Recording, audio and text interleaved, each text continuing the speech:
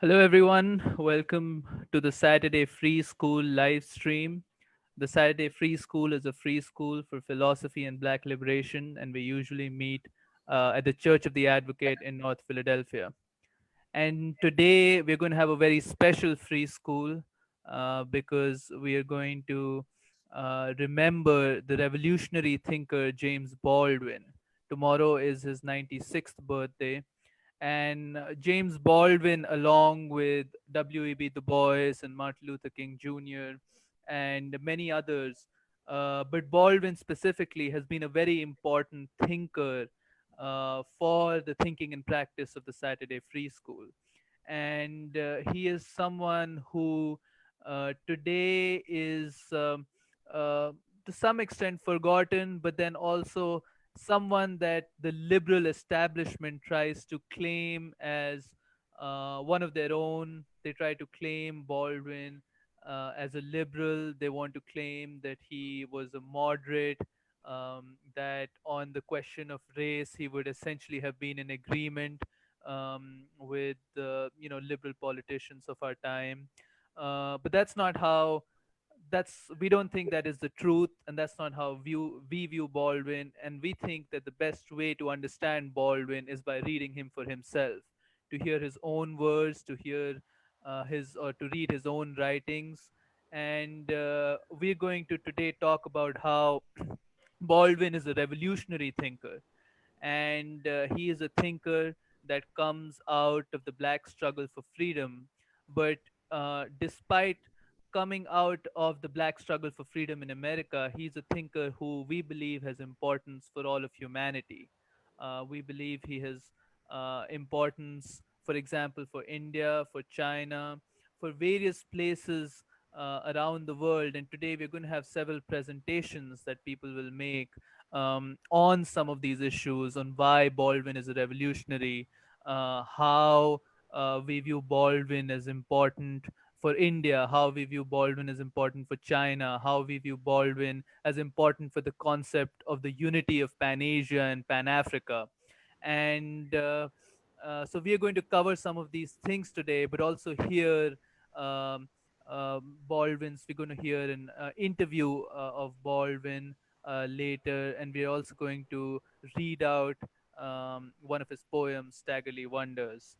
And so we have a lot that we are going to cover today, and we're probably going to be joined by Grady Lights. He's not available right now, but he's going to join us when he's ready.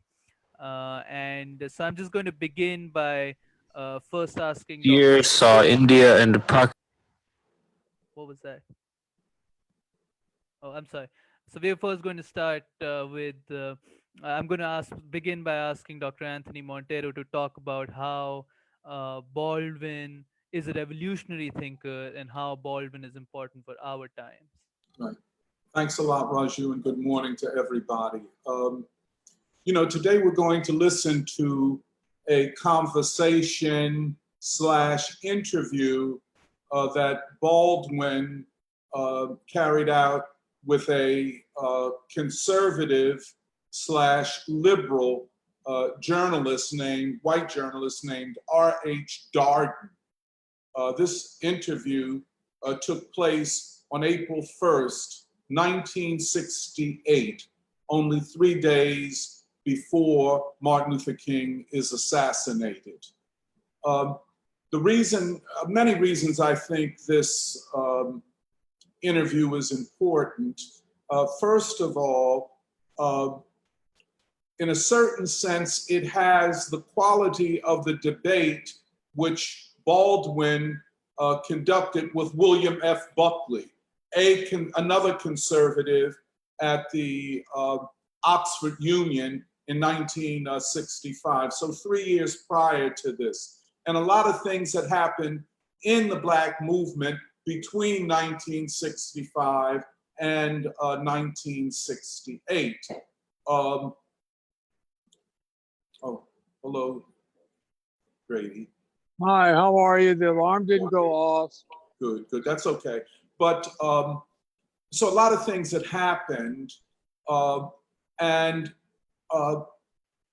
you will hear James Baldwin in ways that you seldom hear him.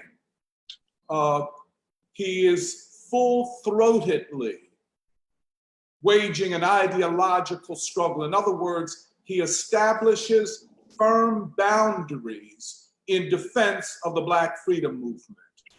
The white establishment, by 1968, with the passage of the Voting Rights Act of 65 and the Civil Rights Act of 64, and the fact that the freedom movement had now pivoted to anti-war, to social and economic justice, and against militarism and racism, and that a younger generation, kind of represented by people like Stokely Carmichael, who would later be known as Kwame Ture, and Huey P. Newton and the Panthers, and Angela Davis, the white establishment then went on a full attack on the Black movement in the name of upholding the legacy of Martin Luther King and the earlier stage of the freedom movement. We saw Bill Clinton do this the other day at John Lewis's funeral, attacking Stokely Carmichael. In other words, the movement was going in the wrong direction, but eventually came back to where John Lewis was, which raises a whole number of questions about where was John Lewis and what was John Lewis appropriated to, and how did he function for those years after, let us say, 1975. We can get back to that later. But they were accusing, and Darden does this, and listen carefully. Darden accuses the Black movement of now embracing reverse racism. That Black power, he says near the end, is analogous to Nazism in Germany. He literally says, or actually says, that you could substitute Sieg Heil, the Nazi slogan, for Black power. And thus they go on the attack. And if we are to understand the assassination of Fred Hampton and Mark Clark, a year later, the assassination and brutal repression of the Black Panther Party, you have to understand this ideological political framework that the white establishment embraces after the assassination of Martin Luther King. But they're not just attacking the young militants, they're attacking the freedom movement itself. And I think we should underline this. But I just want to point out that that we have to understand Baldwin's strategy. Darden is saying, look, Baldwin, you've made it, which says to people in the Black ghetto that maybe you can make it too. And Baldwin says, no, don't make me your, what did he say, little puppy dog, something like that. Says, I'm not an exception. I'm organically linked to the people who are oppressed. And this is very, very important. It is at this point that Baldwin is 180 degrees, miles away from his current interpreters and interlocutors, Black and white, who are academics, who are liberals, who are anti-revolutionary, and in the end, apologists for the existing system of race-class relationships. But the other thing is, and I want to draw attention to this, is that Baldwin, you hear him referencing the church over and over again. The church is a marker, a signifier for white civilization. And so Baldwin, as we have kind of made this point over and over again, is making a civilizational argument And he is saying, in effect, that white civilization in America is, at the end of the day, the foundation, the grounding of the problem. It's not just a matter of race, although race is a profound manifestation of it, but to get to the deeper root, it is the civilization. We're seeing this all around us today. The other thing is, I just want to make this point. At one point, and just if you listen, because sometimes it's not so easy to hear everything that's being said in this conversation. At one point, Darden, the white interviewer, says to Baldwin, you are accusing me and white people of all of this that has happened. And Baldwin makes the statement, the rejoinder. He says, no, I'm accusing history. Just listen to that.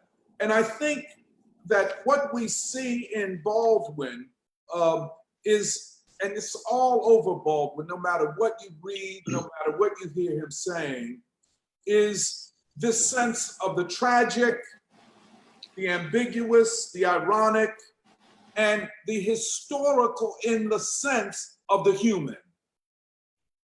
Not out of control events and processes and institutions, but the human, and hence human responsibility in history at this time. So it's not just slavery, which we all can condemn and say is wrong, but it is history as human moral responsibility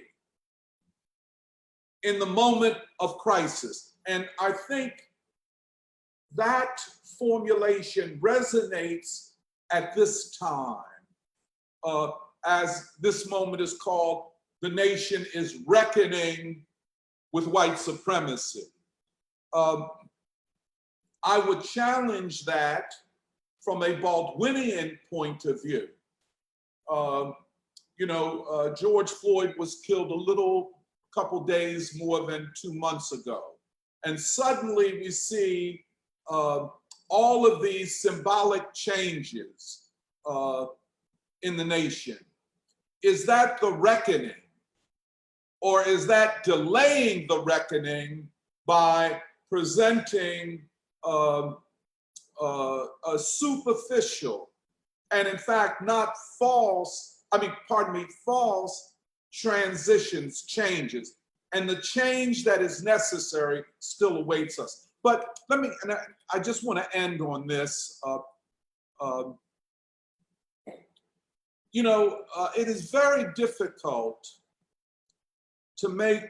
for many to make the argument that James Baldwin represented or was a revolutionary. We have made this claim. We did a conference 3 years ago entitled James Baldwin, God's Revolutionary Voice.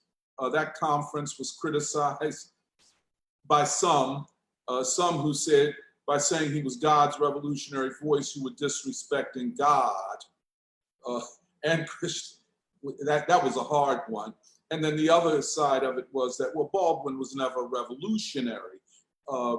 And that argument was taken up by at that time, some of the most passionate or more passionate defenders of identity politics. But I think to understand how Baldwin is a revolutionary, we have to look at the historical movement of the revolutionary process, I would say starting in 1848. In fact, that 100-year period, 1848 to 1947, 48, 49, is very, very instructive. Because all revolutionary ideas come out of great uprisings of the people. And so in 1848, there's a great working class uprising throughout Europe.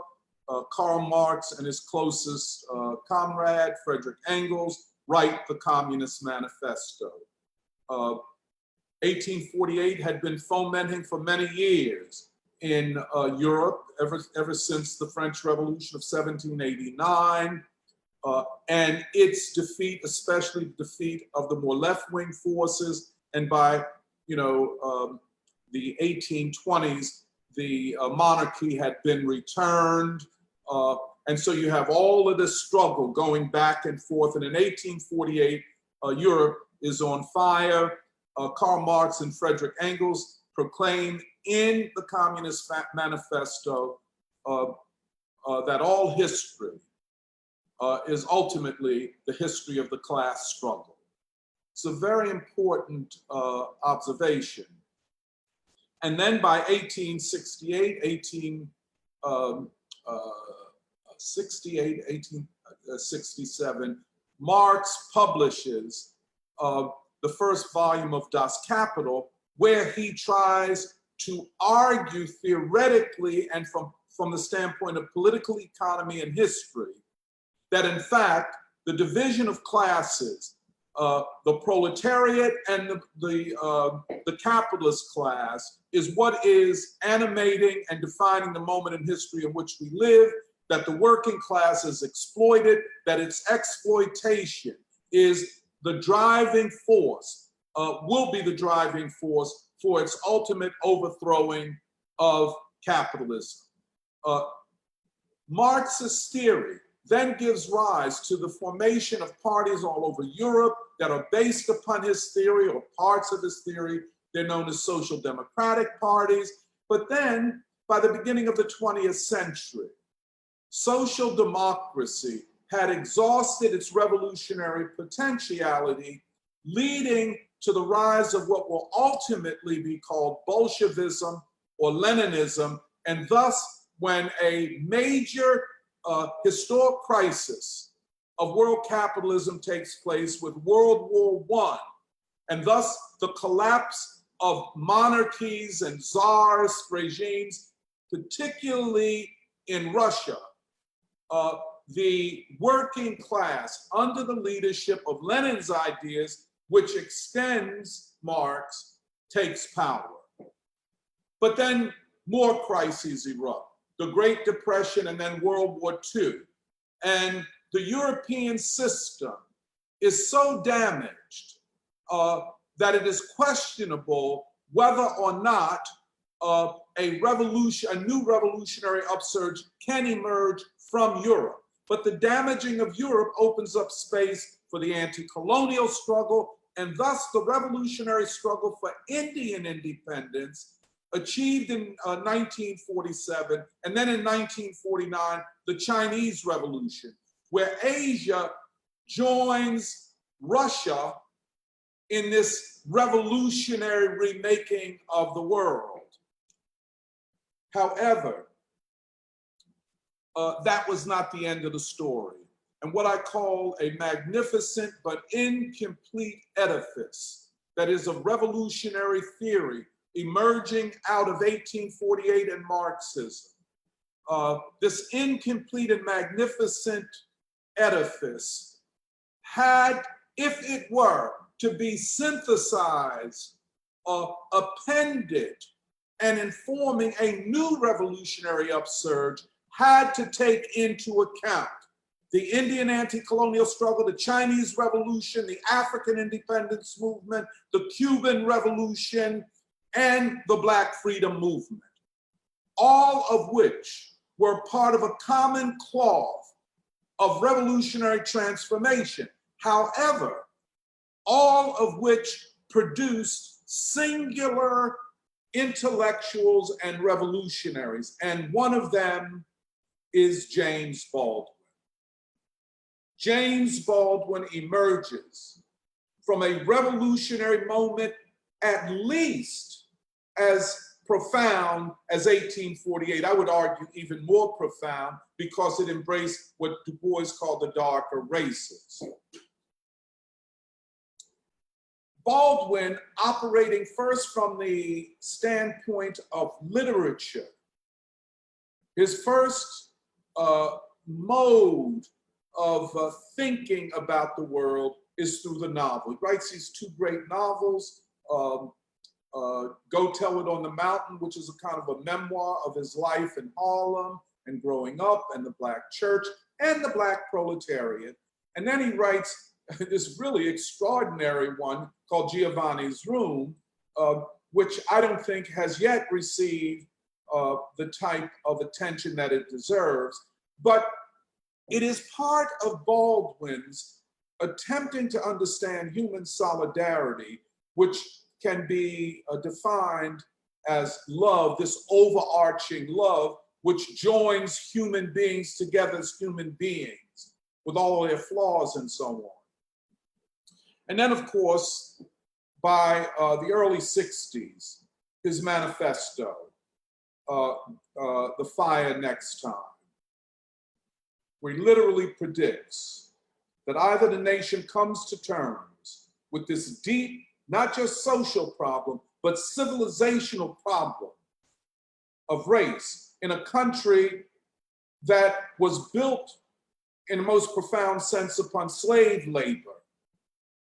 And thus, it is not just race and white supremacy are not just economic relationships or even social relationships between people, but are deeply now rooted in the civilization. And thus, to defend the civilization, as William Buckley does, and as you will hear Darden doing, to defend the civilization, you have to defend or apologize for racism and white supremacy, even while claiming to be for reforming race relations. And that the Black movement has to be contained or articulated as part of the liberal understanding. And by liberal, I mean the foundational values of the American political, economic, and cultural system, i.e., the centrality of the individual, that capitalism is the best economic system, that this is a system which through its laws and its social structure promotes individual achievement.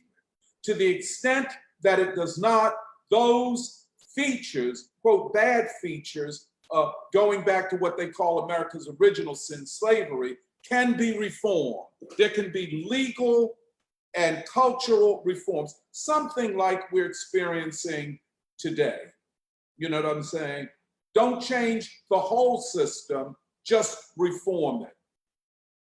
Baldwin makes the argument that not only is the Black freedom movement justified after the passage of the two landmark civil rights laws and the housing laws in pivoting towards a revolutionary transformation of the whole society and a uprooting of the civilization that emerges from Europe, is reconfigured in the United States, is challenged by Blackness and the Black freedom movement going back to slavery, and then puts up a wall that you can make legal changes, but beyond that, no further can you go. Lastly, John Lewis. John Lewis was a representative of the liberal apologist for a reformed white supremacist system. He not only was an outspoken critic of Stokely Carmichael, Huey Newton, the Panthers, or any attempt at a revolutionary remaking of the society, but as the Democratic Party moved further to neoliberalism and what they call centrism, John Lewis went there with them. He put voting over protest. He put politicians over grassroots, radical and revolutionary leaders, and he gave the upper hand in the ideological struggle to liberals, sometimes today defining themselves as socialists or social democrats, and said that anyone that went beyond those bounds were not adhering to the principles of the Black freedom movement and Martin Luther King Jr. Tremendous damage. And thus, we're looking at generations who reject the civil rights movement because they reject its articulation by people like John Lewis. So we will see how Baldwin goes beyond most of his liberal and academic interpreters and way beyond any apologies for the existing system. He is a revolutionary in the sense that not only is he explaining the deep structures of oppression, but he is also talking about the ideological and psychological, social psychological impacts of the whole system. In other words, if, even as Marx predicted, the working class will be the grave diggers of capitalism, if that has to happen, Baldwin asked the question, what are the stages of ideological liberation of the working class that are inevitable and necessary if the working class in its totality or in parts of it achieve the mission of overturning capitalism?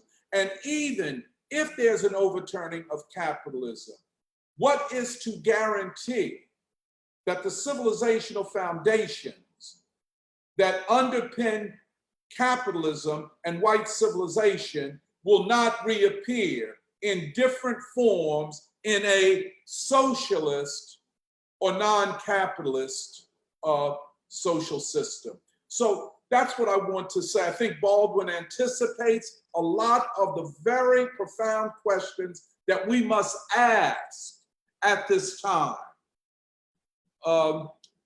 So maybe we can go to the discussion itself. Is that okay, Raju? Yeah, that's good. Okay, let me kind of pull it up here.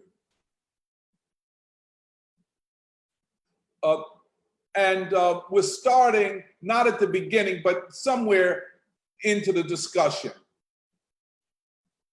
I would have to stay talking about history here. I'm talking about the present. Yeah, but you're certainly looking at the roots of the problem and saying that it hasn't markedly improved. And yet you insist upon talking in isolation about the United States now and find it invalid when I cite examples elsewhere in the world in 1968 that simply indicate that it's not a uniquely Christian, it's not a uniquely capitalist, and not a uniquely American problem. Look, we're not talking these, vast and grandiose abstractions. I'm only talking to you out of my concern for a generation which I don't want to see die in the streets. I'm not taking a long philosophical view, but I don't give a damn about history at this moment. I'm telling you what has happened and what is happening now to us. But can I accept the genuineness of your concern when, on the other hand, you take great pains to explain to me the reasons behind it, and even to make him sound innocent, a man like Stokely Carmichael, who surely is now playing with dynamite, a charge of dynamite that would be infinitely more destructive to his own black community than to the white community. That's a veiled threat. You're saying you have the guns and we'll shoot you down if you move. I'm saying that any society will take measures to I'm saying that this society is built. I'm saying this society is built on slavery and genocide, and the bill is coming for it. Of course, I know it will protect itself. We all know that. It always has done that. I'm telling you the principles on which it defends itself doom it. But surely, if it is doomed, the black man is doomed along with it. And this is the concern of many. That makes me rather bitter too, since I was kidnapped. You came here voluntarily. Well, kidnapped or not, Mr. Baldwin, you must have some concern about the survival of your own people, if not the society. Who are my people? The black people and the American people. Both are your people, and both are. My concern for the American people is very, very great. And my concern for what you call the black people is very, very great. But the concern of the American people for me is not so very great. As based on what evidence, Mr. Baldwin? Your record. Well, let's talk about The your Second record. World War. Let's talk about the record of the enormous success you have enjoyed as an Let us author not talk and as a about me. person. Let us not talk about me as some extraordinary dancing dog. But let us talk about you as a man I am simply another rose to American a position writer of eminence by his own against within this tremendous system. odds. And you're talking Yes. about that. You want to congratulate yourself on that. And I won't let you. Let's congratulate both the system and you. No. I use the system to beat the system. And I know what I look like. Well, Mr. Baldwin, if the system were as restrictive of your rights as you imply it would, first of all, your works would have been denied the life of print. That may yet happen. It may happen indeed, Mr. Baldwin, but in fact, all of us who stand on a political forum and advocate anything may find our liberties restricted. I'm advocating that we finally get around to the American Revolution. That's all I'm advocating. That's very interesting. You don't feel that the Revolution of 1776 was in fact a revolution? I would agree with you. It did not include me. Good point. It seems to me, however, that wherever we look to find evidence of what happens in the revolution, that all those who had the highest hopes in that revolution suffered the cruelest disillusionment. For example, let's take our so-called revolution with Great Britain. You're talking to me as I'm a student of Yale. I'm not a student of Yale. Well, I'm a Harlem Street shoe shine boy, street boy. Let me give you I don't my care what own happens view of between England history. and America. But you should, Mr. Baldwin, because if we had stayed with England, then slavery would Now, have been abolished in 1840. It's become your colony. Mr. Baldwin, you do persist in jumping to other points when I'm trying to pin you down. I am not an intellectual. I will not be pinned down. Well, if you're not an intellectual, then I certainly am not either, because I haven't published so much as a single lousy word in the novel form, or the play form, or Well, I see the what you're essay trying to do, form. and I won't let you do it. What am I trying to do? You're trying to pin me down to a system of thought which is not mine. I'm trying And a to system of history which is I'm not trying to mine give either. you a chance to state some System of specific thought. remedies that all Why righteous should Americans I have. state them? Because You Mr. should be in Baldwin, Washington. You should be in Washington talking to those people. No. You of all people should state them because you have the ear of both the black and the white. You're exactly the person who should state them. Not some distant scorned representative in Washington, and not some man who has nothing to lose. Why is this distant and why is this gone? Scorned by you and distant in Washington. I'm trying to use your rhetoric here. You have scorned the I have government in scorned. Washington. I have, Mr. Baldwin. Yes, you have. Scorned them for what they have not done and for what you feel they cannot do in altering the whole set of the society. So why do you change the proposition around in such a funny way? You say I have scorned the governor in Washington. Yes, you have, Mr. Baldwin. Why? Why have you what scorned them? cases? Yes. Because Don't you think that maybe they've scorned me? I By think which not, I mean Mr. me Baldwin. as us. I think they have. I'm not talking about Jimmy Baldwin at all. I think they've shown themselves blind to the core problem. Look, all they've done was increase the police force. No, that's not true, Mr. Baldwin. The war on poverty has appropriated The war on millions of dollars. poverty is a dirty joke. I agree with you, You but know that as well as I do. I tend to feel it's a dirty joke because it promised things that no amount of federal money could ever bring to pass, which is Though mainly. federal money can blow up all of villages in Southeast Asia. That's not relevant to what we're talking about, Mr. Baldwin. But I do want to press the point that you have, if not a duty, at least an opportunity to speak constructively to blacks and whites. And it does seem to me that you have shirked this opportunity. You certainly have here this evening. You have refused to enter into what you regard as my structuring of thought to the point to What do you want me to say? I want you to tell black and white alike what they can do to avert You want disaster to both of you those want me to communities. tell black people that a better day is coming. No. I want you to You offer see some what specific remedies. Yes, but to there the is problem. no specific remedy I can offer. Once the communications are broken down, once no one You and I are sitting here talking, so they haven't broken down completely. Though they do seem talking to about be on always communication. tethered hooks. No one believes a word you say. Do you believe in anything I say? The American Republic has made, I'm not talking like you either, personally. The American Republic has made too many promises and broken them all.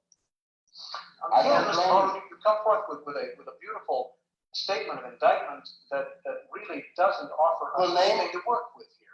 I'm going to. I'm not in charge of the churches or the boards of education or the labor unions. And these are. I have none of the power under my hand.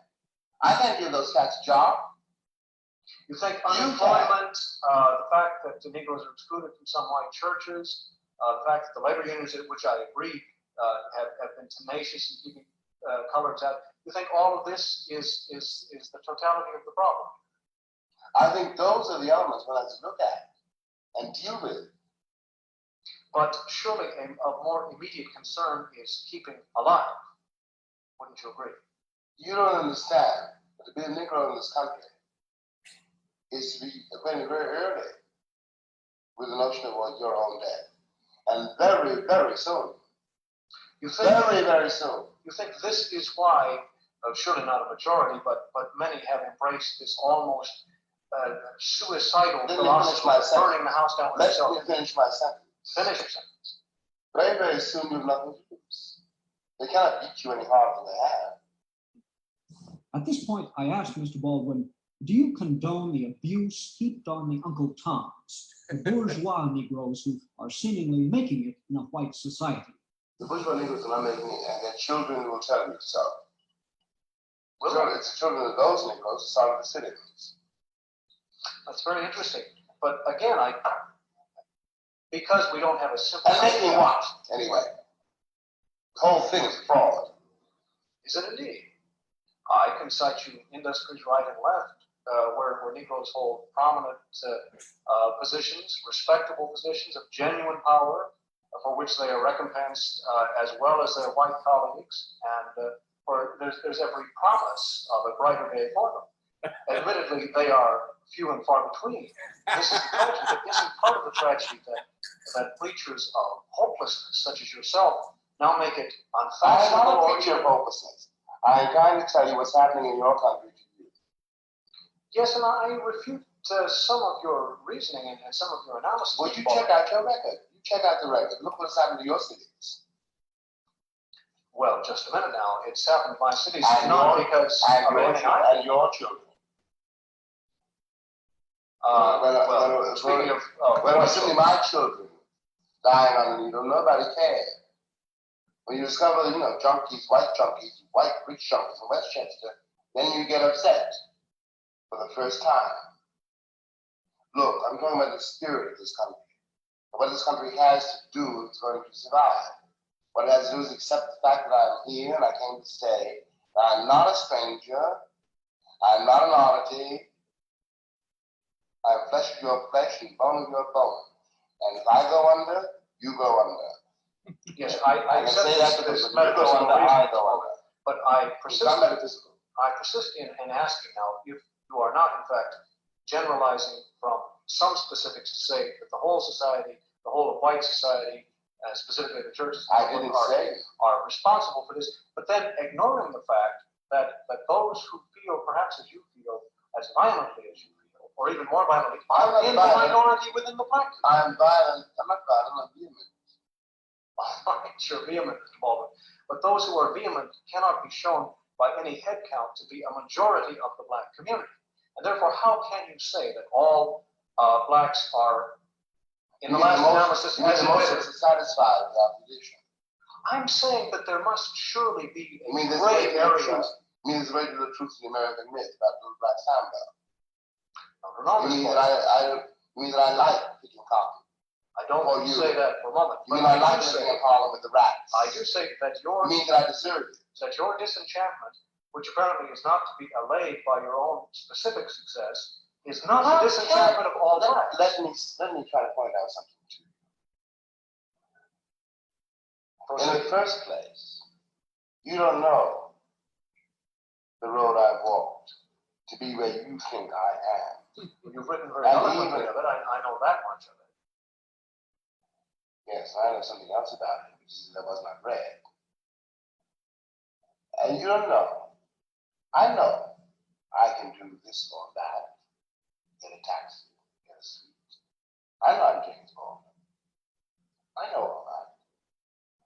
But I also know what is happening right now as we sit here to a whole lot of other people.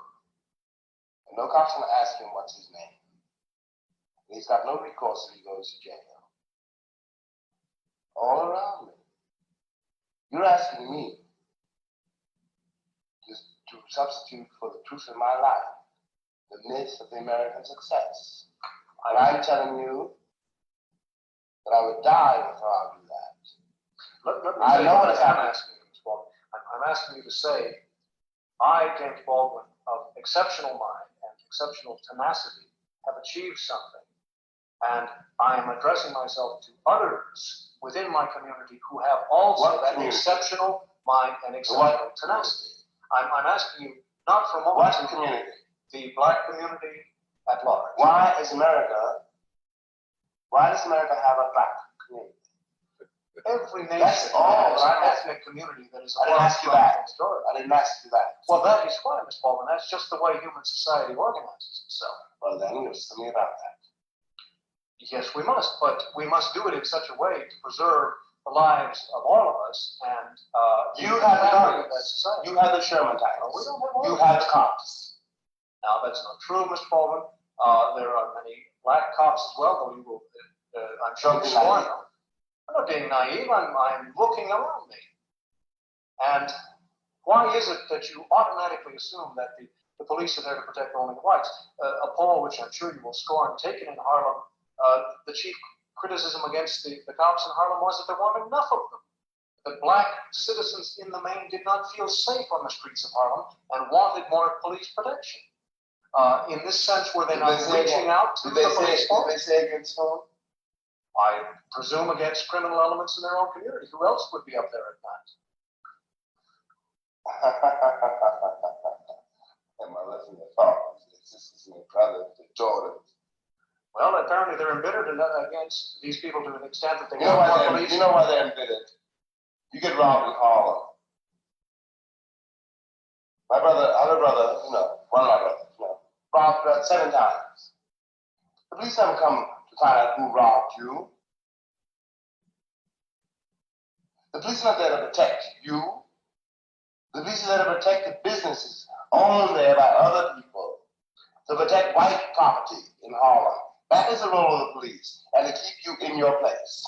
Let us assume now. That's the role of the police. Let's assume that there are businesses owned by blacks as well. There are no businesses owned by blacks. There may be 1 or 2 stores owned by blacks. Isn't this one positive step whereby the militants and the rest of the community can come to an understanding that a good thing would be for blacks to own and begin their own business? Look, you are the one who wanted. You're the one who wanted the global view. All right, let's take the global view. All right. In Africa, for example, Europe educated certain blacks and created a certain elite. And they did this for the purposes of Europe.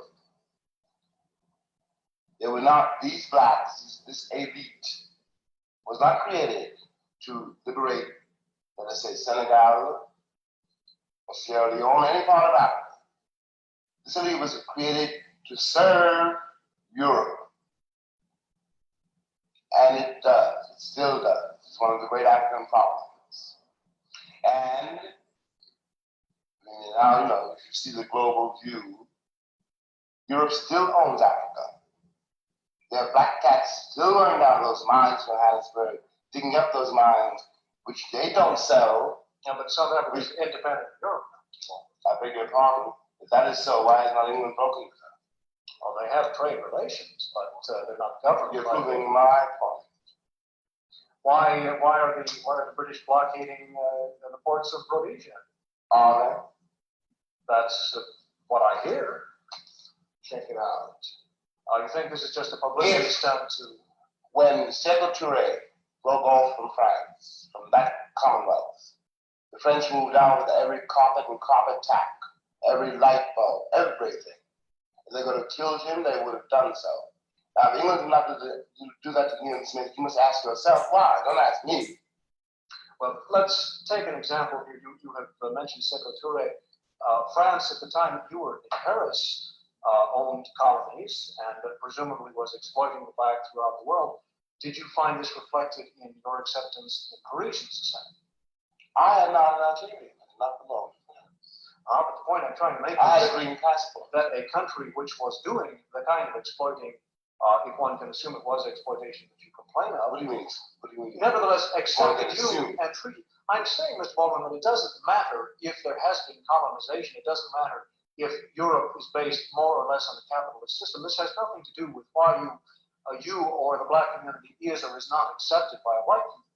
Paris being the perfect example of a capitalist colonialist nation where blacks are not markedly discriminated against, if one can believe your own right. Unless they belong to France. In other words, if you had been an emigre French African, you would have been treated worse than you were in Paris. Is that what you're telling me? Is that what you're asking? Yes. Are you kidding? I'm not kidding. I don't know the situation in Paris as you know it. I'm asking you right out, if you had been an emigre from a French colony, would you not have been accepted as you were in Paris? Yes or no, Mr. Baldwin? It's very hard for me to take you seriously. I will assume. If I had been a penniless Arab on the streets of Paris, I would now be dead. What if you were an Arab with literary distinction? Who would know it? I was a black boy with literary distinction here.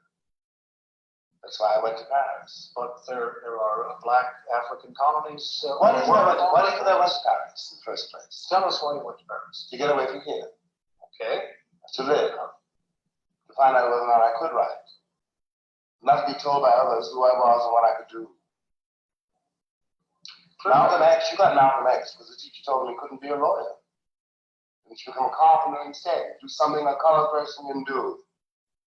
That's why I went to Paris. Well, that's what the French do to the Algerians. Your interesting distinction between the blacks and the Algerians in Paris doesn't, for instance, touch on the role of the Christian church in France, which, if anything, has been a great deal more. I beg your pardon. I beg your pardon. I was there during that war, the French-Algerian War.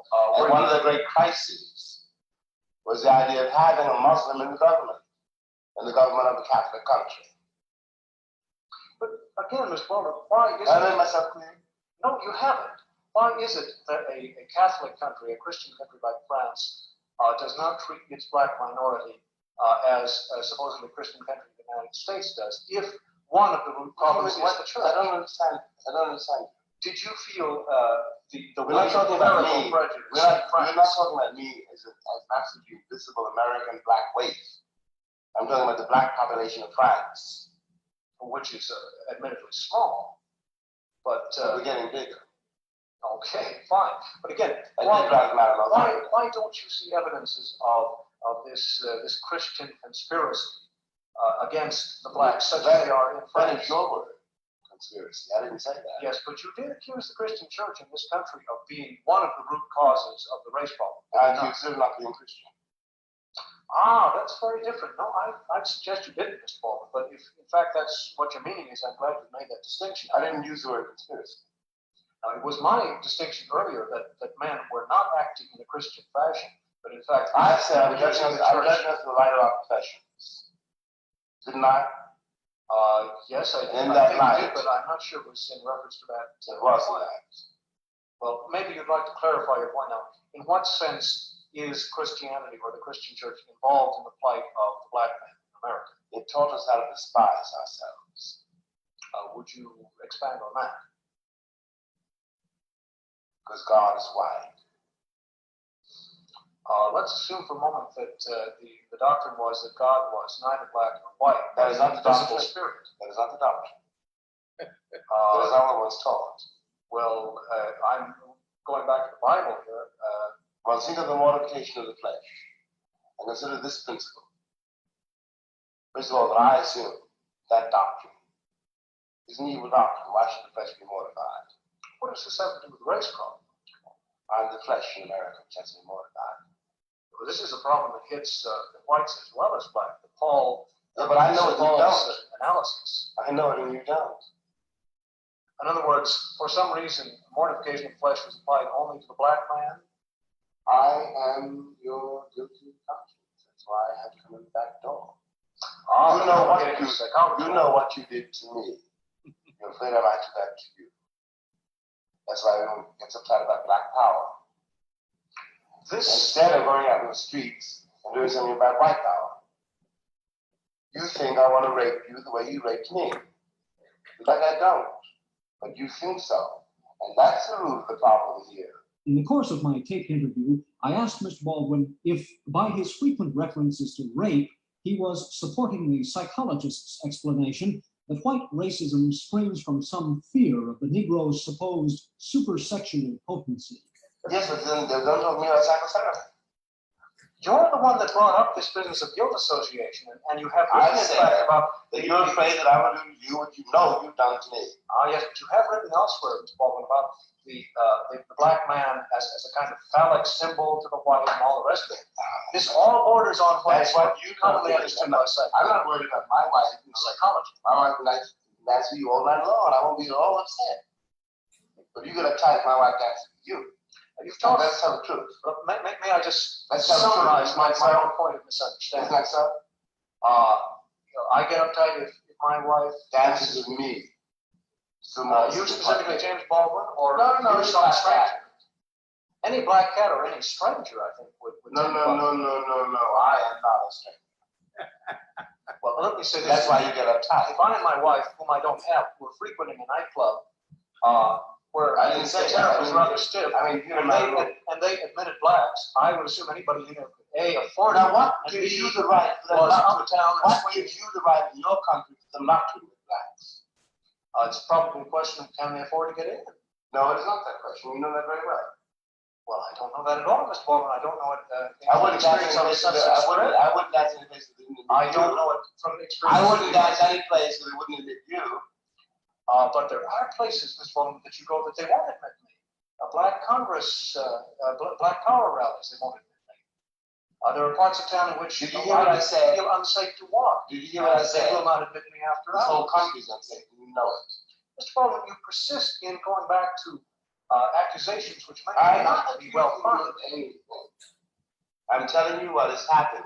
But you are accusing me and whites in general of having done things and I'm continuing to do things which, according to you, make the problem. I'm with some accusing you of your history. That's it. In I'm what sense accusing can you of your history. subvert our history? And by the way, I'm accepting a version of my history which, for the sake of argument, that I actually don't agree with. But assuming your view of the history to be one that I agree with, what's to be done now to keep Americans from killing each other in such numbers that one or both of the races is exterminated? That, it seems to me, is a very immediate problem. Yeah, but you're not worried about my extermination, you're worried about yours. I'm worried about the extermination of innocent people in If you were general. worried about that, then you would have changed the streets. Well, as you have said You're already, worried about that, we're interrelated with If this you were problem. worried about that, you would have done something about the situation which now begins to engulf its problems. If there's a danger I don't of the believe you're worried extermination about of your people, there's an Who equal are danger my of the people? extermination of mine. That's why I'm worried. And you are saying then that we in this country, who call ourselves Americans, you are saying seriously to me about, you're talking about your people and my people, and you want me to trust you? I want you to offer some I've been here for 400 years. metaphorically. No, actually. I got here before you did. Oh, that's very interesting, Ms. Baldwin. You mean there were slaves here before there were slave owners? Look, 1619, I got here.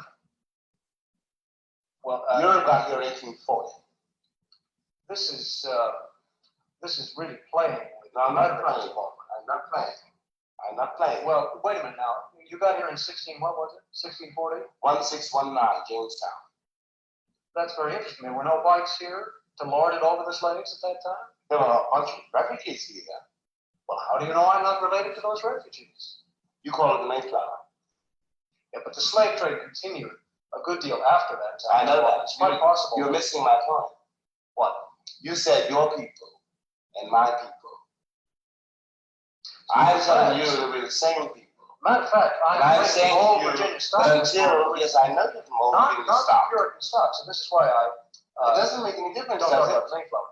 Well, it does if you're going to get rhetorical here, because what do you mean you've been here 400 years and I've been here since 1840? This is meaningless in terms of the problem we face right now. All right, I'll play it your way. Please do play it my way, to the extent of offering me some positive I suggestions offer for you action. Yes, you should. Why should I? Because you have the ear of You rule the country, I don't. Nonsense, Mr. Baldwin. You have a large block of votes. You always think I like Politicians are very much concerned with what you and your people are. Here we go again. Of course they are. How can they not be concerned? If they were unconcerned before the burning of Detroit, They want to know how to buy that. They want to know how to stave off disaster for all in this country. That's in their lives, not in mine. Well, now you see, Mr. Baldwin, this is a renouncing of responsibility which sits ill upon somebody who has had the ear of You renounce your responsibility in this state when you elected George Murphy and Governor Reagan. how can you say, as an author whose novels and whose as an cries American of agony have been picked up by black and white alike, although they've reacted. But you as How Americans, can you say you have no responsibility? I didn't say that. I said that you abdicated your responsibility in this state, the state of California, when you elected Governor Ronald Reagan, or allowed him to be elected. Well, that's not true, Mr. Baldwin, any more than it's true that the people of Harlem abdicated responsibility when they elected Adam Clayton Powell. If you're talking about unworthy politicians, both black and white have elected them. I'm talking about unworthy people. If you're talking about unworthy leaders, I would point to some of the firebrands of black nationalism who seem to be allowed a position of leadership that they have not earned in their own You're not community. worried about Governor Wallace.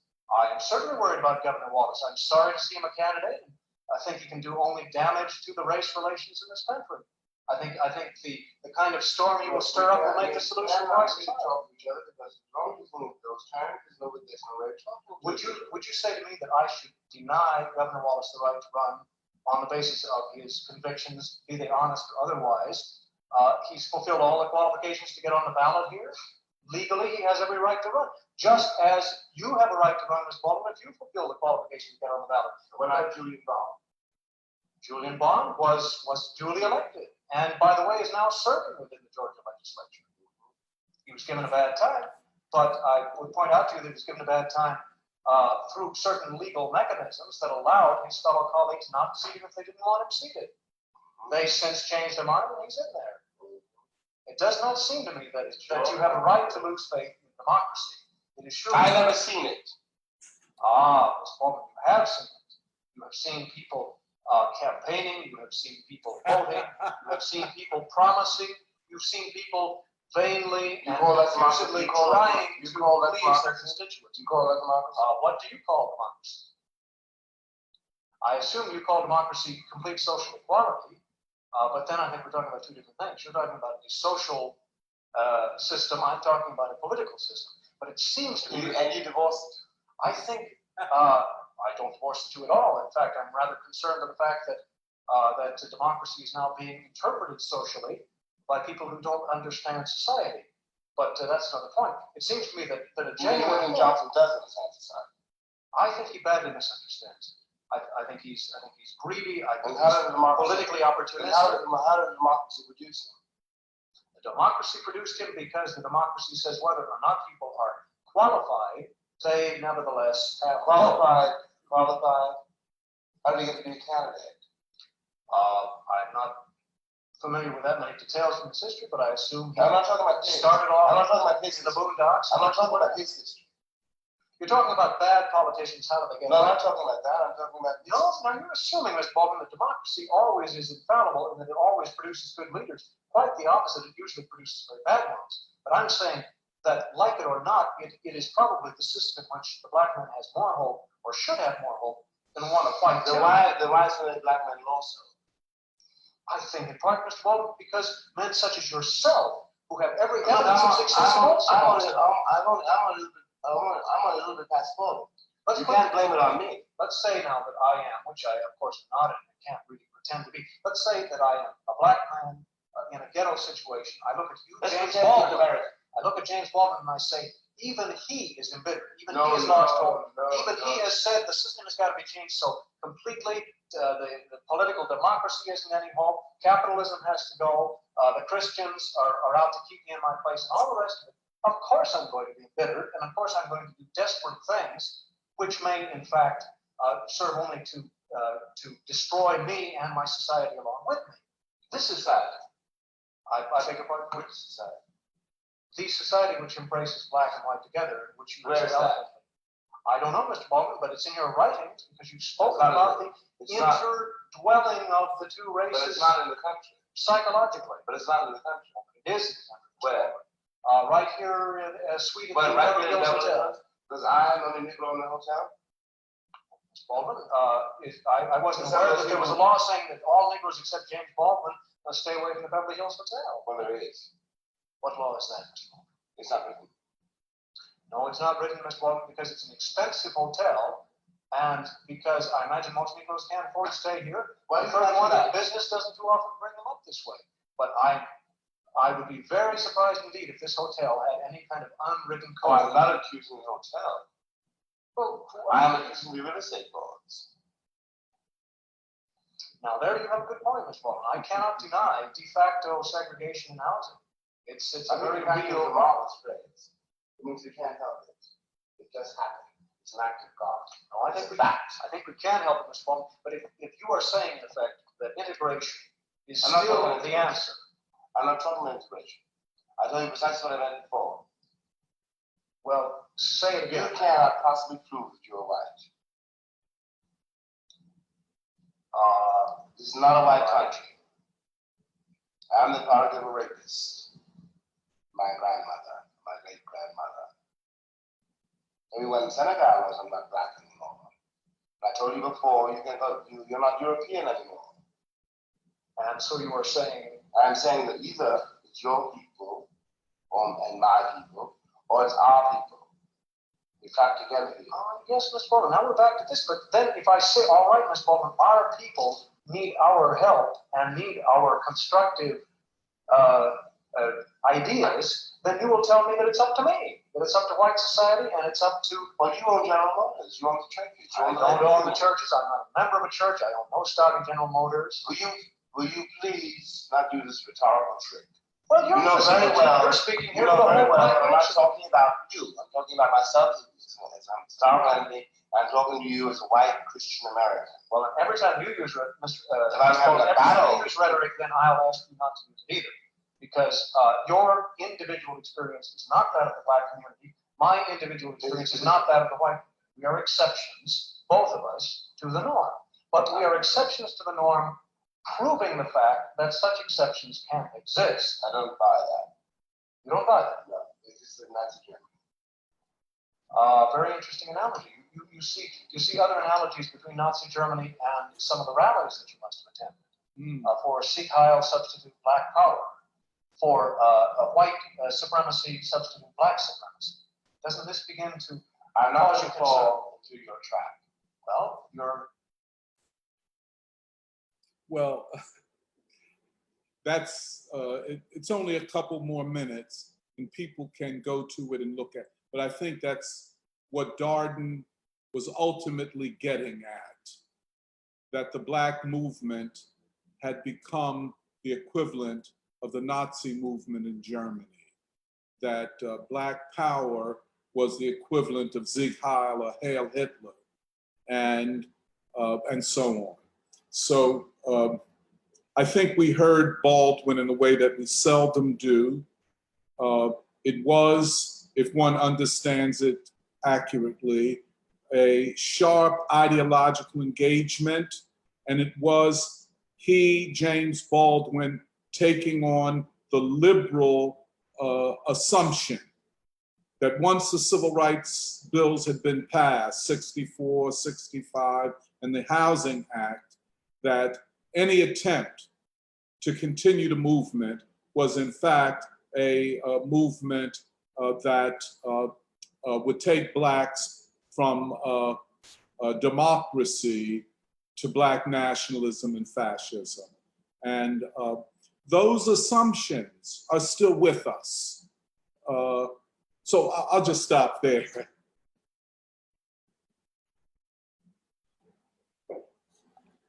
Yeah, and maybe we can spend some time just discussing this conversation, including if somebody wants to write a comment, or if somebody on the Zoom, if any of you want to say something.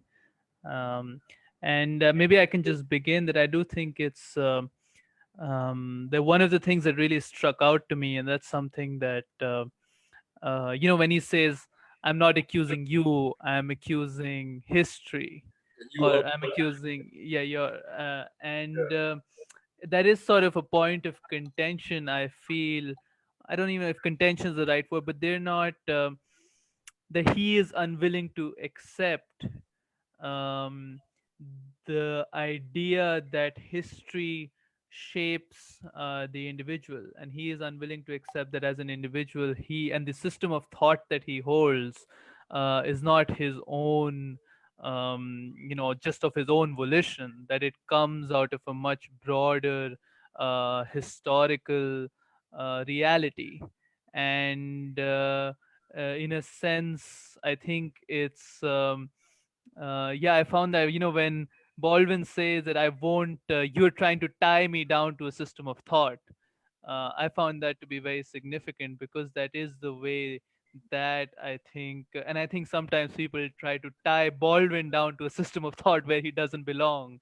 absolutely. Um, but instead, his way of thinking and his kind of fierce commitment to the truth liberates you from the shackles of the systems of thought that have been developed, through Western liberalism, and all the rest of it. But if anybody else wants to say something, go ahead.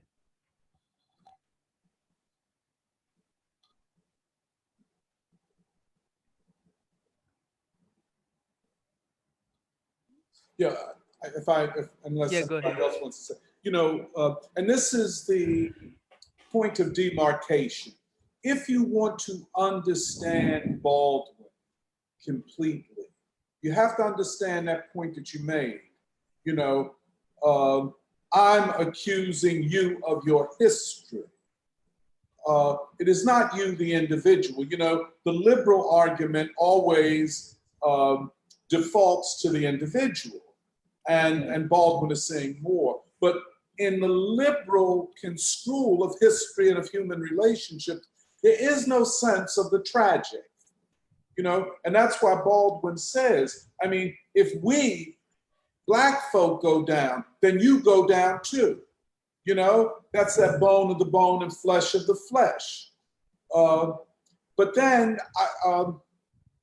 this notion, just one other thing about the police and how black people said it's not that the police are not in the community, it's how they function in the community, and so on and so forth. I think Baldwin uh, uh, becomes that revolutionary first in his defense of the youthful revolutionaries of his time, the Panthers. We heard him talk about Huey Newton last week, his defense of Malcolm, his defense even of the Honorable Elijah Muhammad, et cetera, that the white supremacist social system is so overarching that it forces black folk to fend for themselves. And I think when Grady reads the poem Staggeringly Wonders, you'll hear that. How do we survive? Why are we not all dead? And then, of course, at the end, and we cannot lose sight of this, Darden says that if there is mass extermination of black people, you have to blame it on your own people for stoking hatred by their black nationalism, by their black power, and so on. So that threat, and I recall it from back in the day, that whatever happens to you, you no longer have the protection of the liberals. We can't, quote, protect you anymore. You're now going to have to deal straight up with the white masses who don't like what you're doing. So yeah.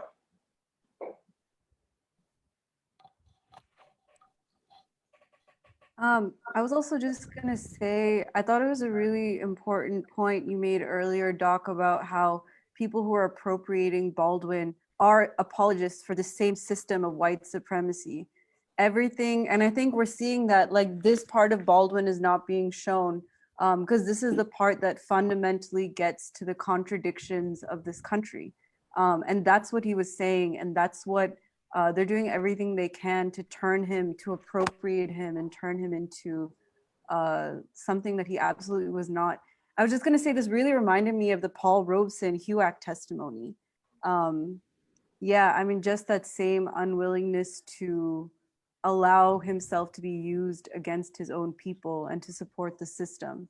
But those are two testimonies we never hear today.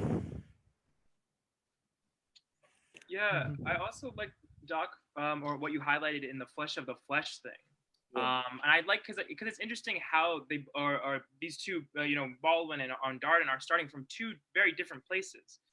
Baldwin, with this flesh of the flesh thing, he's saying historically, even though there has been separation, we've been living in this country since you got here, and we've gotten here. So we are flesh of the flesh. We're kissing cousins as he conceptualizes it. I thought that was deep because it does. On the other hand, you can take a liberal and say, I just came into this world, I'm just trying to make money, X, Y, and Z. I don't have to deal with history. And in accusing you of your history, he's saying that, I guess to be American, you have to really understand America.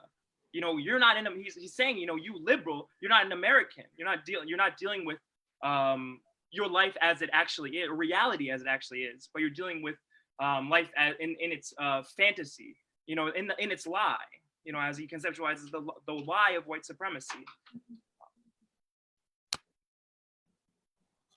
Yeah, there's a comment from Jahan who says, can you clarify what Baldwin meant by discussing the concept of the mortification of the flesh? Also, can you shed light on why Baldwin brought up Julian Bond's treatment by the Georgia House of Representatives, especially given Bond's later political conflict with John Lewis? Wow. Well, that mortification of the flesh is very important because what Baldwin says in the debate, it's subtle, is I don't think it can be heard clearly because I symbolize the flesh. I symbolize the sensuous. And, in Christian theology, especially of that time, I think of today as well, that the flesh is the source of evil. You see what I'm saying? That to be pure in a Christian sense, you have to transcend the flesh. And so the mortification, the killing, mortification is the death of the flesh, is almost necessary to the purification of the individual. And he says, in American mythology, in the civilizational mythology, the Black represents the flesh, and therefore the flesh having to be mortified, having to be destroyed or controlled is a way of talking about the Black as not a part of us, not a part of the nation. This is a white nation where we white people are not bound to our flesh. We are bound to higher motivations. And this is represented in our political and legal and academic and other institutions. And, part of the way you can see that is that Baldwin refuses to be bound by the vocabulary, linguistic style, rhythm of talking of the white man. You see, like Baldwin will use the word those cats. That's Black language. Like you say dude today, we would say cats. Like you hear a lot of Black people say, hey man. Well, that comes from the jazz musicians in particular in the 30s and 40s, where Black men were always called boy. So when they talk to each other, they call each other man. What's up, man?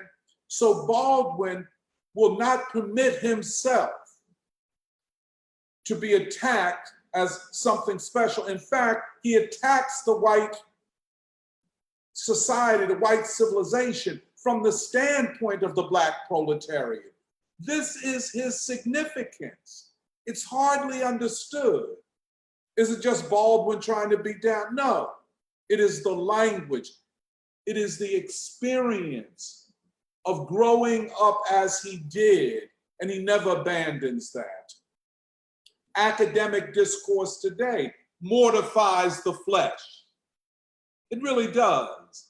The elite academic performs for the white elite, and thus neither understands Baldwin nor really wants to take on the burden that Baldwin has taken on.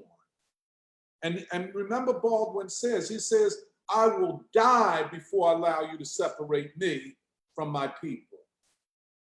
And he's not BSing. He's not just trying to show off, you know.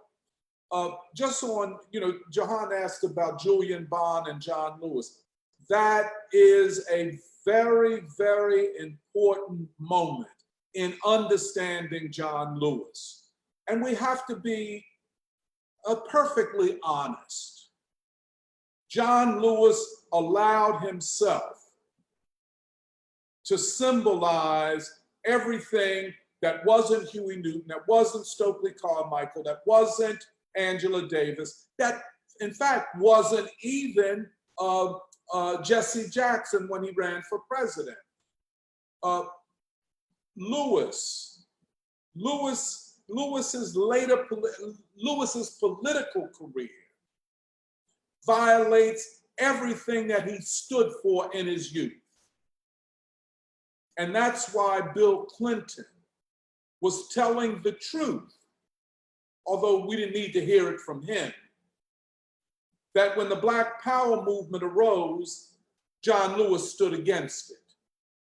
The Black Power movement was merely saying we should consolidate power in those places where we have the majority vote, or either through alignments can elect Black people.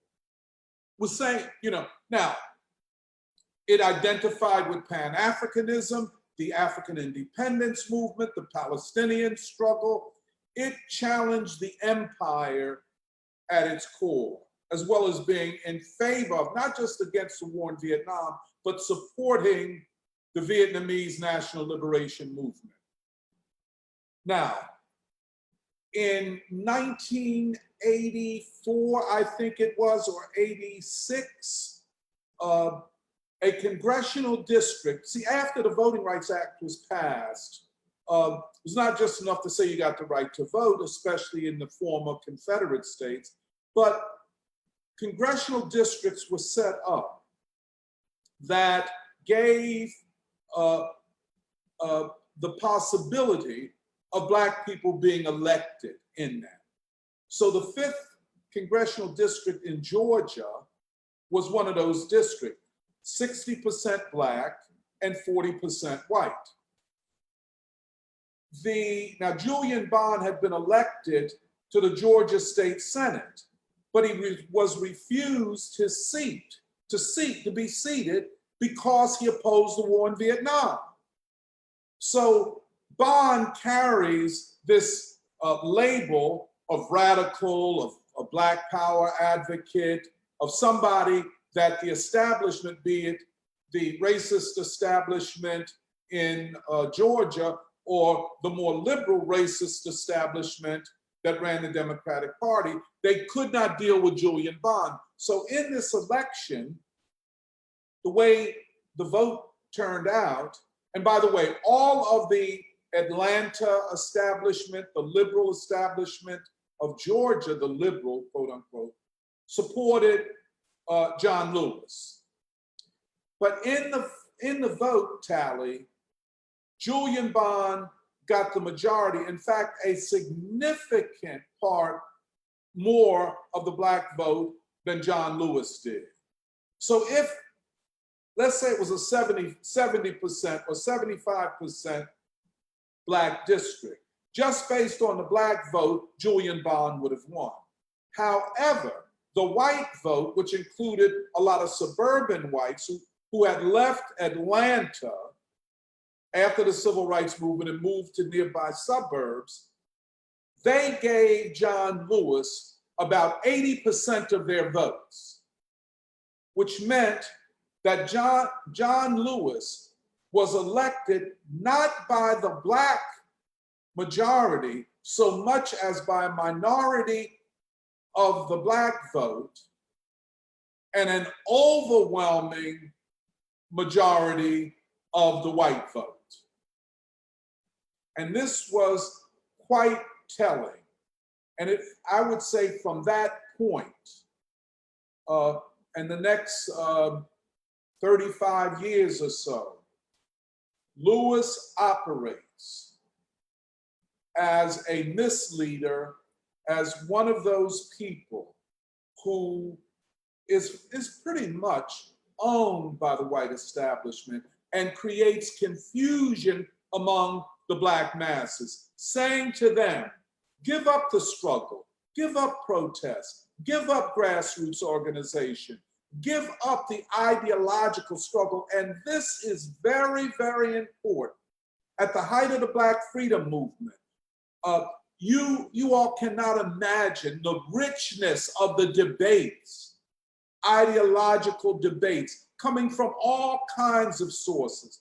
Jim Lawson, Reverend James Lawson and Diane Nash over the question of freedom rides, let us say a tactical question, Malcolm X versus Martin Luther King, Stokely Carmichael and the Student Nonviolent Coordinating Committee, saying that we only see nonviolence as a tactic, not as a principled position, and on a rich debate, even including later with the formation of the Panthers and so on. Well, what John Lewis and those represent is a position that give up the ideological struggle. Oh, we don't need to get involved in foreign policy, the war budget, aggression abroad. Give up all of that that is associated with the civil rights movement after 1965, the freedom movement after 1965. And so he says, the most powerful weapon we have is the vote, not organization, not protest, not the mobilization of the masses, not ideas, the vote. But it's not just the vote, but always vote for Democrats, no matter who they are. It has been profoundly debilitating. It has been disorienting to the Black movement, especially to Black youth, etc. So that's what I would say to Johan. It's, for me, I guess you could see by the way I'm talking, I was angered at the time. I never forgave John Lewis for that.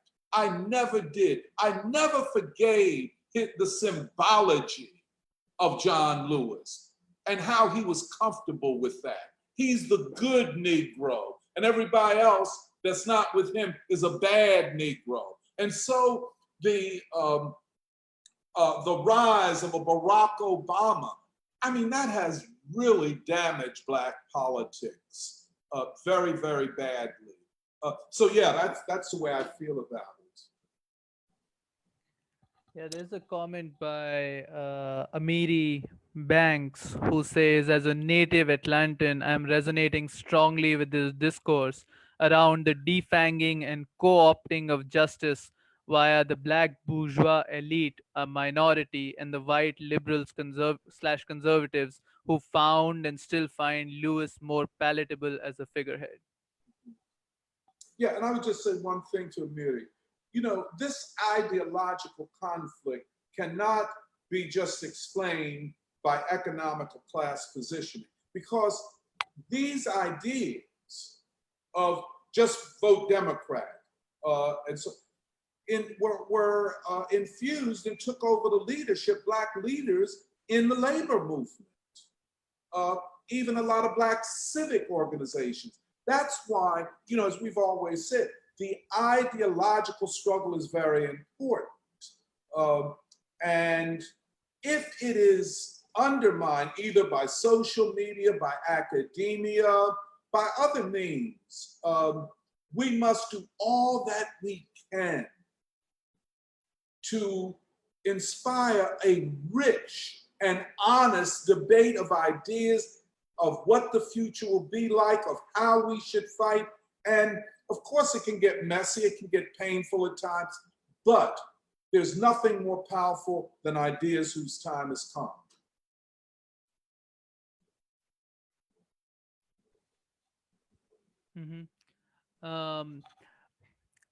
I know that Grady, you have to leave around 1 o'clock, so perhaps we can move on to the first panel and then include all of this also in our panel discussions and so on, and also if there are any other comments. And the way we're going to do it is that the first, I guess, panel I'll be right is, back. yeah, that's cool, is going to be me, Meghna, and Grady. And so while we're doing that, maybe Emily and Jake, I'll just hide your video, or you can hide it, and then when after that you can come back on. And Grady, maybe we can have. You have to leave at 1 o'clock, right? Oh, I can't hear. You're muted. Sorry. Yeah. Yeah, the actual town meeting starts at 1, so Okay. maybe like 5 minutes before, Okay. just Five so I minutes can before. switch to the different Zoom meeting. Right. Okay. And then maybe, so would you, maybe then we can just, Meghna and I can make our presentations, and you can then respond and also say what you want to add to it. And then if there's time afterwards, maybe you can read either parts of or all of Staggerly Wonders. Okay, Is that good? that sounds fine. Okay. Okay. Um, oh, Emily did it herself. Oh, great. Okay. So I guess we're waiting on Meghna, so maybe I can meanwhile begin. Oh, Meghna, you're here. Do you want to start, Meghna? We're just going to move on Sure. with the panel. So, do you want to start with your presentation? Yeah. Okay, go ahead. Okay. In 1969, you can hear me? Everything okay? Yeah. If you have a title, you could also say it because I didn't. I don't really have a title. Okay. Just Okay. happy birthday, James Baldwin. Thank you for everything. Okay. In Go ahead. Yeah. 1969, in 1969, Dick Cavett asked Baldwin why Black people were not optimistic about the future, given the growing ranks of Black sportsmen, politicians, media personalities, and I guess this is a lot like what we just heard, but it was a bit milder version. Baldwin replied that so long as white people understood progress as integration, there was no reason to be optimistic. He said that white people shouldn't be concerned about whether Black people were integrated, but what would happen to this country if it continued along its murderous and suicidal path. As long as white people avoided coming to terms with the corpses accumulated behind them, things would not only not get better, but the country would eat itself alive. Baldwin said furthermore that Black people did not want to be integrated into the burning house of white society. I don't think this republic is the summit of human civilization. Perhaps I don't want to become like Ronald Reagan or like the president of General Motors. Perhaps I have another sense of life, which in fact, my situation has forced me to trust. And perhaps I know more about you and your institutions than you know about me. And perhaps I have a judgment on them. Perhaps I don't want what you think I want, and that there's nothing that you can give me. Perhaps there's something that I can give you. America is seeing today that Black people were right about Ronald Reagan, General Motors, white institutions, and white values. Industries have morphed into banks, which put short-term returns to shareholders over innovation and job growth. Students at elite white universities are anxious and depressed at the very time they should be full of hope. White people in rural America are dying deaths of despair from opioid overdoses, alcoholism, and suicide. So-called enemy countries like Cuba and Vietnam have weathered the coronavirus pandemic with human solidarity and grace, while the American people endure overcrowded hospitals, deep economic depression, and thousands of unnecessary deaths. I wanted to speak today about the distinction that Baldwin makes between two kinds of optimism, and this is something we were just talking about, especially as they relate to this moment of racial protest. White optimism, which is tantamount to denying reality, denying history, and Black optimism, which means a belief that people can know the truth and become better for the sake of those who come after us. Black optimism is what W.E.B. Du Bois called the unity of Pan-Africa and Pan-Asia for a new world, and white optimism is the continuation of American empire. As Baldwin said, I'm optimistic about the future, but not about the future of this civilization. I'm optimistic about the civilization which will replace this one. In mid-June, at the peak of the protests against the murder of George Floyd, an article in The Atlantic came out saying, protesters are upholding America's moral authority abroad. The author argued that supporting the protests was the best way for America to win the new Cold War against China. Though the people around the world had many reasons to doubt the American model, the protests, the author argues, are a way to show that if they listen, the world can see that American democracy works. Baldwin understood that white optimism meant destruction for the rest of the world.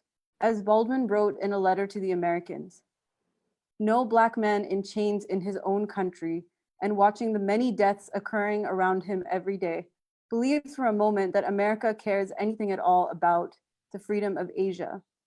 My own condition as a Black man in America tells me what Americans really feel and really want and tells me who they really are. And therefore, every bombed village is my hometown. The experience of Black people in America taught them the truth about white optimism, that it has nothing to do with moral authority and everything to do with theft and murder.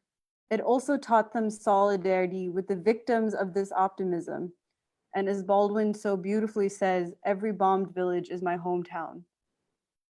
White optimism is not optimism at all. This optimism that we're seeing in this moment of protest, that this country is having a reckoning, but it is actually a nihilism that prefers ignorance about history to courage to pursue the truth. It prefers empty symbols that dampen the people's anger over substantive change that addresses the root causes of oppression. It distorts the legacy of freedom fighters who uncompromisingly linked racism at home with racist wars abroad.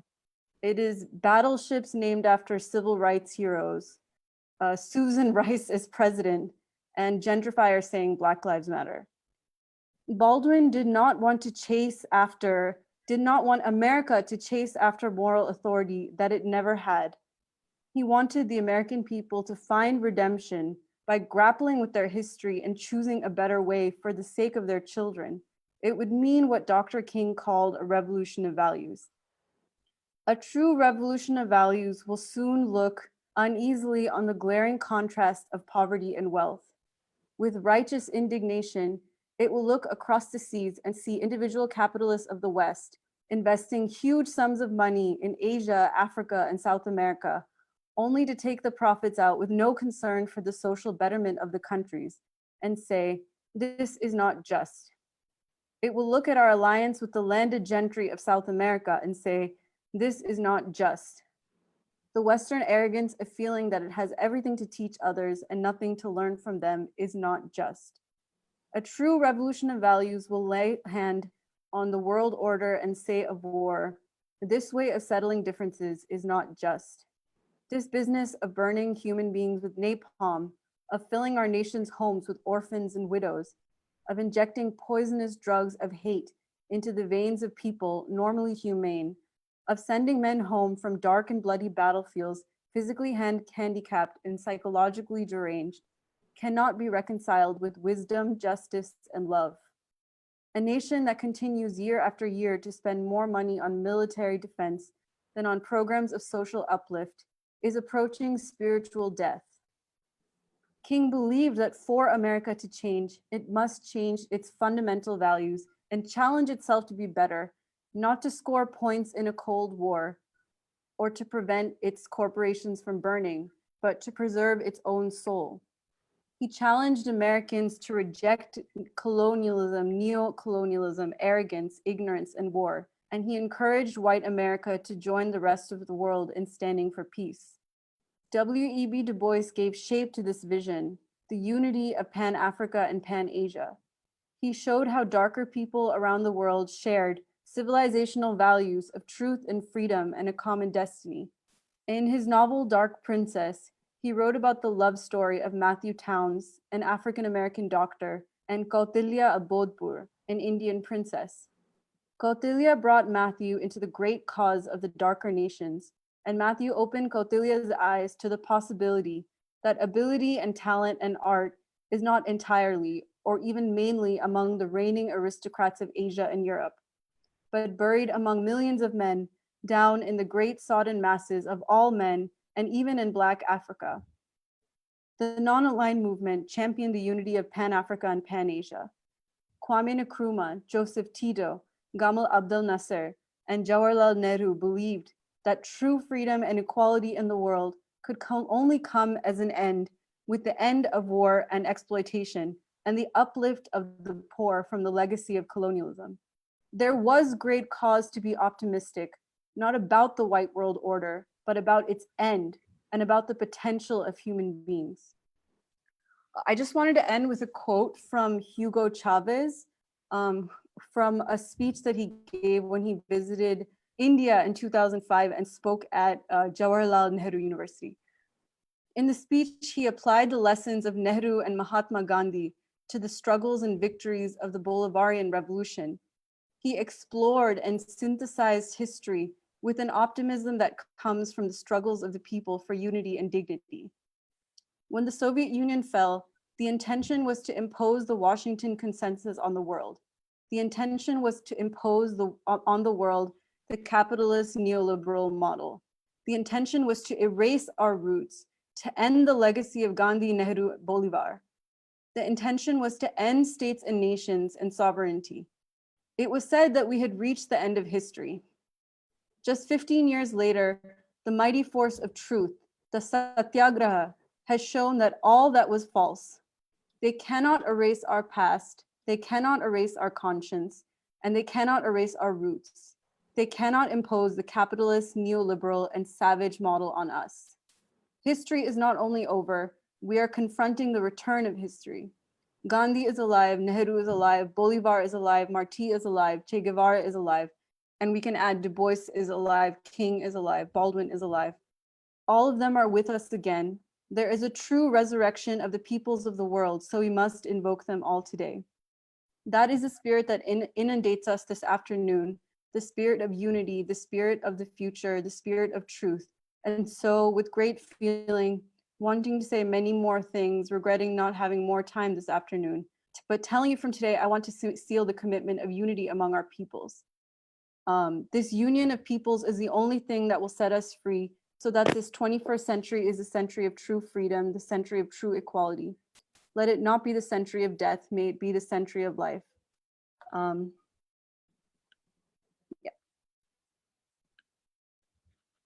That's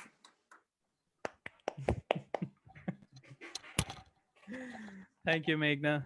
And people can, who are viewing, if they want to give any comments or address themselves to any of the presentations, then they should go ahead and write it on the Facebook comments. But meanwhile, let me give the presentation that I was going to give for today, which Dr. Montero requested that I expound on something I had said, which I guess, oh, you can keep your video on, Meghna, unless you want to switch it off, that's okay. But something that we've said in the, he said in the free school, the thesis being that India needs Baldwin. And it's something that I, when I was thinking about it, I feel a little unprepared to do, because I think there's some things that are more easily felt than they're articulated. And of course, I cannot, and my relationship with Baldwin's writings is ultimately, I guess, like all of us, ultimately personal. And so I, question how much I can speak for India. But as Baldwin would constantly remind us, when we speak not as ourselves, but we speak as historical entities whose attitudes and ideas have been shaped by history. And so, India, like all other people and societies that have been colonized, I think is trapped in what I view as a constant confrontation between the past and the future. The past, which is both imagined, it is remembered, and it is still alive, has been stolen by colonization. And the future is unseen, but I think is too often supposed to lie in increased westernization and imitation of Western civilization. The past cannot be wished away, and those who seek to create the future cannot hope to break from it, as much as they may try. Hence, the past must be understood, and history must be accepted before it can be changed, which is something, again, that Baldwin would keep pointing out. And so in my presentation, I've tried to bring, use a lot of Baldwin's own writings, which we mentioned earlier, that you really have to read Baldwin to appreciate him. But then I've tried a little bit to make the connection, as you'll see. And I think the connection is because all of us around the world have been inevitably shaped by European domination and the European vision of the world, which, as Baldwin would say, is, quote, a vision as remarkable for what it pretends to include as for what it remorselessly diminishes, demolishes, or leaves totally out of account. This is first visible, I think, at a very basic level. Any Indian, for example, who is confronted with the problem that faces a society that is at a low stage of economic development, that has continued poverty and illiteracy, is faced immediately with the brutal reality of the West. Such development must take place in a world where the rules are set by someone else. There are a lot of resources in India, but the price of those resources is not set by your own country, nor is the price of the finished product, which is imported back. Both of these prices are set by what's called the global market. This market has been ruled for a long time, but particularly over the past few decades, by what is called, and what Meghna mentioned, the Washington Consensus. Very simply put, this means that for your society to develop, you must open your economy to Western companies and corporations.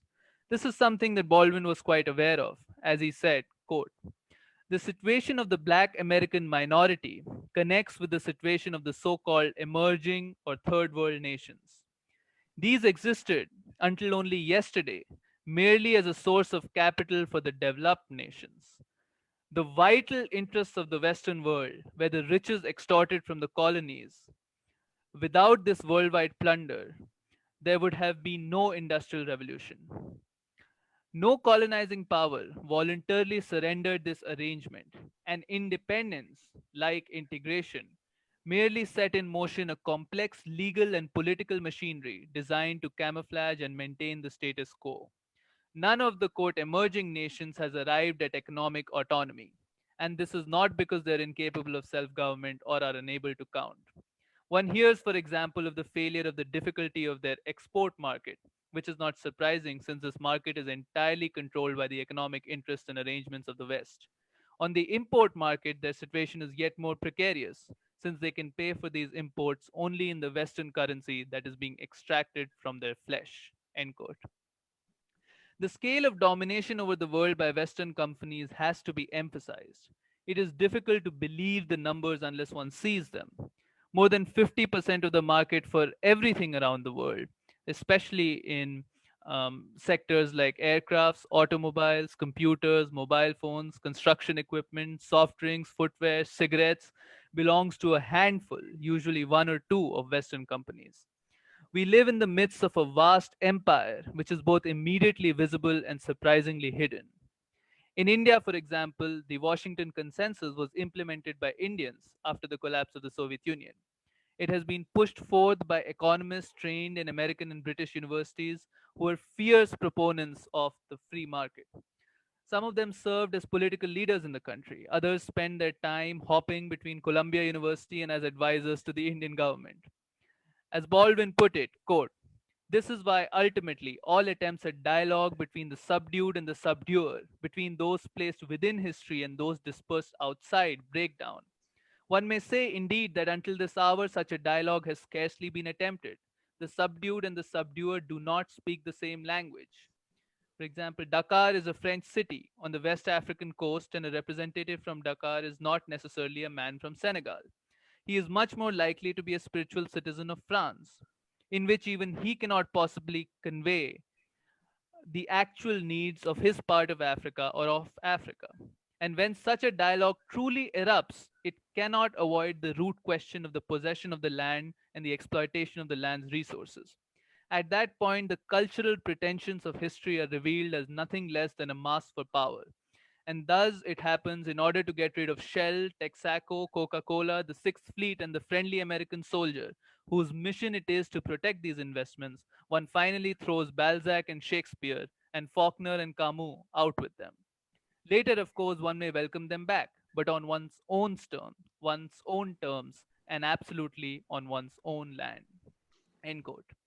American soldiers, in fact, continue to sit on the borders of India. They still occupy the land of Diego Garcia at a very strategic location in the Indian Ocean, but also participate in joint naval exercises in the Indian Ocean. All of this is done, of course, nowadays with the consent of the Indian government. But the word consent in this context, I think, can only be used in a very loose sense. Such consent is obtained not just by outright domination, but also by capturing the minds of an elite. This strategy did not begin with the United States. The English used it before, and I guess you could say the Christian church used it even earlier. But it currently, I think, is most obvious in the United States because the center of the Western Empire is in the US. The American state has come up with the most sophisticated and vast apparatus for ruling the world. It is impossible to understand this from mere exposure to just a section of it, or reading, say, the New York Times, or books written by academics. I think this is just one of the reasons that India needs Baldwin. It is the black struggle, and in particular, his exposition that first clears the mist around this sophisticated apparatus and reveals it for what it is, a lie. As Baldwin so poetically put it, quote, the past informs us of various kinds of people, criminals, adventurers, and saints, to say nothing, of course, of popes. But it is the black condition, and only that, which informs us concerning white people. It is a terrible paradox, but those who believed that they could control and define black people divested themselves of the power to control and define themselves. End quote. This is more true today than it was when he wrote it. Whiteness in Western civilization does not confront the masses of people in colonized countries as quite literally the white man. It confronts them in various different ways.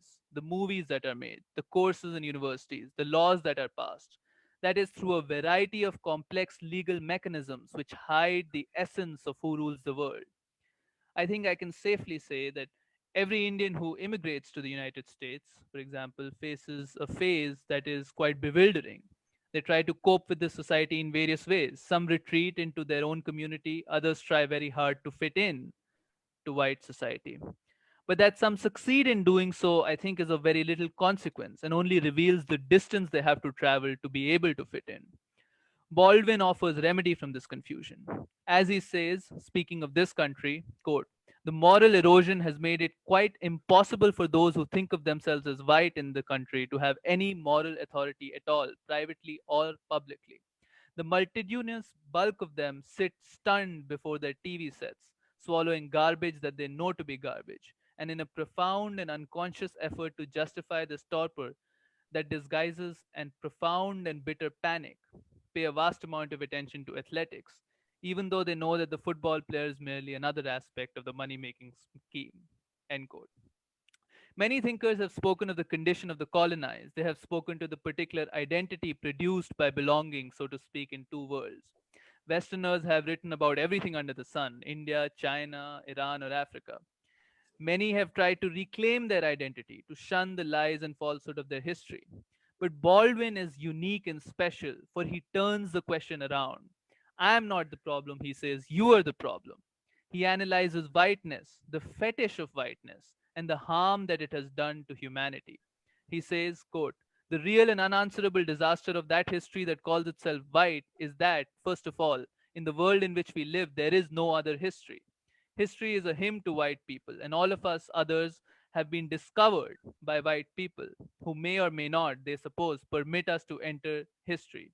This history can, for example, be said to reach a kind of culmination in the unspeakable and indescribable combination of arrogance and mediocrity that marks those twin cousins, the English and the German, and is contained in their extraordinary assumption that the key to civilization is in their hands. End quote. In exposing the true nature of whiteness or Western civilization, Baldwin has given the tools to liberate us from the confinement of its thinking. He has exposed the deficiencies in its theorizing. He has given us the ability to be able to think for ourselves and to engage in that long struggle of achieving personal maturity. He has given us an understanding of what freedom is and the price one must pay to achieve it. In revealing the deficiencies of the European vision of the world, Baldwin has made a contribution not just to India, but to all of humanity. He has created a reference that we can seek to relate to, that we can understand ourselves in. Lest one doubt the enormity of his project, one only has to begin to read him. The European, Baldwin said, is a catch all term referring to the dooms of capital, Christianity, and color. And what he was fighting for was nothing less than a new civilization, something that could transcend all of the disaster that had been the that had occurred because of these dooms that he mentioned. And the quote that Meghna said earlier, which I'm going to quote again, which we put in the flyer, is that he said, "I'm optimistic about the future, but not about the future of this civilization. I'm optimistic about the civilization which will replace this one." From whence will the energy for this new civilization come? Baldwin did not put his hope in the West, and nor must we. The new civilization must come from a new synthesis, where we revive all that is still living in the past and seek to interpret it for the present.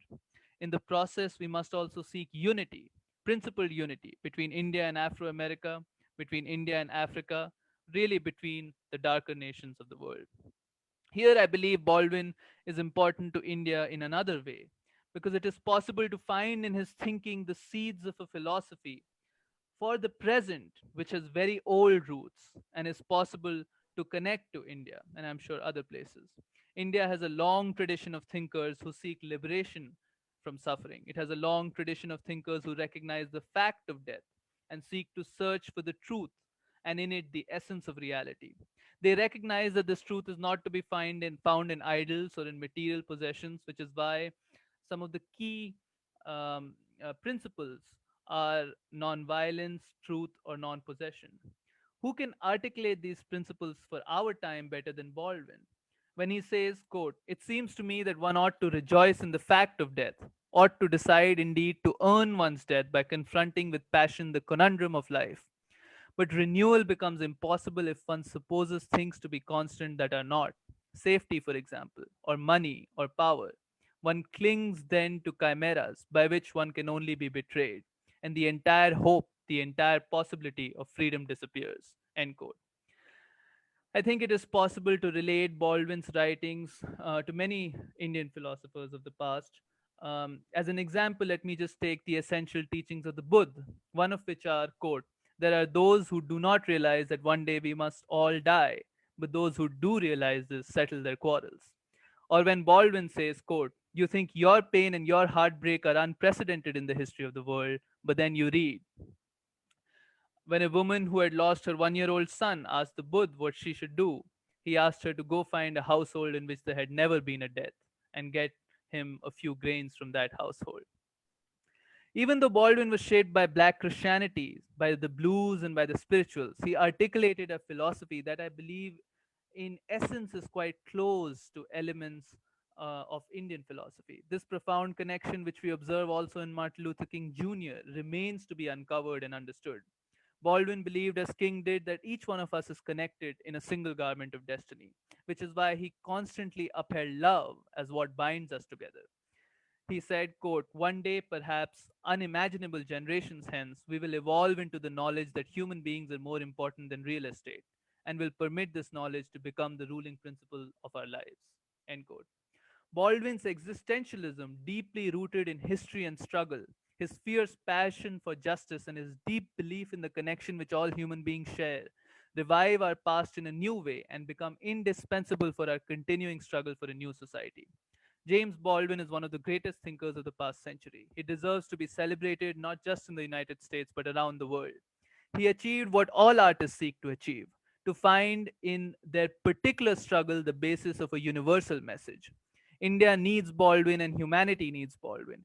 He deserves to be taught so that all who come into the world may learn and be helped in their quest for achieving their personal maturity, and in that process struggle to bring about a more just world.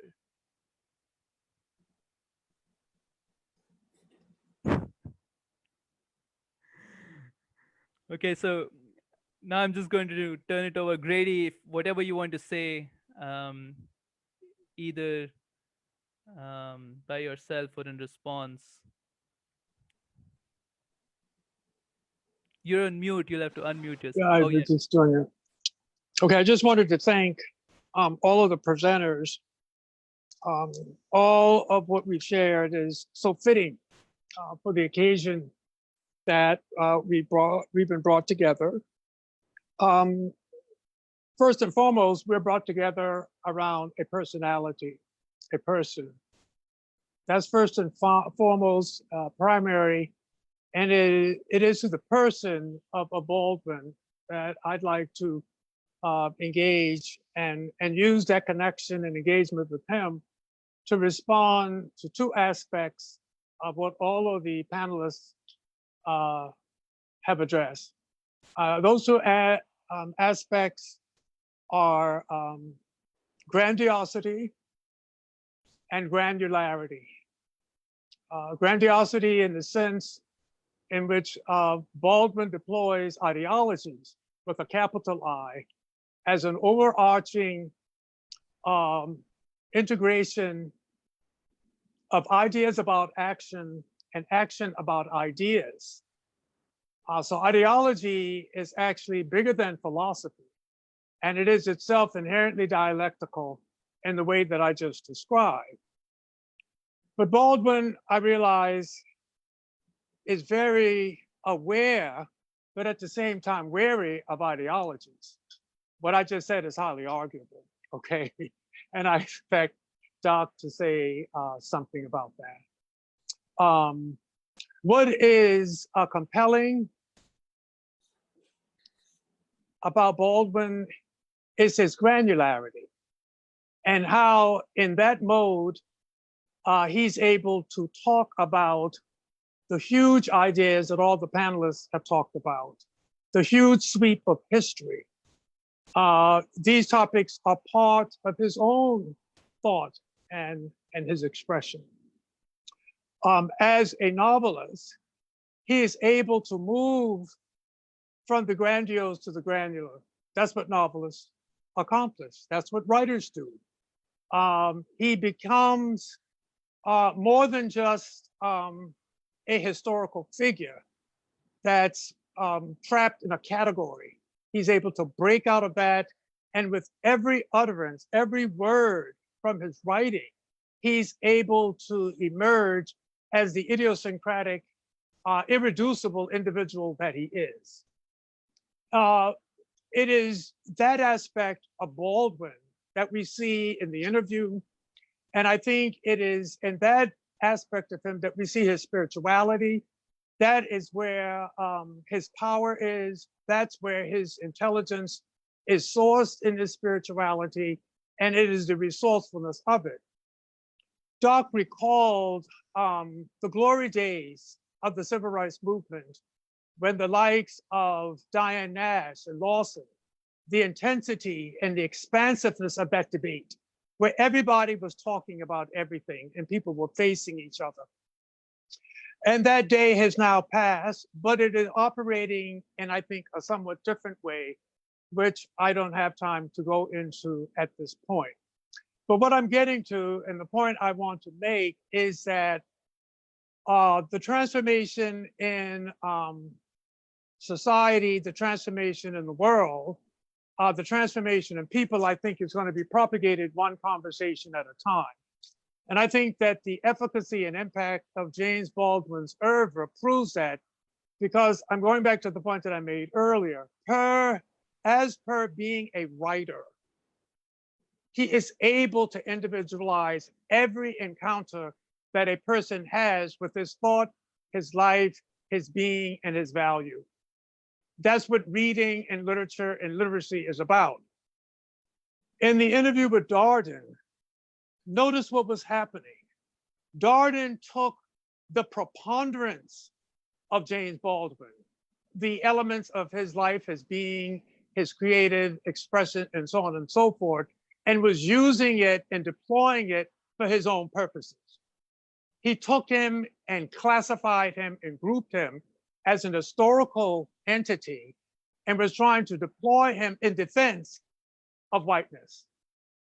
What he was unable to do is to deal with the ponderance of James Baldwin. Hear what I said, preponderance, which is, you saw what Darden was doing, and Baldwin broke out of that. He took that prefix off the word. He said, don't prefix me, don't preface me. I am who I am here and now. He was rude. He was not intellectual and academic. He disrupted him because Baldwin was saying to Darden, I am a person in time. Essentially, as a spiritual being, as an entity, I am a person in time. And in that self-identification, Baldwin is all powerful. He's patient, he's serenely joyful, but the dialectic of Baldwin is that he is that person, and he also realized that he is embedded in history. So he's talking through both perspectives, and he's using both lenses, and that's why he's terribly and horrifyingly disruptive and disturbing to white listeners. Indeed, to anybody who's not willing to follow not only the preponderance of James Baldwin, but to engage and pondering what James Baldwin is saying. And then I have one more thing I want to say. I think Meghna talked about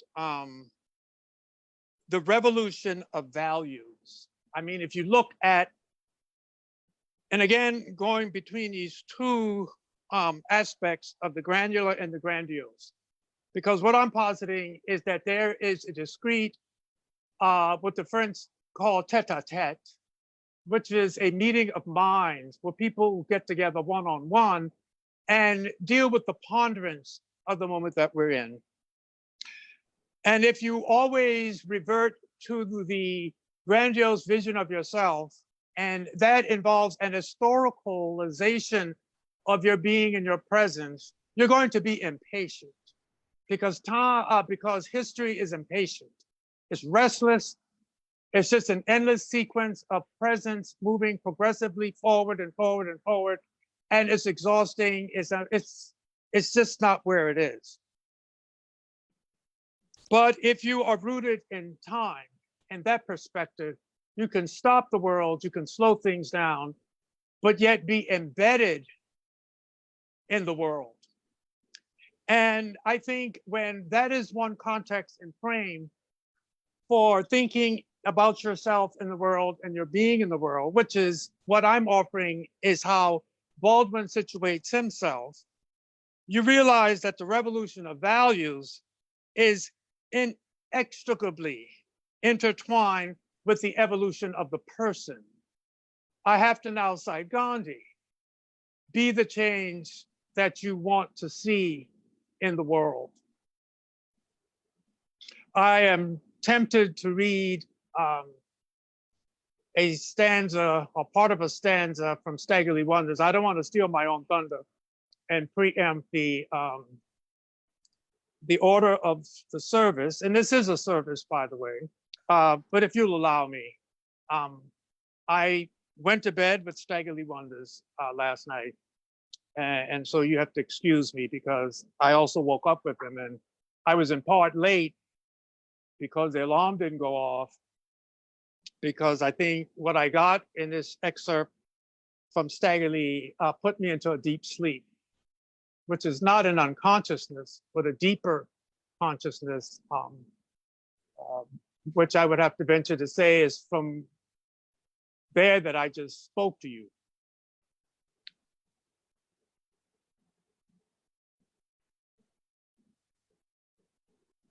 Lord, history is weary of her unspeakable liaison with time, for time and history have never seen eye to eye. Time laughs at history, and time and time and time again, time traps history in a lie. We always somehow manage to roar history back on stage, to take another vow, to justify, to sanctify the journey until now. Time warned us to ask for our money back and disagreed with history as concerns colors, white and black. Not only do we come from further back, but the light of the sun marries all colors as one.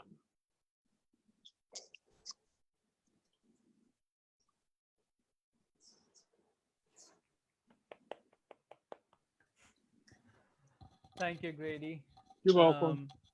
And if so, we don't have any. There's a comment saying that was beautiful, Meghna, but we don't have any long comments on the presentation.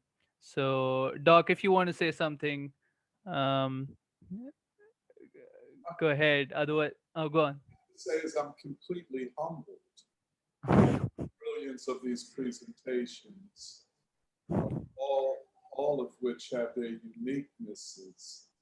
And I just want to congratulate you all because, you know, it brings us, each presentation brings us so much closer to Baldwin and the great revolutionary spirit that he is and was. And this, you know, and if the light that Baldwin represents can be allowed to shine, it can illuminate the path ahead for struggle. But I'm just really humbled. I'm sorry I have to speak after all of this. I don't know what to say. I'm torn up my notes. Make me like a kindergarten person. No, okay. So maybe while we're waiting for any other responses, so Grady has to leave a little bit before 1. So I was thinking maybe we could have the reading of Staggerly Wonders right now, before we move on to the next set of presentations, if that's okay. I was asking Doc yesterday if there's a section that you wanted me to read.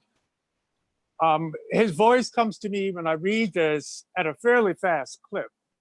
At least that's how I read it last night. And in that case, it could go quickly. If I can. Yeah, actually, I was looking yesterday to see if there were sections that would be good to read, but then, you know, I realized I'd reached the end of the poem by the time. Right. Yeah. So I might just get started and just see how it goes. Okay, go ahead. I'm always honored when you ask me to read. Reading has while I flip to the beginning, reading has a very unique meaning in gay culture. So when I talk about reading, it's a multi-voiced concept, and well, James Baldwin was gay, and his voice is multivocal, and so you have to read him that way. So here I go. I always wonder what they think the niggers are doing, while they, the pink and alabaster pragmatists, are containing Russia and defining and redefining and realigning China, nobly restraining themselves, meanwhile, from blowing up that earth which they have already blasphemed with dung, the gentle, wide-eyed, cheerful ladies and their men, nostalgic for the noble cause of Vietnam, nostalgic for noble causes, aching nobly to wade through the blood of savages. Ah, uncas shall never leave the reservation except to purchase whiskey at the state liquor store. The Panama Canal shall remain forever locked. There is a way around every treaty. We will turn the tides of the restless Caribbean. The sun will rise and set on our hotel balconies as we see fit. The natives will have nothing to complain about. Indeed, they will begin to be grateful. We'll be better off than ever before. They will learn to defer gratification and save up for things like we do. Oh, yes, they will. We have only to make an offer they cannot refuse. The flag has been planted on the moon. It will be interesting to see what steps the moon will take to be revenged for this quite breathtaking presumption. This people masturbate in winding sheets.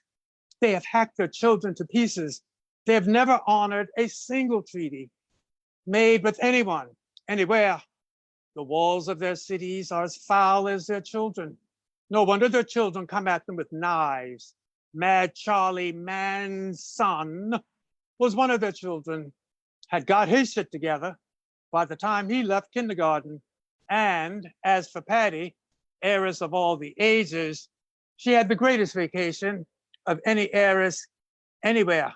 Golly gee willikers, Mom, and real guns. And they come with a real big black funky stud too. Oh, Ma, he's making eyes at me. Oh, noble Duke Wayne, be careful. In them happy hunting grounds, they say the only good Indian is a dead Indian. But what I say is, you can't be too careful, you hear? Oh, towering Ronnie Reagan, wise and resigned lover of redwoods, deeply beloved, winning man-child of the yearning republic, from diaper to football field to Warner Brothers sound stages, be thou a grinning, gently phallic, big boy of all ages. Salt peanuts for dear hearts and gentle people, and cheerful, shining, simple Uncle Sam. Nigger, read this and run. Now, if you can't read, run anyhow. From Manifest Destiny, Cortez and all his men silent upon a peak in Darien, to a decent interval, and the chopper rises above Saigon, abandoning the noble cause and the people we have made ignoble and whom we leave there now to die. One moves with all deliberate speed to the South China Sea and beyond, where millions of new niggers await glad tidings. No, said the great man's lady, I'm against abortion. I always feel that's killing somebody. Well, what about capital punishment? I think the death penalty helps. That's right. Up to our ass and niggers on death row. Oh, Susanna, don't you cry for me.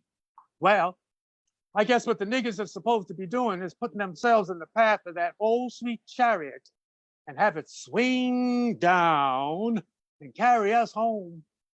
That would help, as they say. And they got ways of sort of nudging the chariot. They still got influence with wind and water, though they in for some surprises with cloud and fire. My days are not their days. My ways are not their ways. I would not think of them one way or the other, did not they so grotesquely block the view between me and my brother. And so I always wonder, can blindness be desired? Then what must the blinded eyes have seen to wish to see no more? For I've seen in the eyes regarding me, or regarding my brother, have seen deep in the farthest valley of the eye, have seen a flame leap up, then flicker and go out, have seen a veil come down, leaving myself and the other alone in that cave which every soul remembers, and out of which, desperately afraid, I turn, stagger, stumble out into the healing air, fall flat on the healing ground, singing praises, counseling my heart, my soul to praise. What is it that this people cannot forget? Surely they cannot be so deluded as to imagine that their crimes are original.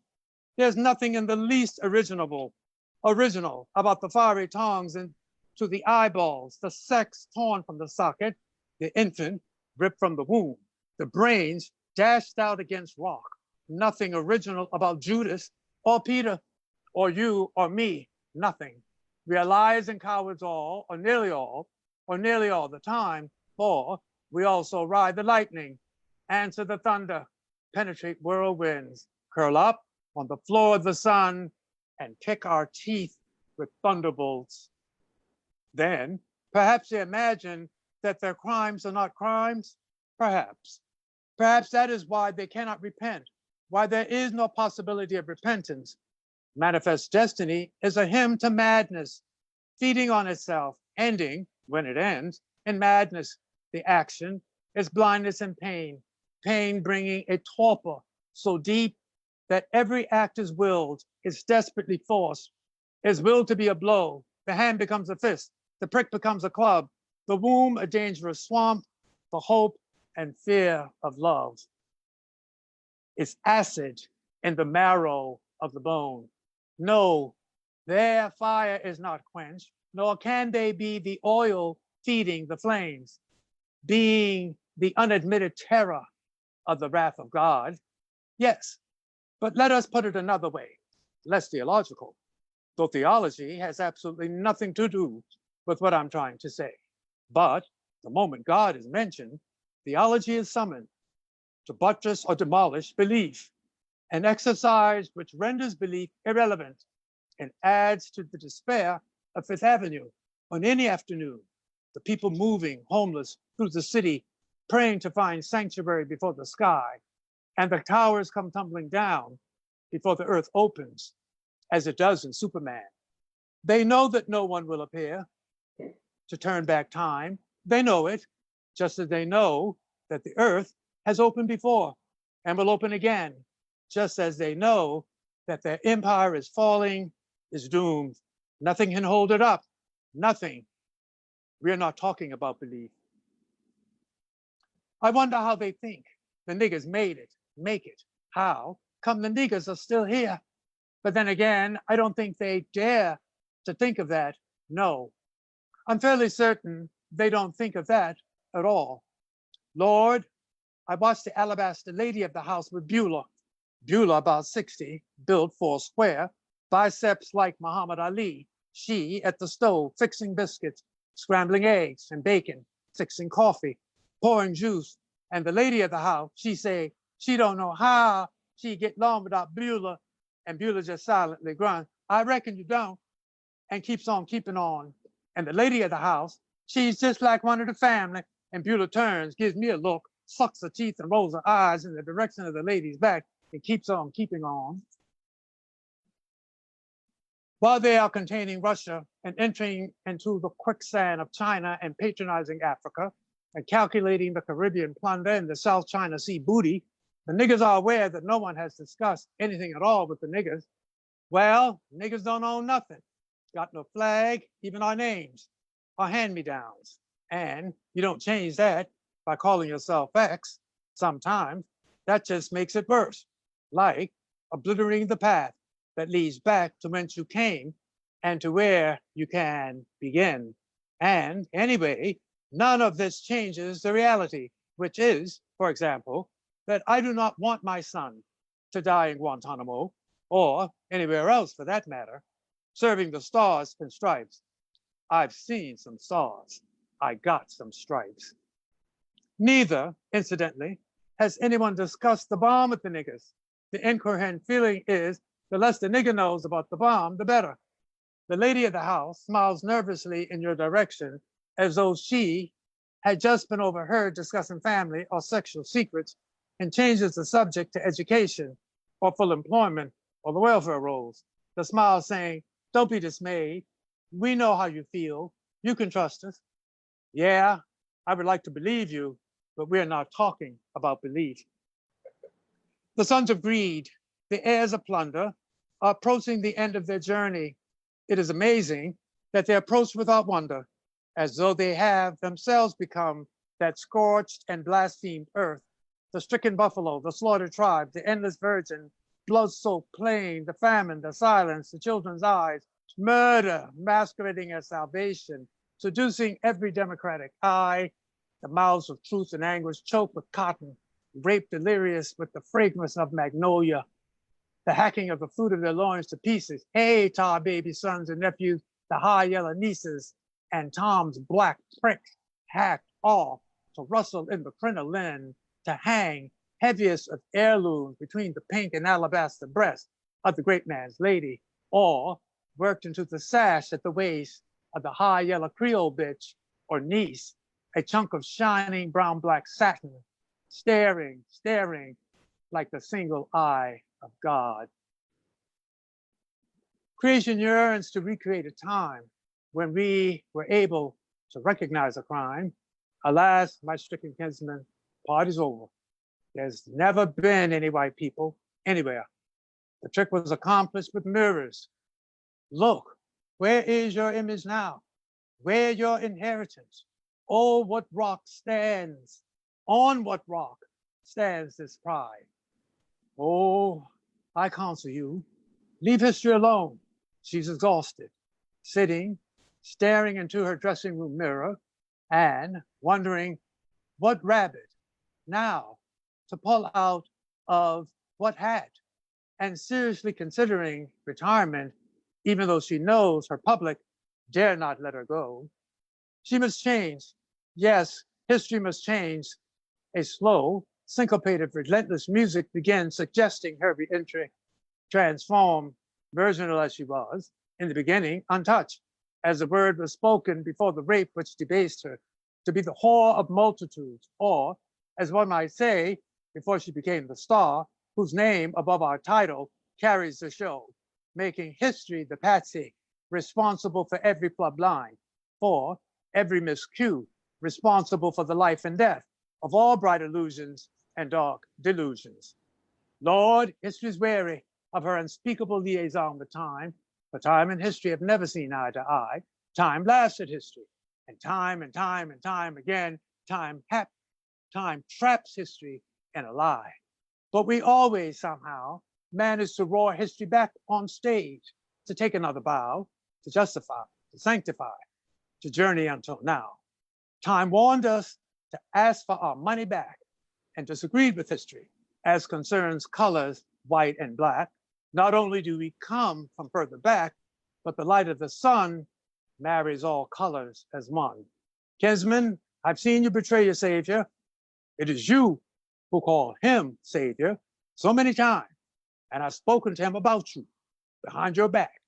Quite a lot has been going on behind your back, and if your phone has not yet been disconnected, it will soon begin to rain, informing you, for example, that a whole generation in Africa is about to die, and a new generation is about to rise, and will not need your bribes or your persuasions anymore, nor your morality, nor the plundered gold.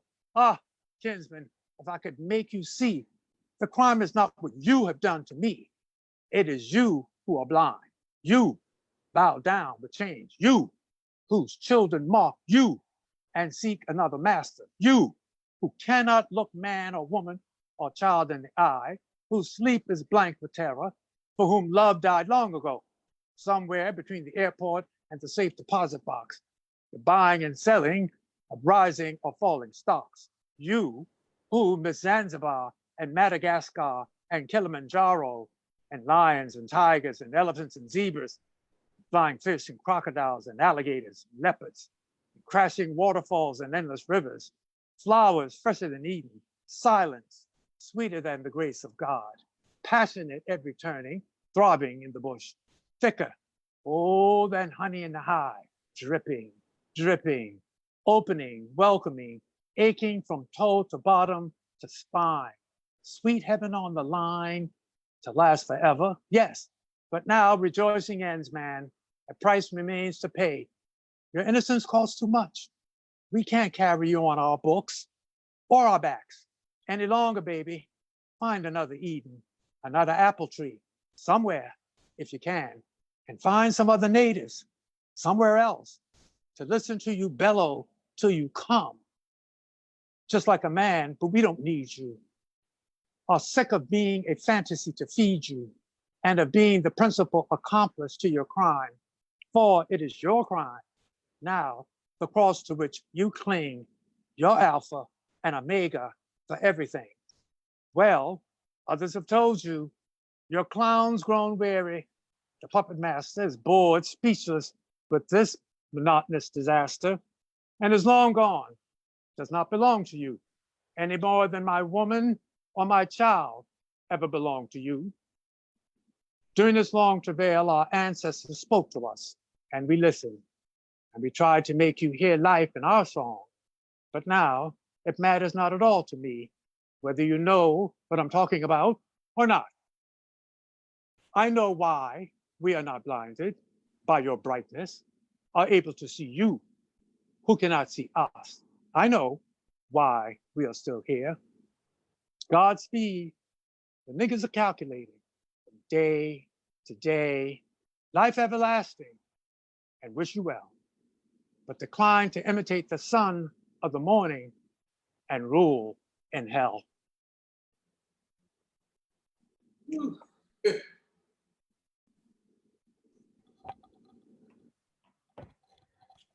Um, Thank you, Grady. That was, as usual, you've read it in a very beautiful way. And there is actually there's a question on the comments saying, "May I?" by Kathy. She says, "May I ask if we can hear more about when and why Baldwin wrote Staggerly Wonders?"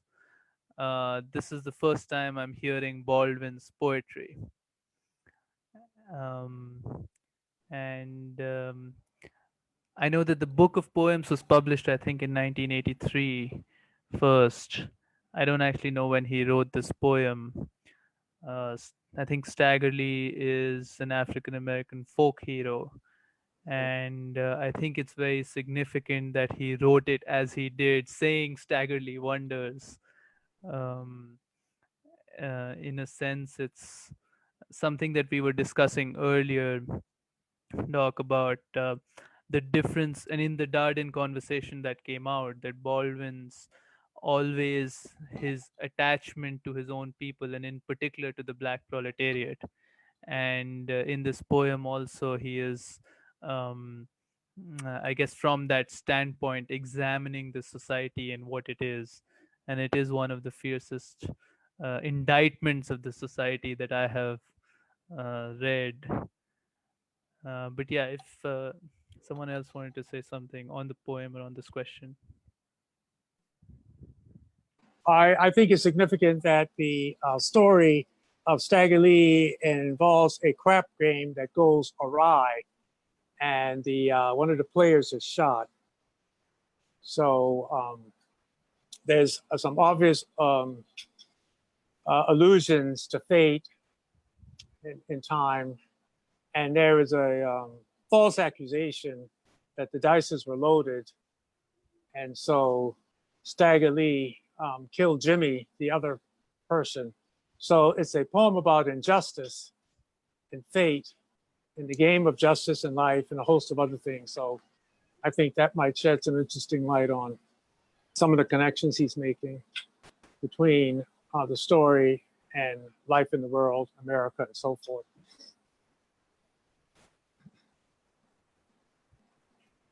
Yeah, it's obviously such a beautiful poem. And it's just, it kind of has the tone or the spirit of Langston Hughes, who created this character of Simple, the everyman who is invisible to the ruling elite and to the dominant society. And, it is, it is a quintessential, what we could call proletariat or revolutionary poem, because what it does is have the protagonist, the speaker, be the ordinary working class Black person. And when they asked the question, why are we still here? We were supposed to be eliminated. And Beulah, the symbol of the maid working in the kitchen of the wife of the capitalist, and this attempt to patronize Beulah. You're just like a part of the family. Just, when you finish, go back to your ghetto and we'll give you some old clothing to take to your kids and so on. This voice of the Black working class, the consciousness of the Black working class, that the people who might not be able to read so well, don't read books, but they know time. So they don't have to read history, because history is a construction by those who have power.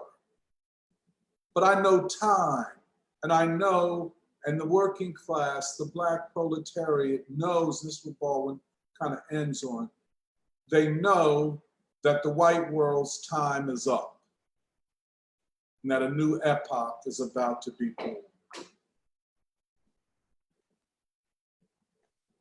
Yeah, this point about time and history is so incredibly beautiful, but also it just goes beyond the bound of any kind of thinking that we usually use to think about society.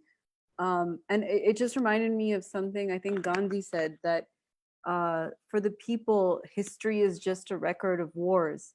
And the way people live life in between is actually how they go through the world. I mean, that's the truth. And just this thing, we don't want to take over history and make history, as even Marxists say, but we want to live for the truth. Yeah, it's just incredibly, it's just a different way of thinking. And I agree with Doc, it's much closer to the way that the masses of people think and experience the world. I'd like to respond to the enigma that you're talking about, and how, for that reason, the frame of reference is outside our usual understanding of discourse. Raju had asked me to prepare remarks about Baldwin and war and human solidarity.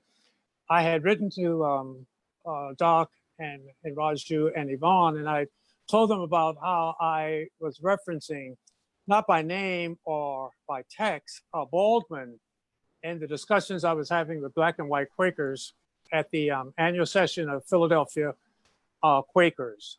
It's a huge Quaker event. And I gave an example of a Black Quaker who told me after I'd attended the Ujima Friends, Quaker Friends of African Descent. They meet on Lehigh Avenue in North Philadelphia, and they're part of the Philadelphia Yearly Meeting, which is establishment Quakerism. And this brother told me during the social chat, he said, "Brother Grady, I just cannot talk to a white person who thinks that they're better than me." So I paused for a minute and I said, "Well, brother, I hear you. And I think you're absolutely right. I get that. But," and this is where I made what I think is a Baldwinian turn, arguably. You've read him much more than I have, so I have some catching up to do. But I told him, I said, "My good brother, it's not you who's going to have that conversation with this person who thinks that they're better than you." When you look at, and earlier in Doc's presentation and all of the panelists, you talked about history and time and the entification, if there's such a word. Who is embodied in history? Who is embodied in time? What is the agency of the person in history? Okay, and what is the agency of a person who, Magna, as you were querying, who's gone into this very strange land and assumed that they're living in a dimension of time? And it is in that self-understanding, in that self-situation, that one acquires an incredible spiritual power, light, and insight. And it's at that point where nobody is better than anybody else. But that is an agency and an empowerment that comes to you. And that is one that is rooted in a pre-thought or trans thought that's meditative. It's the kind of meditation that's part of Asian spirituality. It's the kind of meditation and mindfulness that's part of Indian spirituality. But what I'm offering as one of my working hypotheses about Baldwin in particular, and what I am hypothesizing is a systematic spirituality in his writings, and I would have to include his interviews as well. And I would offer that there's that systematic spirituality within the whole Black radical tradition and all the authors that we've read, and that the power and the presence and the efficacy that they have had in history, which is why we honor them the way that we do, is because they self-identify themselves as personalities and actors in time. That's the only way you would get that perseverance, that patience, that restless engagement, and so on and so forth. And the very fact that in spite of themselves, whites and Westerners are drawn to that voice. They may look at the preponderance of it, as I was describing earlier, but part of their evolution is to get into the ponderance of the likes of James Baldwin and to see the truths that emanate out of the voice situated in time. And I might just add that to get back to your point, because I felt really that I had to get engaged with your request, Raju, although you gave me the option of talking about other things. I think, and what I just said is the closest as I can get to bringing together the war that Baldwin thoroughly narrates in his work and the solidarity, which is also its twin sister or brother. Yeah, and that's what you're saying, Grady, is actually there's a related question on the Facebook comments, and Nandita says, I want to ask you all about the place of Baldwin in the three figures that we have studied extensively: King, Du Bois, and Baldwin. And I think I agree with, or at least I can feel quite deeply what you're saying about what you refer to as a systematic spirituality in Baldwin. And personally speaking, I think he's one of the things that we used to talk about in the free school is this concept of the fetish of whiteness, where you give up your humanity in order to be white, where whiteness, and Baldwin would say, is a construction which which this society is based upon, or white supremacy. And it is something that I think Baldwin really helps us understand. But also after reading him, I feel you sort of have to ask, so why would you want to be white? He really uncovers that fetish, and he really offers you a way out of it in a way that I don't know if anybody else quite does. So no, I agree with what you're saying, and I think in doing that, he gives us the possibility of human solidarity. He opens up the space that there can be human solidarity, and then of course what it will be actually based on is all work that humanity has to do. But go on. Yeah, he personifies whiteness as the woman who is sitting looking at herself in the mirror. And what is compelling about Baldwin is that he understands but does not agree with the results of that seduction by whiteness. Like it or not, the world has capitulated to it. So you're posing the question as the answer if you don't challenge yourself to engage with what is its appeal. This thought came to me when we were talking about the Black Writers Conference and Richard Wright's defection. And I was not making an apology for him, but the point that I was making is that how do you argue with the person's sense of how they want to live their life and how that life is comfortable? That is not a moral proposition. That is after the fact. Existentially and in the moment, you would even have to situate that decision in time, because the desire to satisfy yourself and to be happy is an archetypal aspect of life. So one has to give an account for why it is appealing and why it is seductive. And I would have to offer that the knowledge with which we talk about our life and experience is ultimately rooted in the senses. Okay, Hobbes talked about the sensuous basis of knowledge, concepts, and ideas. So that our metaphors and our illusions, our tropes, are all rooted in the senses and in the body. So you're going to traffic in a certain amount of pleasure seeking and hedonism and self-satisfaction when you are dealing with the flesh. And that's what Christianity is talking about in the mortification of the flesh, because when one knows through the senses and the inferences and the knowledge that you get based on experience, that's where you run, and that's where the seduction lies, and it becomes possible. Kant talked about the synthetic a priori in his critique of the Western tradition, where the synthetic a priori is that which is true about the world, but not based on experience in the world. Those are truths that are in time. And you can only access them through meditation. And then one reincarnates, and then one speaks.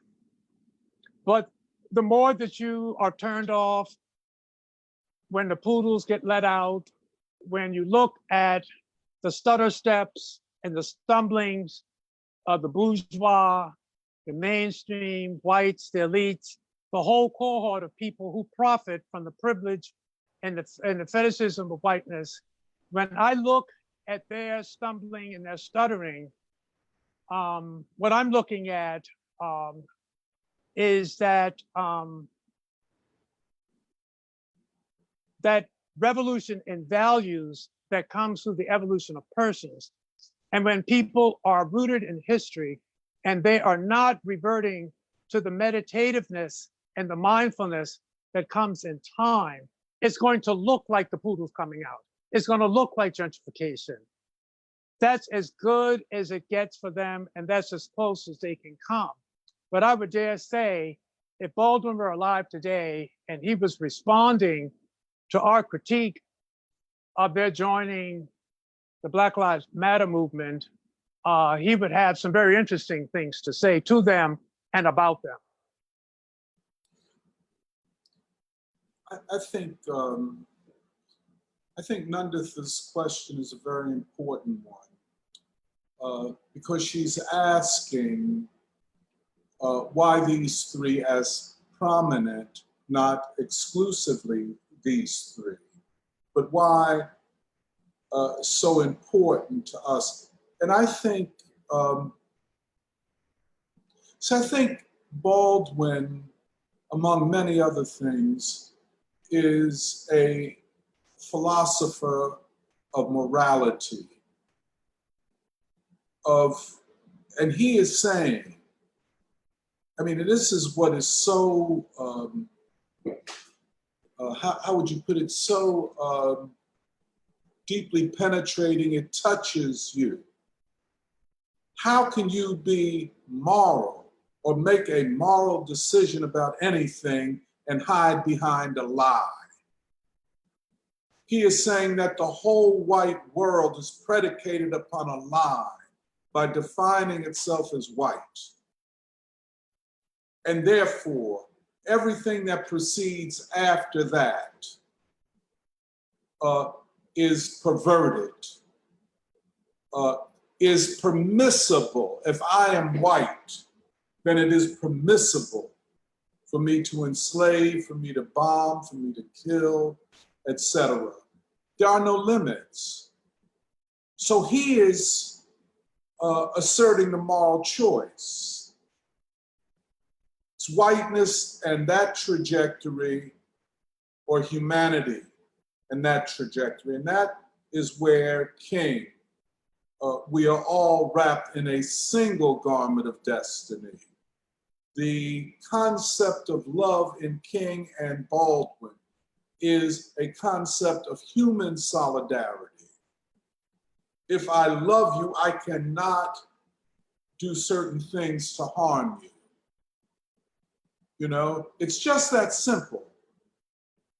And I guess the other thing I would say is that these three thinkers demand a restart, a new start to the ways that we think about humanity and revolutionary change. I know, Grady, you emphasize the more spiritual side. And, you know, but I think it gets us to the same place, whether we start with the spiritual, theological, as a way of interrogating the question of human liberation, or whether we start from a more Du Boisian, scientific, historical way, and get to the same question, the same answers, practically. And I think that the urgency of these thinkers is the stark reality that unless we begin to think the way they think, humanity could destroy itself, or part of humanity could destroy humanity. The narcissism of whiteness, the greed of whiteness, and all of the systems that are produced from it. I just think, when I talk in the next panel, I want to talk a bit about this. Can there be a movement for liberation that is not at the same time concerned with the overarching moral questions that must ask the question, what is good and what is bad, and what will I do in the face of evil? And that does not exclude any of the traditions of revolutionary engagement that have defined the 19th and 20th century. I just wanted to say that the agency of that shift, that evolution, that revolution in values that I think is inextricably connected with our personal evolution, requires that we, who are mindful of free school and the verb that free school is, I see free schoolings. We're active, we're thinking in a certain mode of Baldwin, King, and Du Bois, and so forth.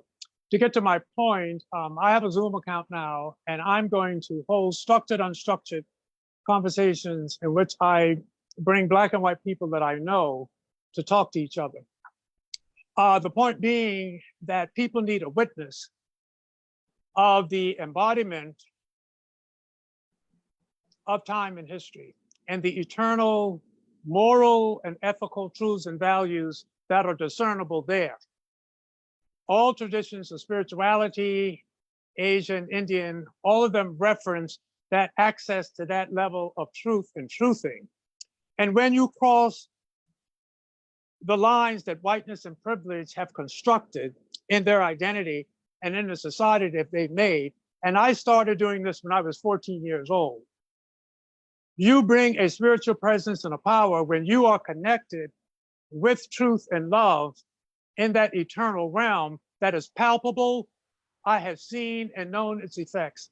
I saw its effects when I became friends with white supremacists at Buford High School.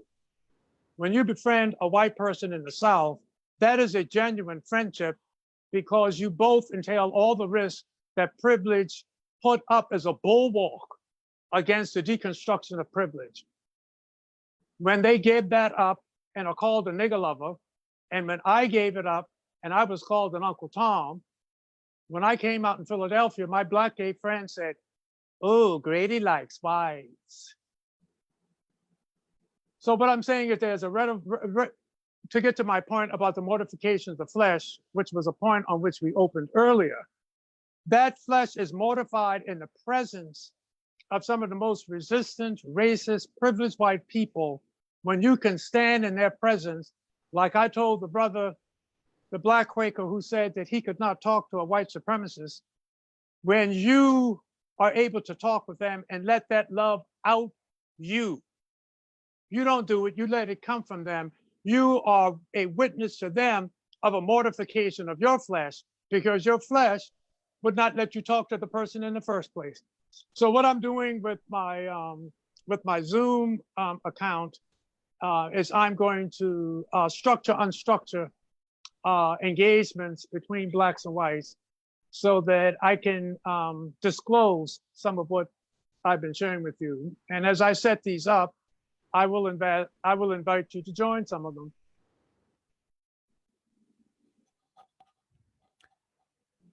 Okay, I think there's a comment addressed to you, Grady. Deidre Cephas says, spiritually speaking, the truth is revealed of all things when we know the truth. I guess the truth of all things is revealed when we know the truth of self. When I'm thinking with my mind, I can't see the truth, but when I'm moving from the heart, the truth is revealed.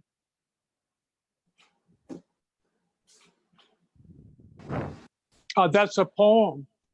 Mm-hmm. How poetic. I can only appreciate that. I can't add anything to it. Okay. But thank you for sharing that with me. Uh-huh. Jake, you had something to say about the poem? Yeah, on the poem itself, I mean, I sometimes I come back and read it because there's just so much Baldwin in it. And there was one line, or there's the line in it that says, "There is nothing in the least original about the fiery tongs to the eyeballs, the sex torn from the socket, the infant ripped from the womb, the brains dashed out against the rock. Nothing original about Judas or Peter or you or me. Nothing. We are liars and cowards all, or nearly all the time," and to skip a couple lines. Then perhaps they imagine that their crimes are not crimes. And I think that's really interesting in light of, we're talking about, fetishizing whiteness and whiteness itself. I mean, and the infantility of it, to say that, I didn't do anything. That's at base what you're saying. And this is something that reminded me of me when, when my dad would yell at me for doing something, I would say, I didn't do anything, but in that, in not doing anything, or in trying to play the innocent, trying to play this innocence, I was, escaping my life and escaping responsibility. And so when we, flip this back and turn this right on to what the white world is, I mean, we see the liberal, the liberal has nothing to do with history. I didn't do anything. I'm just trying to get my job. I'm just trying to make some money. You know what I'm saying? I'm focused on upward mobility. I'm focused on, making it up in the world. And, we see that is the infantility. You are a part of history. To accuse you of history, I mean, just, you have to accept it as part of life. That's time. This time is progressing, and once you accept that, you can live as a human being. That's right. Jake, you're a textualist. I tell you this all the time. And what you said about the fact that you quoted that part of the poem, and then you caricaturize, you might even say you caricaturize by saying, "It's not me. I had no say. I didn't do anything." That I will have to, I'm not done with that. You said more than you said, and I won't take up any time, but I will have to text you, as I have you and Serafina. And this time, what I text you about what you just said, I'm going to insist that you respond. Either you call me or you write me. Is that an agreement? Yes, sir. Yes, sir. Absolutely. Thank you. Okay, there's a comment by Nandita. She says, I agree with Doc. I feel that Baldwin explains many of the personal and individual aspects of white supremacy, as well as of how we must create the new human being. The three figures complement and complete each other. With Baldwin, we are able to take the grand vision of the boys and see what it would mean for our own individual moral choices. Raju, unless there's another comment you want to read, No, that's the last one. I just want to return to this question of history and time Hmm. and the visions that you and Meghna put forward in terms of Asia. This is huge, I think, for me, because as you know, Asia and Africa have been excluded from history. That's the point you made, Raju. How can we, and then when India is brought into history, it is a distortion. It is the English and now the American historical professions that have said to Indians, oh, this is your history. And most Indian intellectuals have accepted, oh, this is my history. And for many of the elites, it is a door that they can open to then go into the white world. But for the masses of Indians, you know, that Du Bois writes about in Dark Princess, you know, which is Meghna's favorite book. I got many stories to tell you about her, A Dark Princess, but the concept that Asia and Africa, or India and Africa, share common civilizational roots is not what history teaches us.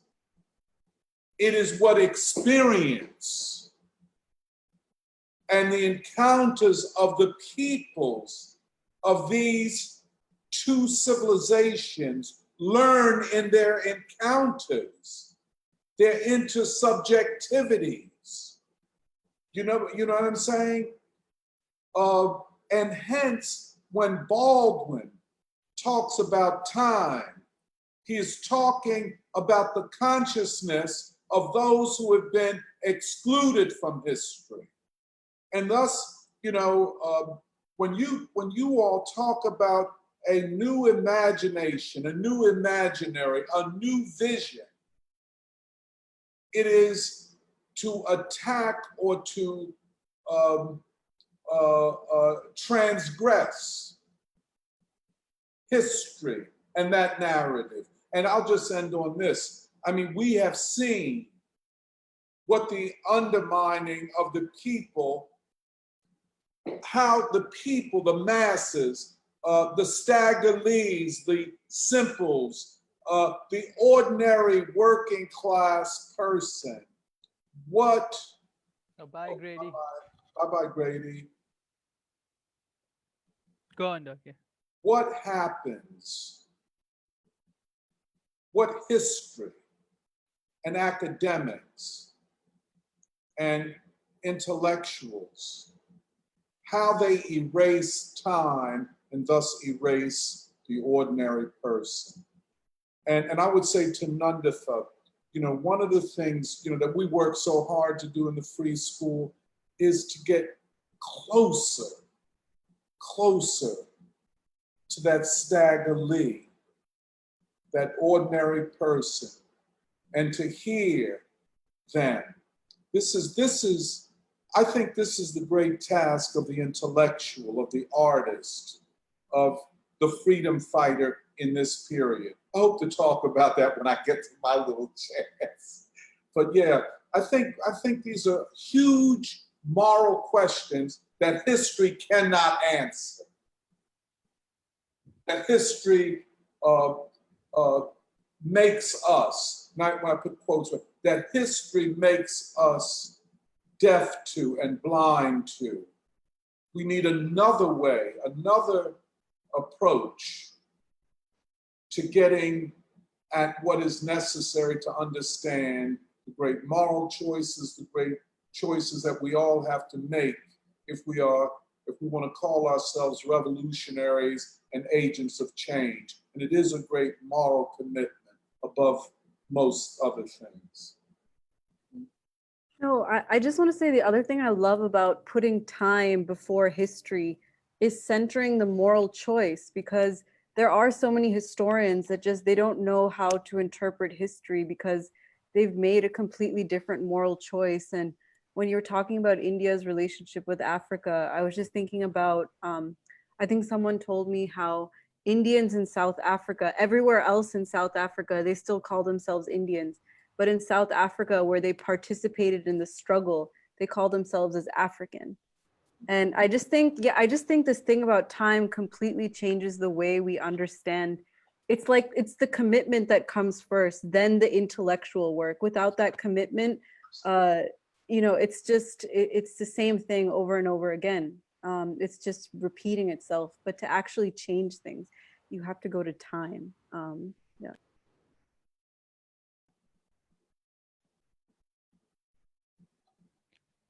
Yeah, maybe we can talk if you we can move on to the next um, panel and bring in some of these questions through your presentation, but also through Emily and Jake, and continue to discuss them after you all make your presentations. So Meghna, I'm just going to, or you could turn your video off, and maybe we can start with Jake.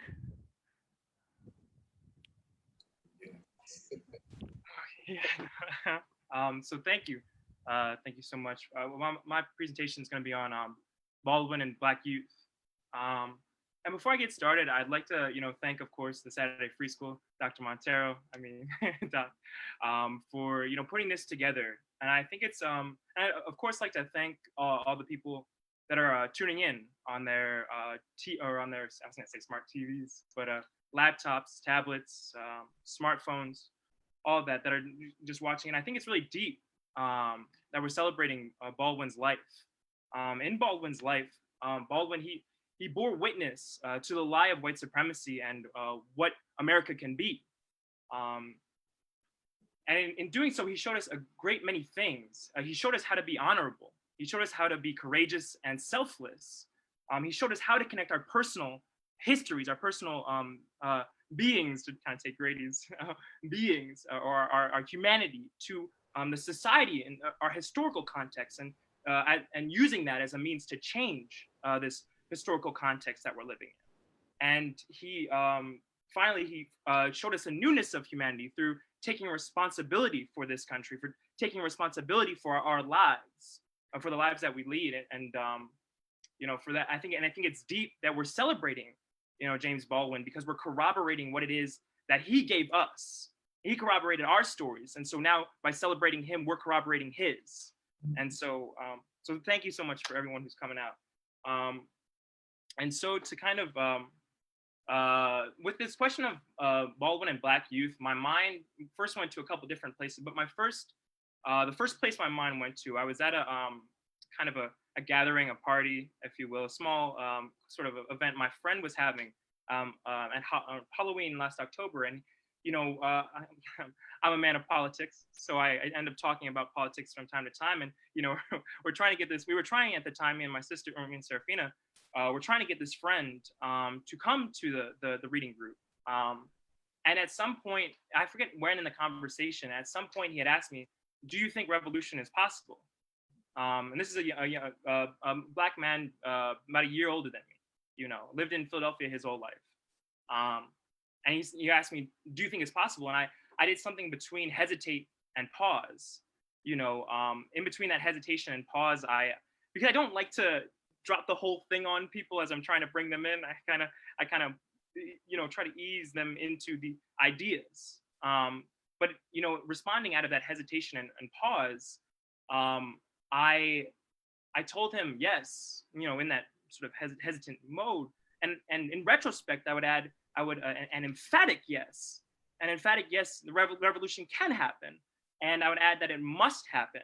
And so the question becomes, how? The question behind, can the revolution happen? How can revolution happen? How can revolutionary change come about?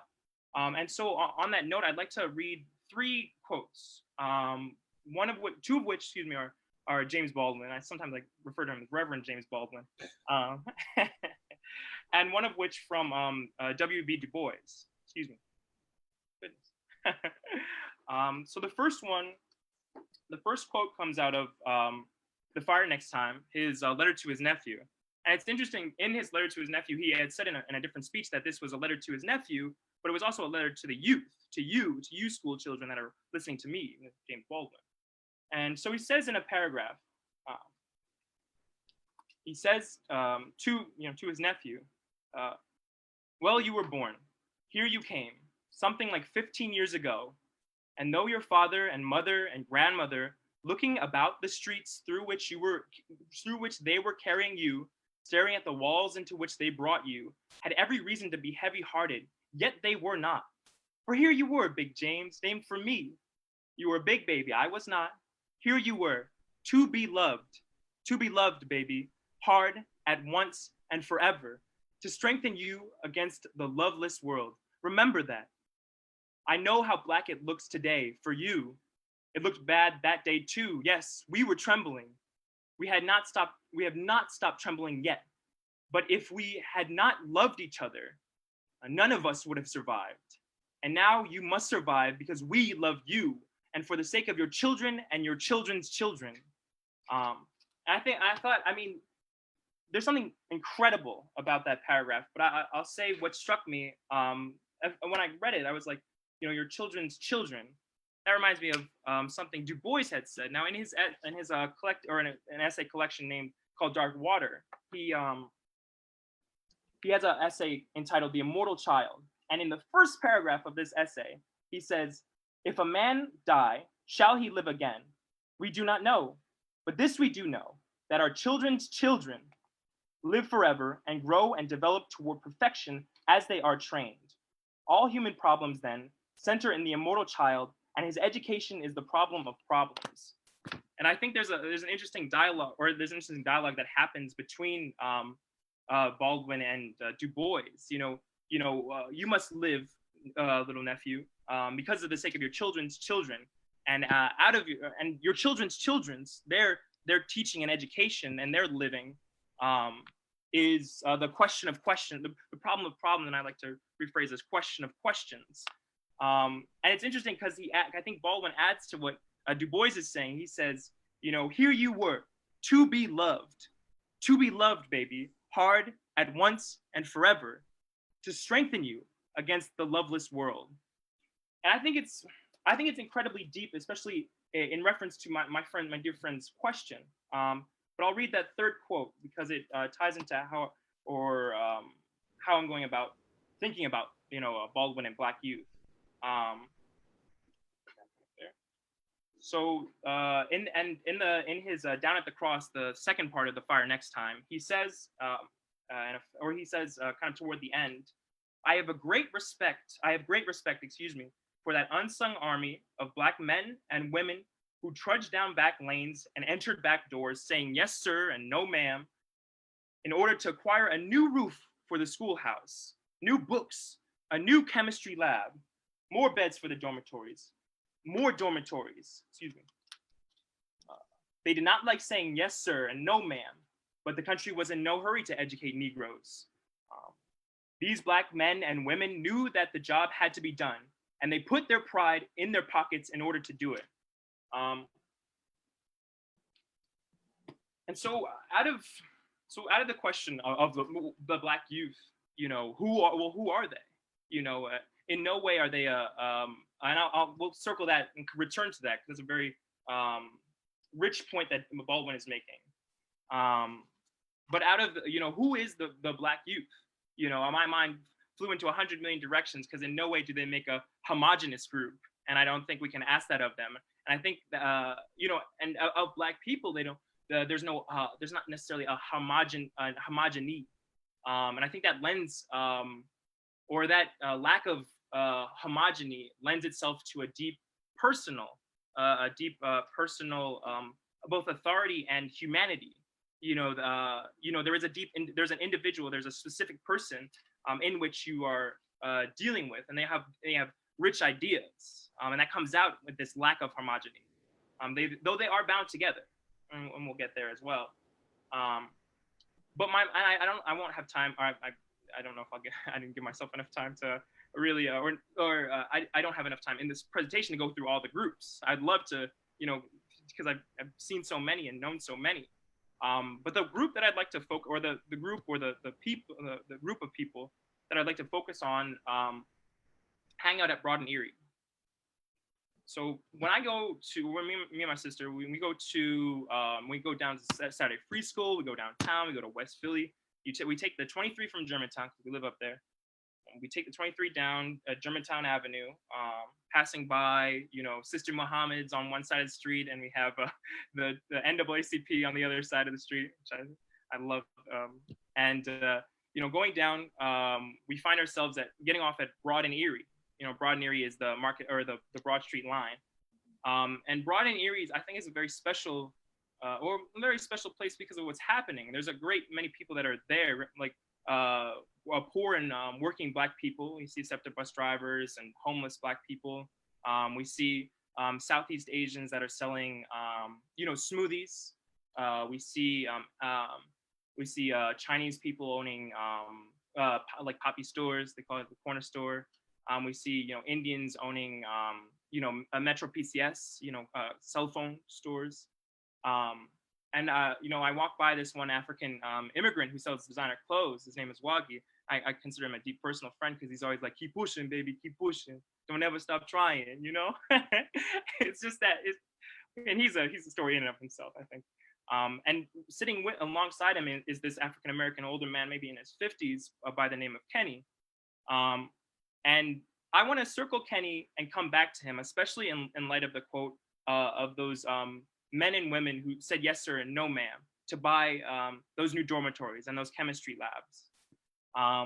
But as I walk up through this, what I like to think of as like a marketplace that is right along, Broad Street along, between Germantown and Erie. I walk up to Broad and Erie and sort of westward, or facing to my right if I'm going to the Broad Street line. Or to there's a little tunnel that goes down. There's always a group of young Black people. Serafina calls them the white t-shirts because they wear white t-shirts. And they're always there. And, I would always come home and they would still be there. And, it's interesting how they go about their living. They laugh, they curse, they listen to rap music. They sell drugs. They rob people. They yell and scream and carry on. They look cool. They try to get all the designer clothes. They try to look cool for each other and the girls that walk by. And these are the young people that I recently at a community meeting. There was a congressman who came and said, young men are lazy. These young Black men are lazy. And I think much to the opposite. I think they're very beautiful young men. And they're hustling. And so one of their hustles is the $2 swipe. And it's $2 swipe. So, and I didn't understand how you made money off of that. How can you use less than, I don't know. But one day I said to myself, okay, I have some money. I'll take this $2 swipe. And I said to him, or I walked up and he said $2 swipe. And I said, do you have change for a 10? He said, yeah. I said, all right. So we walked up. And so the hustle is, out of the SEPTA, out of the subway, or out of the suburb, or this the underneath, the undercarriage, whatever you want to call it, the underground. There's a wheelchair accessible, and there's a sensor, and you walk through it if you're coming out, and it just automatically opens. And so I gave him the 10. He gave me my change, and he put his hand. And so this young Black man, couldn't have been older than 15 or 16. Put his hand right where the sensor is, and let me right on in. And I always try to get to know people. I'm kind of a people person, they say. And I said to him, thank you. What's your name? And he told me Goon. I said, well, thank you. My name is Jake. And I smiled at him, and he smiled back at me, and I thought that was a smile much unlike a goon. I don't see a goon there. And it's interesting because I think we can further understand these young people through the music they listen to. I was recently having a debate because I vehemently oppose hip hop, and I don't agree with it. I think it's degrading. And he said to me, or I was having this debate, and another friend who was listening in on the debate said, and he's very much a peacemaker, and he said, and I don't think this was him making peace, but being honest. But he said to me that, I listen to that music because it's something that I know, or I know people that have gone through that, or I know people that have been through that. And I think it's interesting because, especially in light of a quote that I'll read from Baldwin. And he says he says back into his letter to his nephew, he says, take no one's word for anything, including mine, but trust your experience. Know whence you came. If you know whence you came, there's really no limit to where you can go. And I think I kind of use that as a sort of a conceptual or a framework to understand why they continue to listen to a music that degrades them. Well, they're in a place that degrades them. The psychology kind of goes, if you, since you come up from the streets, you come up from, hustling, your whole life, and you are a hustler, your trajectory is to make it to the top. That's the purpose. And you hear it in the music. That's what the music says. It's all the time. I've been hustling. I've been doing X, Y, and Z. I'm going to make it right onto the top.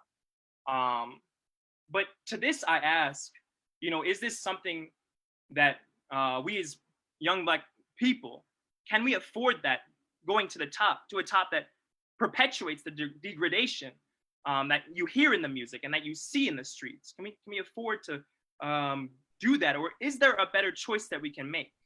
And it's interesting, especially, it's kind of condensed some of the other stories. These young people, they go to schools same as me,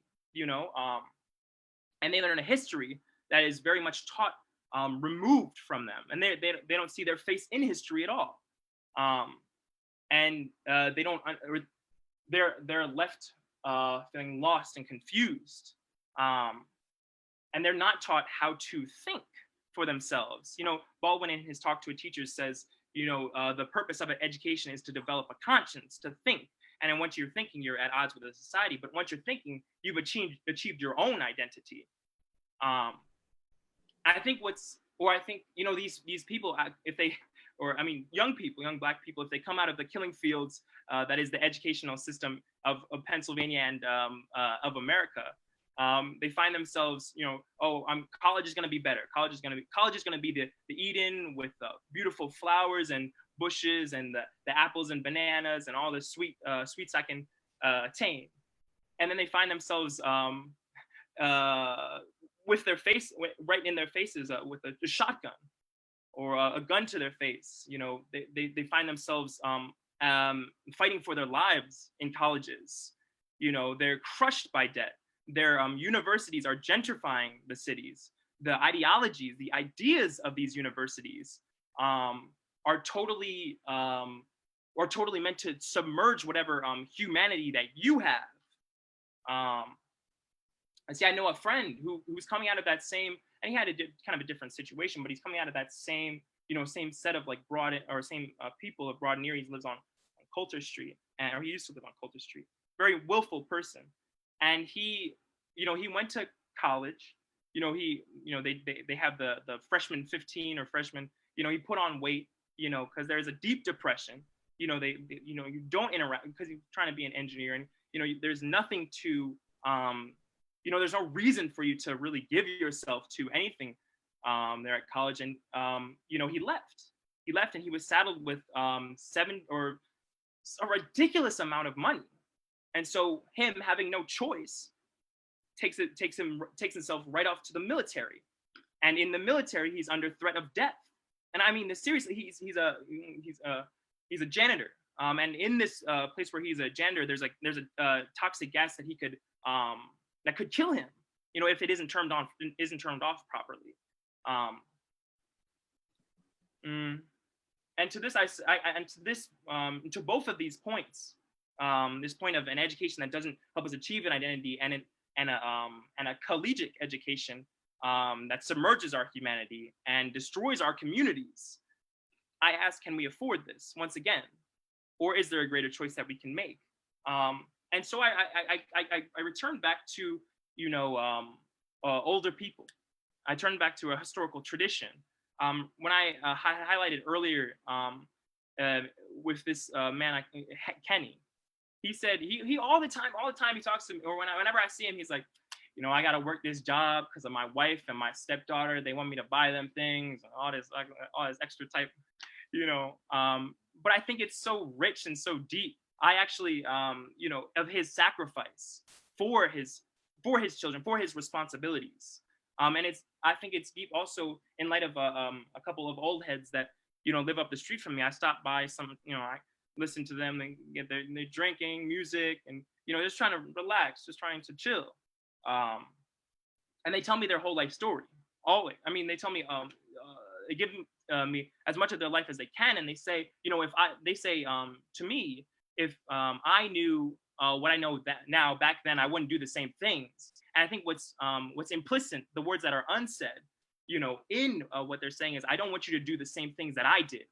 I don't want you to make the same mistakes that I made. And I think what's rich about older people and this historical tradition out of which young Black people come out of is that, you know, it was founded on love. It was founded on a rich and deep love for you. They said, okay, you know, if I'm going to have to work, if I didn't get the education, so be it. I'm going to make sure my children get the education. You know, if this bus is segregated, I'm willing to die for people so that they don't have to sit on a desegregated bus, so they don't have to be humiliated. And I think what's special about you know, the historical tradition of sacrifice and love, of struggle, is that it speaks directly to, you know, your history, or to our history as young Black people. We see in our historical tradition, we weren't just in the streets, or we weren't just in the house, or we weren't just X, Y, and Z. No, we were fighters for freedom. You know, that is our historical tradition. And in this Black radical tradition, I think, you know, in what Du Bois is saying and what Baldwin is saying, there is a deep sense that the world is being made in your image. You know, the world, the youth, you are the ones to carry the world next. So for you, I will give all, because that's what you deserve. This world is what you deserve. And you deserve, you know, and they're saying, and you know, this is what I hear when I read them. You deserve dignity. You deserve work. You deserve to be a means to be able to provide for your family, to provide for yourself. You know, to determine your own destiny. You deserve art, the richest and deepest art that you can imagine, because you are coming next. You deserve housing. You don't deserve to be, you know, forced out of your house by anybody. You deserve housing, and at base they're saying, or to kind of tie into one last Baldwin quote, because you're remaking your image, because you're remaking this country in your image. You decide the future of the country. You decide what the country can be. And it's interesting because he said, right at the end of Fire Next Time, you know, we, like the people that are taking responsibility, I'll interpret, are saying, like lovers, insist on, create the conscience of others. We cannot falter in our duties now. We may be able, handful that we are, to end the racial nightmare and achieve our country and change the history of the world. And to that I say, the only thing that I could add is we must achieve our country, because this is our country. And we can do that today, but we must choose that. To my friend's question, can revolution happen? It must happen. We achieve this country. We choose the revolution. We choose we choose to change. That this is within us because we're the future. Thank you.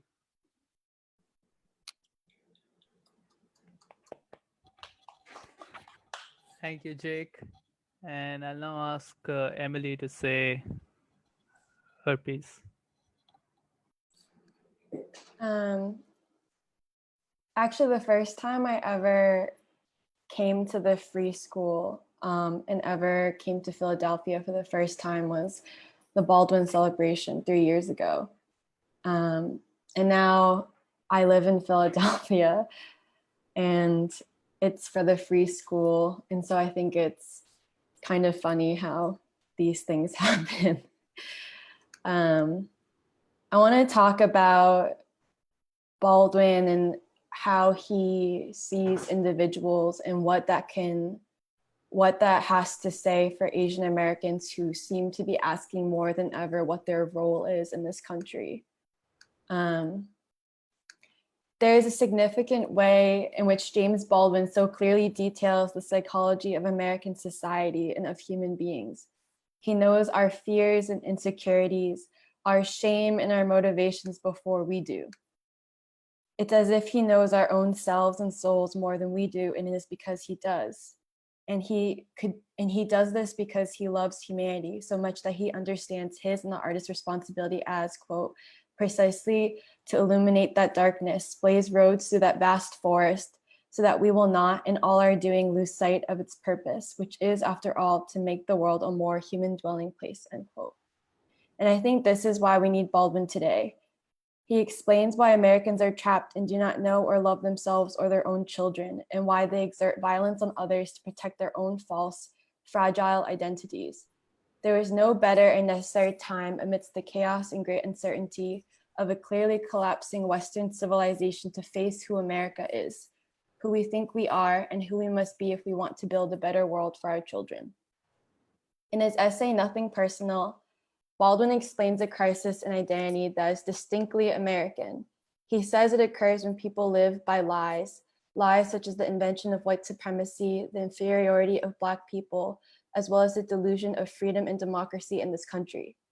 When you live by these lies, you are forced to hide in a terrible private labyrinth to avoid facing the truth of this country and who you've convinced yourself to be.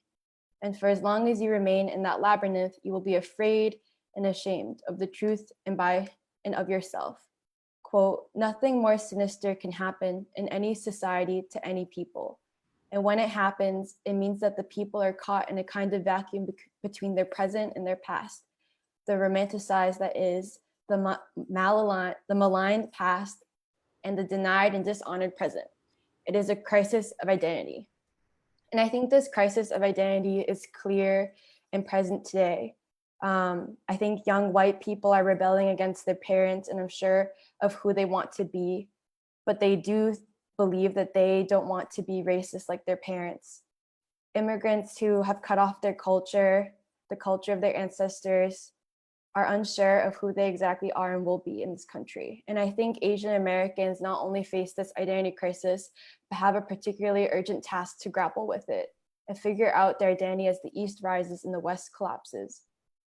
I actually think many Asian Americans already feel this because whether they see themselves as political or not, you can tell Asian Americans are growing skeptical of the media's demonization of China, and they sense the hypocrisy and arrogance of Americans to criticize a place on the opposite end of the globe that they have never been to for mistreating its citizens. So as Asian Americans ask what their role is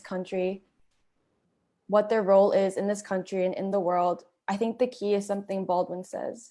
He talks about how in darkness you have to cling to the light and never let that light go. That light is humanity and its natural creative capacity to be much better and higher once we realize the truth. And it can only be found in the Black tradition in America. Baldwin emphasizes that the humanity found in the Black freedom struggle is the American and human tradition which we can and must root ourselves. Quote, I have slept on rooftops and in basements and subways, have been cold and hungry all my life, have felt that no fire would ever warm me and no arms would ever hold me. I have been, as the song says, buked and scorned, and I know that I always will be. But my God, in that darkness, which was the lot of my ancestors in my own state, what a muddy fire burned. In that darkness of rape and degradation, that fine flying froth and mist of blood, through all that terror and in all that helplessness, a living soul moved and refused to die. We really emptied oceans with a homemade spoon and tore down mountains with our hands. And if love was in Hong Kong, we learned how to swim. It is a mighty heritage. It is the human heritage. It is all there is to trust. And I learned this through descending, as it were, into the eyes of my father and my mother. End quote.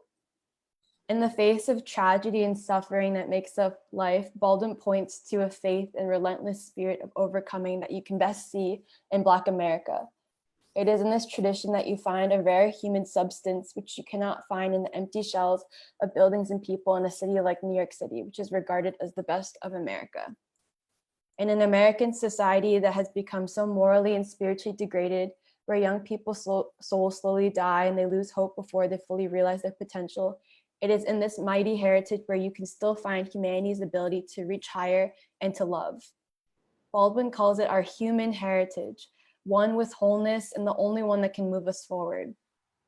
And so Asian Americans have a choice between letting themselves become white, aspiring for belonging in the West and grounding themselves in a false history, or to see this mighty heritage as their own heritage. Its values of selflessness, hope, love, and sacrifice as the values you can live by. They will have to choose whether they will continue to look west and want to save a degraded Western civilization that they've been trained to aspire to, or whether to be a part of building a new society and understanding who they truly are so they can do so. But no matter what, they can't truly look away from the West and understand the depth of looking east until they understand America and the significance of the Black radical tradition. You have to first know fully the devastation to all our humanity that this civilization has caused, see fully how trapped Americans are inside their own selves, and then can know why you have to look east and what principles to find there. I thought that embracing China and seeing through the media's demonization against China was enough to show your skepticism of the West. And this is coming from recent conversations I've had with various Asian Americans, but that is not true.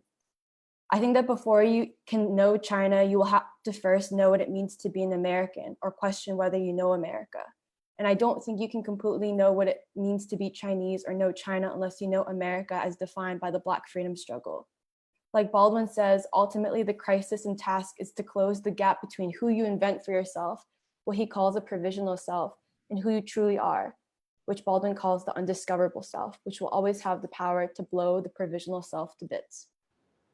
Asian Americans cannot know who they truly are without understanding the country they wake up to every day and understanding their relationship to Afro-America.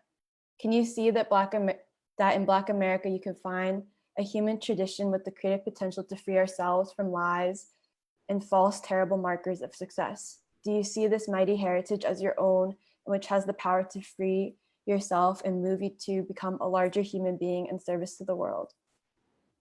I think it's easy for Asian Americans actually right now to support China against Western media, but not actually to completely know or see Chinese civilization as its whole and its human values of peace and justice. You can only see those values that define the civilization and fundamentally go against the West until you see the truth of the Black freedom struggle, its exposing of contradictions in America, its clarity of the violence of white supremacy, poverty, and war, the history and inventions of whiteness, and above all, its hope and its unwavering belief in the capacity for all humanity to be good, selfless, and morally right if only it willed itself. Otherwise, I think Asian Americans reduce and fetishize China that in a way that's not so different from how white people do. You will see a structure or a form without realizing the billions of human lives who through their everyday life continue on an ancient civilization with morals of respect and peace. You will see results such as universal healthcare without ever seeing a spirit of a people and the values they act from, which makes results possible. And that's a mistake because then you will not know the values that can define you, give you clarity as you are moved to change this country, which you must love and are responsible to, America. Once Asian Americans can see these civilizational values in the East that have existed for centuries, then there may be a possibility for Asian Americans to unite with Black America in this mighty heritage that turns against the West. Then there can be a real shot at freeing America and freeing humanity from poverty, psychological warfare, violence and war, individualism, alienation, and what Baldwin says we must examine if we have any hope of bringing water to this desert, despair. So when Asian Americans ask what their role is, they cannot answer this or do anything alone. It will lack human meaning without Black America, the Black freedom struggle, and above all, without Baldwin. Baldwin emphasizes that a higher consciousness among the people is the only hope we have of minimizing the human damage this society causes. So when Asian Americans ask who they are, what they should do today, they must first see the human damage of children in poverty in this country, relegated to ghettos that are insults to human intelligence, and then see the truth of a violent society that allows such to happen. And with the gift of a human heritage, Asian Americans can begin to identify the principles and values we want to live by, raise our children by, and raise a new world on. That is our identity, and let that produce a new consciousness that might pave the way for unity. As Baldwin always brought back, guided by the power of love and truth, Americans have a unique opportunity and a gift of Black America to one day make a new world. Quote, "We are the strongest nation in the Western world, but this is not for the reasons that we think. It is because we have an opportunity which no other nation has of moving beyond the old world concepts of race and class and caste and create finally what we must have had in mind when we first began speaking of the new world. But the price for this is a long look backward whence we came and an unflinching assessment of the record. For an artist, the record of that journey is most clearly revealed in the personalities of the people the journey produced. Societies never know it, but the war of an artist with his society is a lover's war, and he does at his best what lovers do, which is to reveal the beloved to himself, and with that revelation make freedom real," end quote. Thank you.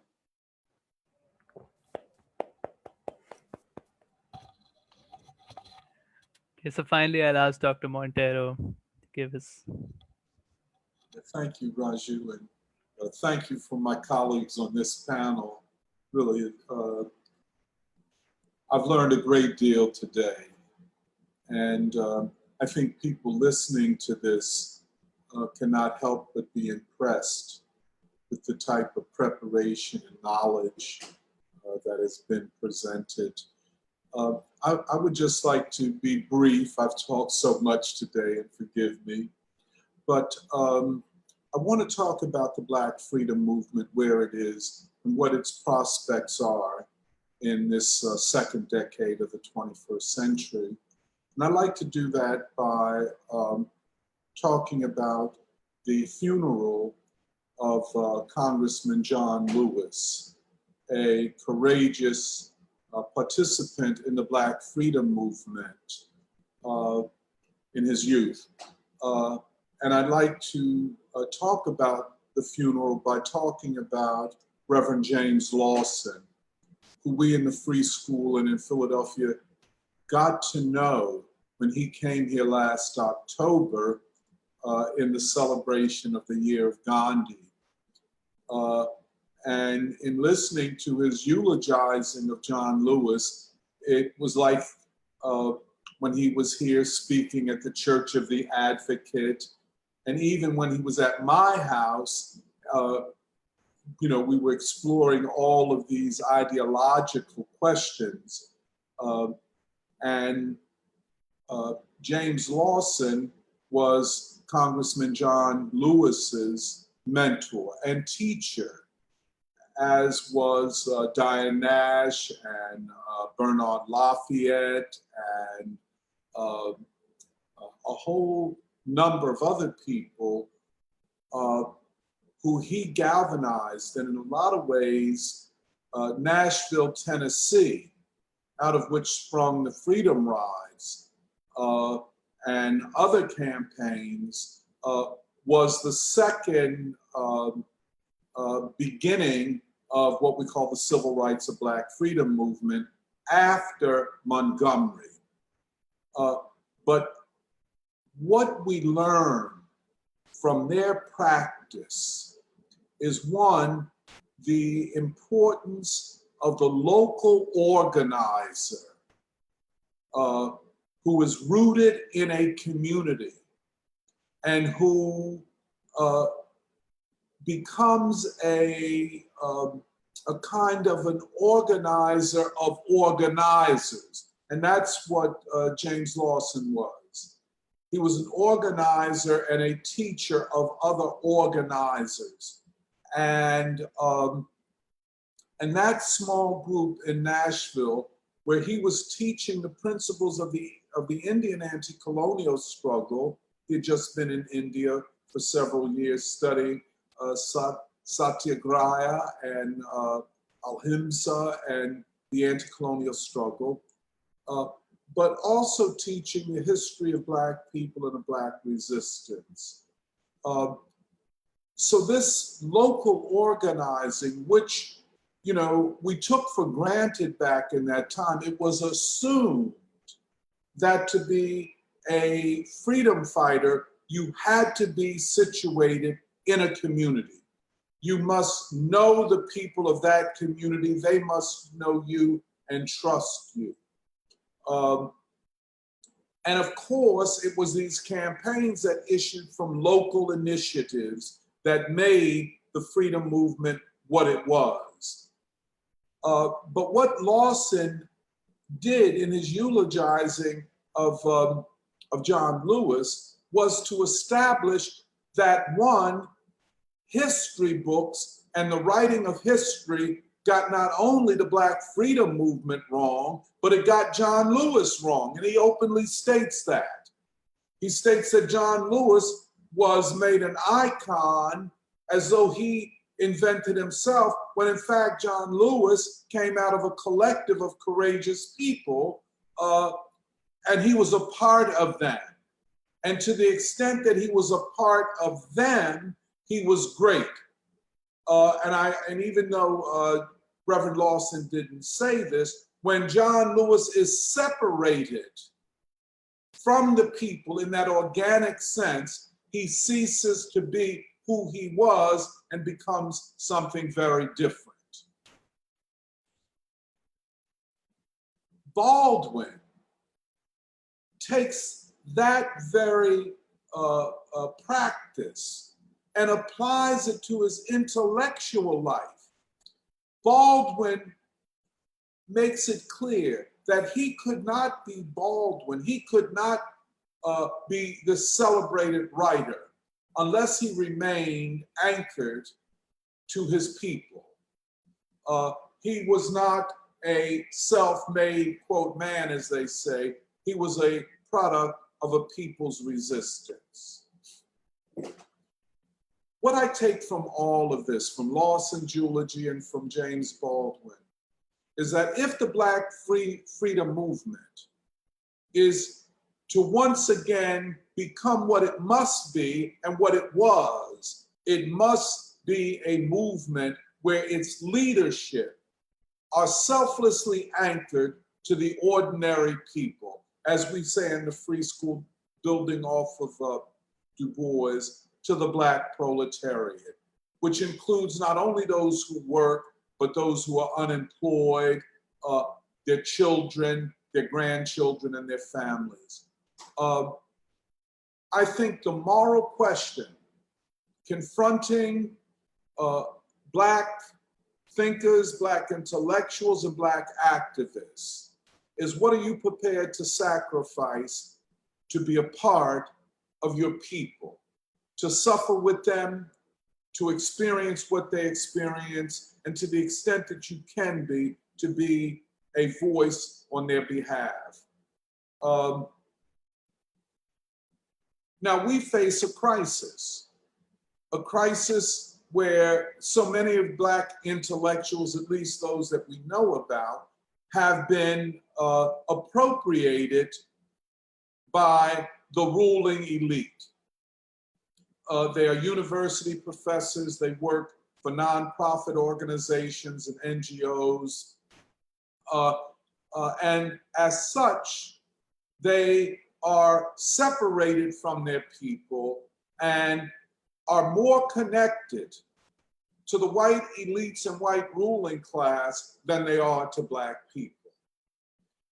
That is a crisis for us because they are promoted. We see them on television.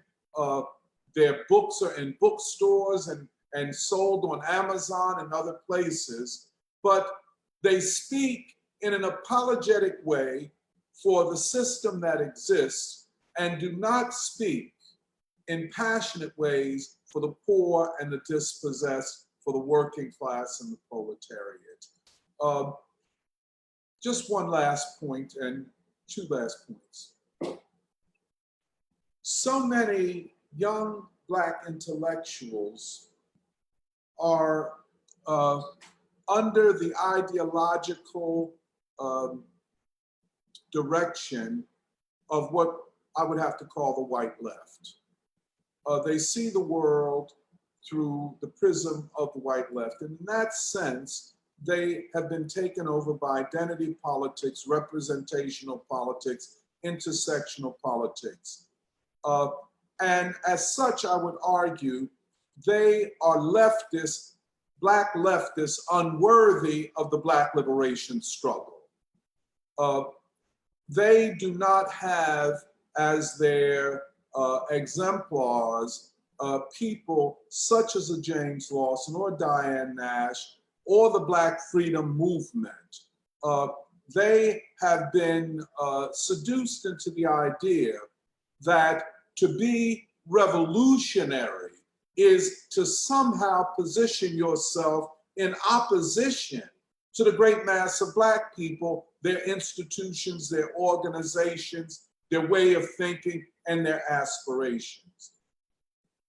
The other thing is they see the Black freedom movement of the 60s and 50s and 70s as passé because where, let us say, Baldwin raises the question of time in order to get to the moral choice that we all must make if we are to be freedom fighters, so much of what goes for Black radicalism today is both amoral and atemporal. That is to say, there is no time, and hence they are caught in a web of nihilistic and pessimistic ideas that, as Jake raised, that revolution is not possible, that all that is possible is protest, endless protest without a fundamental or significant change in the systemic realities that the poor and the working class and all of us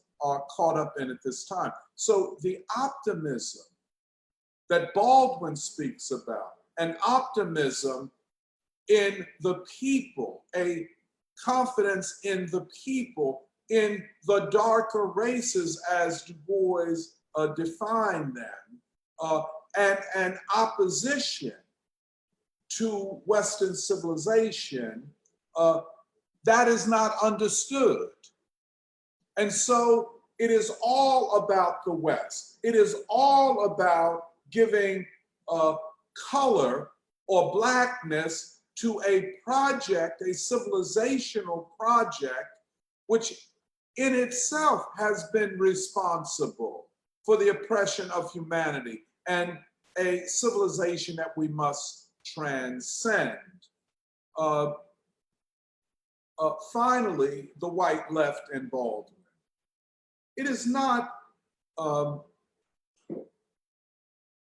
mistake that the white left and those Blacks caught up in it or caught up in the ideological framing of things by a white left does not reference Baldwin, hardly references King, and has no relationship to the ideas of Du Bois, and thus sees itself as separate from the ideas of the Black struggle, the Black resistance. So you have a white left who are not connected to Black people and the Black struggle in any fundamental way and do not see that as a problem. And as I tried to say in the beginning, if we go back to 1848 with the rise of Marxism, And if we take it up to the middle of the 20th century, we see a great edifice, a magnificent edifice that is incomplete. And that to complete that project, it is necessary to go beyond that project to the Black radical tradition. And I think the three thinkers that we grounded in. So thank you, Raju and colleagues.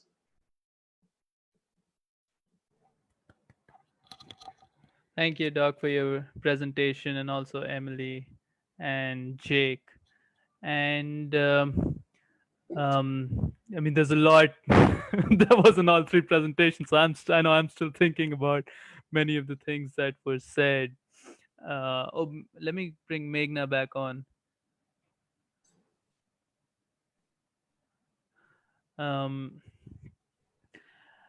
Yeah, and I think one of the things that I was thinking about is the comment that you made about the past, the presentations in the previous panel um, about Asia and Africa being out of history. Yeah. And I wonder if you see a relationship, and maybe if it's correct that the kind of argument you're trying to make in terms of the completion of the project that started in 1848 would in a way necessarily mean that Asia and Africa have to be, I don't know if that's what I've sort of brought back into history, and that somehow um, a full that is that part, or do you view that as part of the incompleteness of this edifice of Marxism and the radical stream of the European Enlightenment? I think like Baldwin on this, I think like Baldwin, that part of the problem are the assumptions that it begins with. And what Baldwin assists us in is to interrogate the assumptions. That's why to understand the darker masses of the world, this vast proletariat of the world, is not history that will be the final arbiter of how we understand this. It is knowing the people themselves. I mean, that's like, I'm always conscious that when I speak about a lot of things and, doing interviews, I always try to indicate that I can speak pretty more accurately about Philadelphia. And Philadelphia is not a small place in the United States. I think it's the sixth largest city and where it's located in terms of the vortexes of power and governing. But I think to be close to the people brings you closer to history than by reading history books. And I think what Baldwin does is to help us in this kind of, I would call it ethnography or participation and knowledge through participation and knowledge through knowing human beings. History, as it is written, tends to be a non-human project, a project where humanity is dispensable and not known. Art linked to actual participation, and just a whole number of other intersections of different modes of knowing that Baldwin shows us, that frankly Du Bois shows, makes it possible for us to know reality, and thus in knowing it creates an optimism about changing an oppressive reality. So you know the world by knowing humanity. That's the way I see it. There's a lot more that can be said, but we have been betrayed. We've been sold out by the academics, by the official intellectuals that are thrown in our faces 24/7.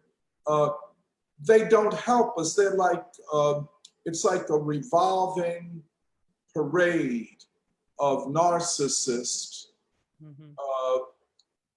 and such. That's how we put it. Yeah, no, I agree, and that's one of the things that I think Jake was also bringing up about how the best of well, one was this question of needing a true education, which I think Jake you brought up, but then the other is also how the best of humanity, the aspirations of humanity, so much of it is captured in art and culture. And to really understand it, you have to understand that art, that music, in its totality. And that's why maybe Jake, you feel so strongly about this, because you see how much more there can be to people, um, and what that will necessarily involve in terms of the music, the art that comes out of this moment in history. I just have to get going. I have some things that came up, but thank you so much for allowing me to be a part of this. It's really good to see all of you, and I learned a lot as always. So take care. Bye, Meghna. Bye, Meg.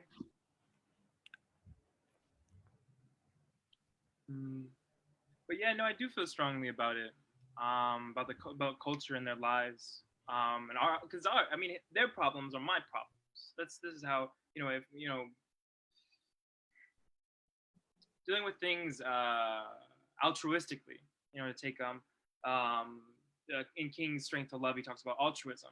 The good on being a good neighbor. He says, the good Samaritan didn't ask, what is going to happen to me if I help him, but what's going to happen to him if I don't help him. And so that's the question, and that's how it has to be framed. It can't be a me first. This is the fault of identity politics. This is the fault of the logic of gentrification. This is the if I don't get this, or I don't get this house, I'll go. No, people are living there, and I do feel strongly about the culture. But I think it was special what my friend had said to me, because I kind of opened my eyes, or because I can kind of, or at least it wasn't before it was very removed. It can be very removed if I'm not seeing what, or why it's happening. I can just deal with it as a problem, and I won't deal with it as deal with it as it is deeply human. But when you see where it is and understand it, you can't judge it. It's impossible to judge it because you'd be judging yourself. And but seeing where it comes from, you can easier and more easily give or show that things can be greater. Because things can be greater. Y'all are great people. Y'all are nice people. Y'all giving people. Y'all are naturally giving, naturally nice. There's all these different ideas. All this. I gotta be cool. I gotta be X, Y, and Z. But no, y'all smile. Y'all got prettier smiles than me. Not that anything too, but but yeah, no. Yes, that's why I feel strongly about it. Because they deserve it. We deserve better. That's we. Every single one of us. Black or white, whoever. We all deserve better. Yeah, it's another point that you raised, Doc, and I think we could discuss is the ideological capture of the vision for our time through ideas that come from the white left, and really, in some case, white liberals. And I don't yeah, think they have any ideas. right, Because, one, they're not anchored right, to the aspirations mm-hmm. of the ordinary people. Right. And maybe I'm wrong on this, but the way I understand the white left and the identity politics left is that it's so overarchingly narcissistic. Now, a lot of that you can explain by, it's a lot of young people. And young people tend to be self-centered. And of course, we live in a culture, and Jake brings this up, we live in a culture that says to young people, well, that's the way you're supposed to be. You want to be cute, you want to have the latest this, you want to, and so on. So, and then the commodification of youth. It's a lot of problems. And I think to Jake's friend of can there be a revolution? I think, you have to contextualize revolution and revolutionaries in very basic ways. I mean, we're not asking anybody to jump off a 20-story building, or to go out and blow up the local police station. We are asking people, and this is what James Lawson was talking about at John Lewis's funeral, that ordinary people with a deep moral commitment and a vision that we have to change things, and then just abandoning, this is, Jake, I agree with you, abandoning this sense or this belief that it's all about me. And you see in Baldwin over and over and over again this practice that it's not all about me. I'm not the center of this. I am just trying to contribute to the freedom of my people and through that to all people. And it's a very humbling experience to take up the mantle of revolution. It's humbling. It contextualizes your life in a way that says, I'm not going to be determined by the values of a civilization that, frankly, as Baldwin makes out, doesn't have a future at all. Right, and that's part of and I guess the values of the civilization have entered so much into the practice of the white left, which is one of the stumbling blocks. And yeah, I wish Meghna were here, because also I think sometimes we discuss civilization, but we see it much more in how, I guess you could say, the Du Boisian sense, a civilization not as separated from ordinary people, from the masses of people. In fact, especially I think for the darker nations or um, people, civilization or true civilization rests much more in ordinary working people than it does, because of this problem of whiteness, where the elite tends to identify much more with the values of the oppressor than with the values of the oppressed. And I guess, Emily, this is also something that you were trying to argue for in your presentation, that you have to, and that's why if you're you have to go to the Black radical tradition um, to be able to get out of this bind, and why Baldwin becomes so important. Yeah. To add to that thing of like the white left, I remember, going back last week, I brought up that I went to that 676 protest, the one that went on the highway, everything kind of went crazy. And I remember talking to one of the people from PSL, and he had said to me, there was, when I had first arrived, I talked to him, and there was only about 50 people there, and I said to him, what, or like, who, or just trying to get to know what the situation, what you guys were trying to do. He said, yeah, we just brought, agitators out to, and he was talking about speakers, but agitators out to get the masses of people. He said the masses of people out to, or to get their energy up. I'm paraphrasing, but I think what struck me in terms of when you guys brought up the self-centered nature of the left, was this thing of like when he was talking about the masses of people, I said, what masses of people? To myself. There's 50 people there, and only about maybe 1,000 people came to the protest. And so are we saying out of however 400 or 300 million Americans, 1,000 people is the masses of people? I mean, there's a deep disconnect when you become so selfish And when you become so kind of filled with delusions, I read the Bhagavad Gita lately, but when you become so about yourself, you do become disconnected from the reality of the situation. You become disconnected from time itself.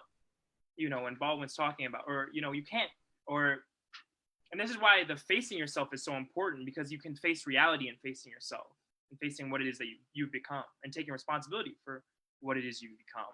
I think the white left can do much better. This is another group of people. Y'all are human beings, but you keep going back to the same thing. Y'all keep doing the same thing. It's not, you can't be connected but not connected. This just doesn't work. There's a comment on the Facebook from Dusty Hines. He says, "So Tony, what do you think about voting for Trump to continue to accelerate the implosion, disruption of business as usual, status quo American society?" Well, I gave an interview with Glenn Ford, and I said that personally, I would not vote for either of them. And in 2016, I did not vote for either of them, Clinton or Trump. But of course, the contradictions within the system and between different factions of the ruling class have become very sharp and almost lethal. And but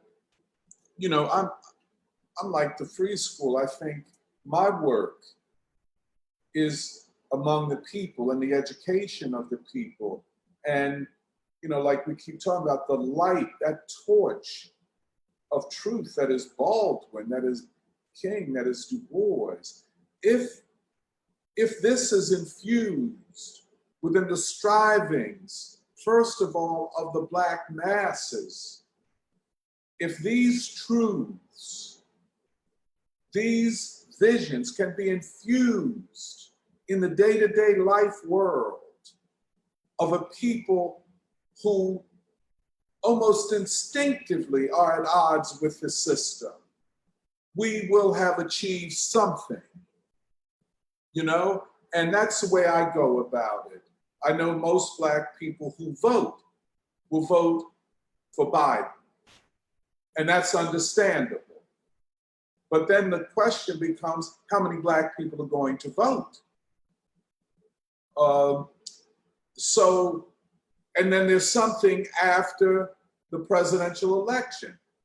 That's what Baldwin is talking about. That is that permanent, enduring, constant presence of Black striving, of the Stagger Lees of the world, wondering what's next, interrogating intellectually and ideologically the structures of a oppressive system, and they know about that. Yeah, actually, and there's that section with this conversation with Darden where he says, about democracy, and Baldwin says, "I've never seen it." Yeah. And and then again, I mean, it's also, I actually admire Baldwin's patience in that interview, because I don't know, I felt Darden to be quite almost contemptuous. Yeah, very Yeah, he's like, "I've never seen democracy," and he tries to, "Oh, but you have seen it, Mr. Baldwin. You've seen elections." Yeah. It's so interesting that was the high point of Darden's life, because you can Google all over the place and you can't find Darden again. Maybe one other interview, but he was a representative of an ideological political position. And believe me, I recall it very well when they then tried to say that the Black movement had taken on racism, and as Darden says, even fascism. And this was continued in the claim that the Black community was the most anti-Semitic group of people in the country. This was unbelievable, but it was a part of the liberal attack upon Black folk. Well, why were we considered anti-Semitic? Because we supported the Palestinian struggle. We saw similarities because of the Million Man March. And so today, there's a big brouhaha about Rodney Muhammad resigning, and a lot of Black politicians and religious leaders have come out and said he should. He posted an anti-Semitic cartoon. I think the cartoon is anti-Semitic, anti-Jewish, by the way. But what Black folk are saying, that no matter what happens with Rodney Muhammad, we Black people should decide that. And on and on.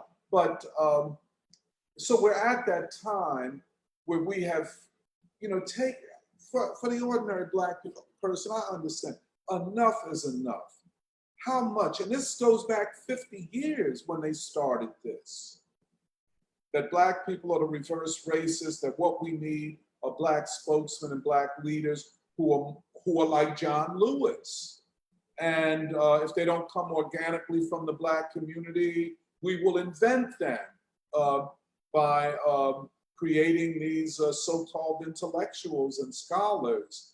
And we have been burdened by this, by the constant ideological assault. And this is why saying to us that all you have to do is vote and everything will be all right, that voting is the most effective form of nonviolent resistance, that is not hardly true. In fact, one would have to argue that's an intentional lie. I mean, if you want to use voting in a larger strategy, so be it. But the most effective form of nonviolent resistance, next question is resistance to what? Certainly not to the system, because the system only gives you limited choices.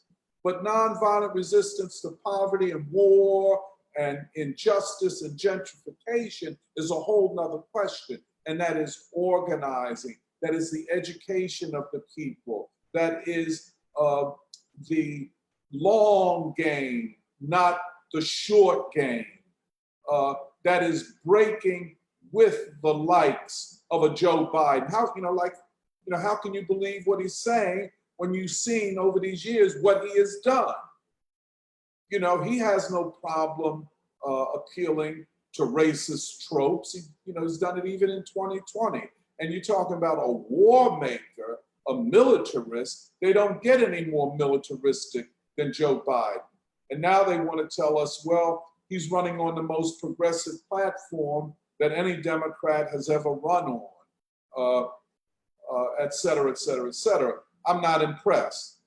A platform is what's on paper, but I know what you have been about, all the time. Then on top of it, we can't avoid the fact that the guy is early stages Alzheimer's or dementia, that even if he is elected, he cannot govern, so he'll be run by, a collective of other people.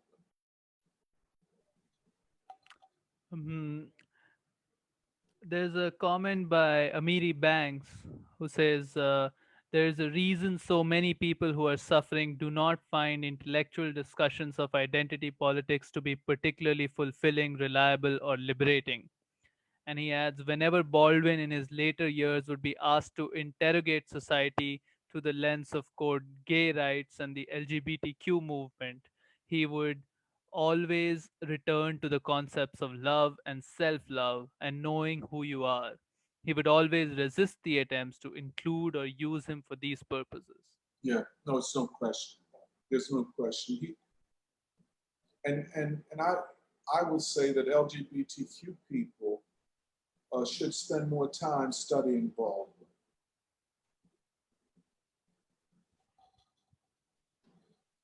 Mm-hmm. Yeah, and particularly, go on, Jake. Oh no, just to add, that's that system of thought. You're trying to appropriate him to the system of thought that just doesn't, it's not working.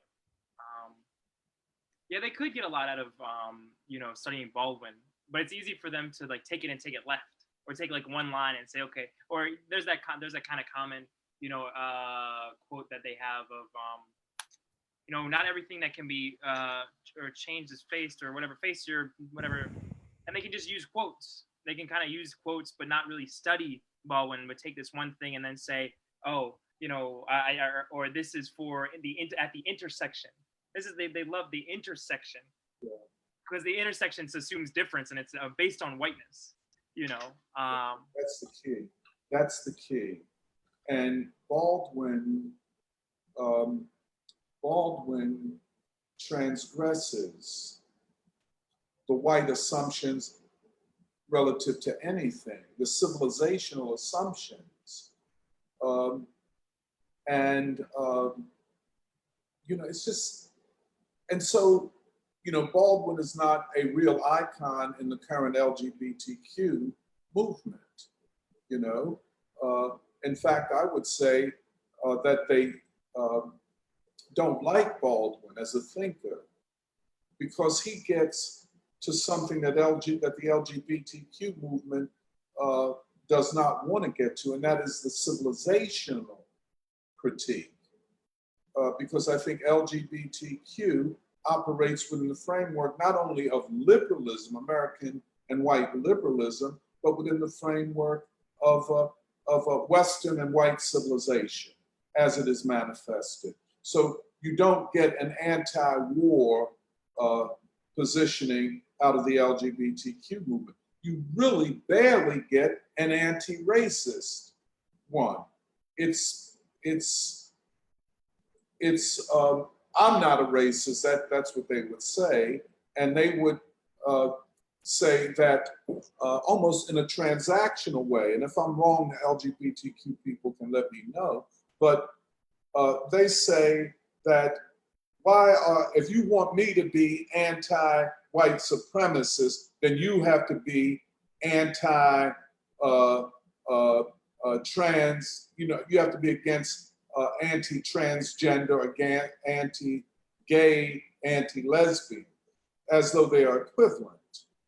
So the Black movement is always seen as inadequate and even conservative because it does not take up human sexuality and gender in the ways that many in the LGBTQ movement do. And so it's an attack upon Black people, it's an attack upon Black institutions.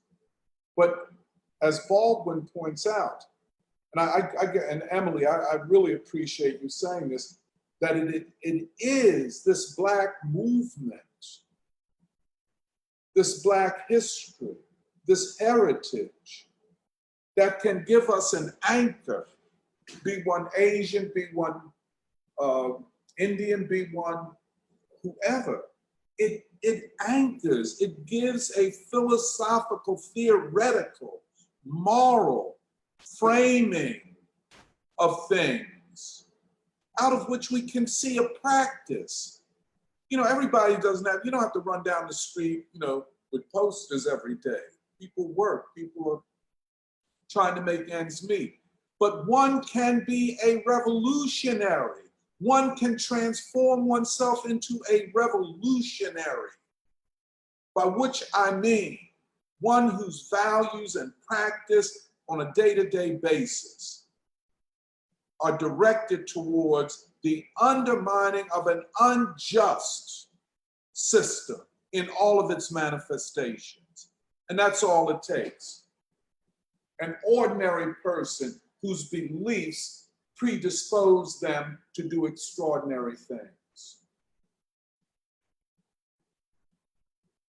That's interesting that you put it like that. I mean, it made me think of a lot of things, but that's what Lawson said when he came to dinner. He said Martin Luther King Jr. was an ordinary man who dreamt extraordinary dreams. Yeah, I agree with that. And he was ordinary in that sense. There's another comment from Amiri Banks, and he says, one final comment. So many of the darker peoples of the African and Asian diaspora who understand the bigger picture by virtue of their resistance to the norms of the white West and or upbringing under alternative cultural norms are also disinclined to speak about humanity in these leftist terms of democracy/politics, but rather using a new language which is in fact much more moral, more profound, and more human, because it connects to something much older than the violent empires that created these terms. Yeah, it is, and I guess it is from our discussion today. In some ways, the rise of Europe in these past, let's say, 400 years, um, I guess, has been a historical aberration. Um, Very interesting yeah. question. Du Bois would not disagree with you. Hmm. Hmm. And I mean, maybe not in terms of the future. I see what you're saying, Doc, but at least as seen in terms of the past, this particular period, um, I don't think reflects the totality of human history, but unfortunately dominates our present. And I think there is a civilizational decadence that has set in, which then makes it so difficult to think about, what we were just saying, freedom for um, humanity, or freedom against unjust systems in all of its, you were saying, in all of its manifestations.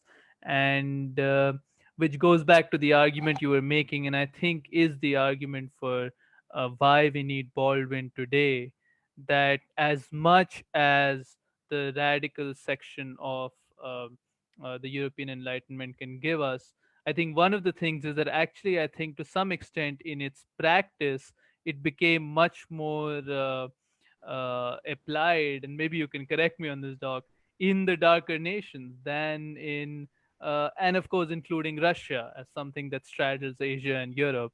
Um, but than it did in, um, at least after a certain period, in Yeah. Western Europe and the US, or the ideas of, I mean, let's say Marxism in practice, again, you can correct me, but were more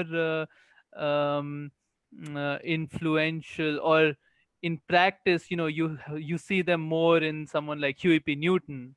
And I don't know if there is an equivalent of that, um, uh, that comes, or that leadership from the white proletariat or the white worker, um, who is able to take these ideas but then interpret it in such a profoundly new way. And you could say the same thing about, the Chinese, and parts of the Indian movement. And so it is something that, yeah, and it is something that I think makes Baldwin so important, as much as people would try to see him sometimes as a mere idealist and a moderate or a liberal. Yeah, really. It's just such a defamation of Baldwin, Hmm. such a defamation, and such a violation of truth and good faith to append him to the liberals. I mean, Right. Or to the socialists, what are called socialists today, which are really left liberals. Um, he was a genuine revolutionary, a genuine anti-imperialist, uh, a true revolutionary intellectual, uh, and he stood upon just like Fidel Castro, I mean, a deep moral commitment. And that's what drove him for all of his life. He never abandoned his moral ground, his moral principles, never abandoned it. And that's not an easy thing, especially when you have been built up into a great celebrity, one of the most well-known writers of the 20th century, the late part of the 20th century. I mean, and yet he did not abandon his principles, you know, and that's a lesson for younger people and older people, you know. For younger people, too often it's temporary, a few years, a couple years, and then I, get on with my life. For a lot of older people, um, you know, I hate to say, a lot of people missed the great movement for freedom. They were not a part of it, you know. And sometimes, if you were not a part of that, it's easy to be cynical about it or about the future. If you saw it, if you were a part of it in any form or any of its stages, you see the great moral commitment and sacrifice of people. And you just can never forget that. It's a part of your, your internal DNA, your cultural DNA.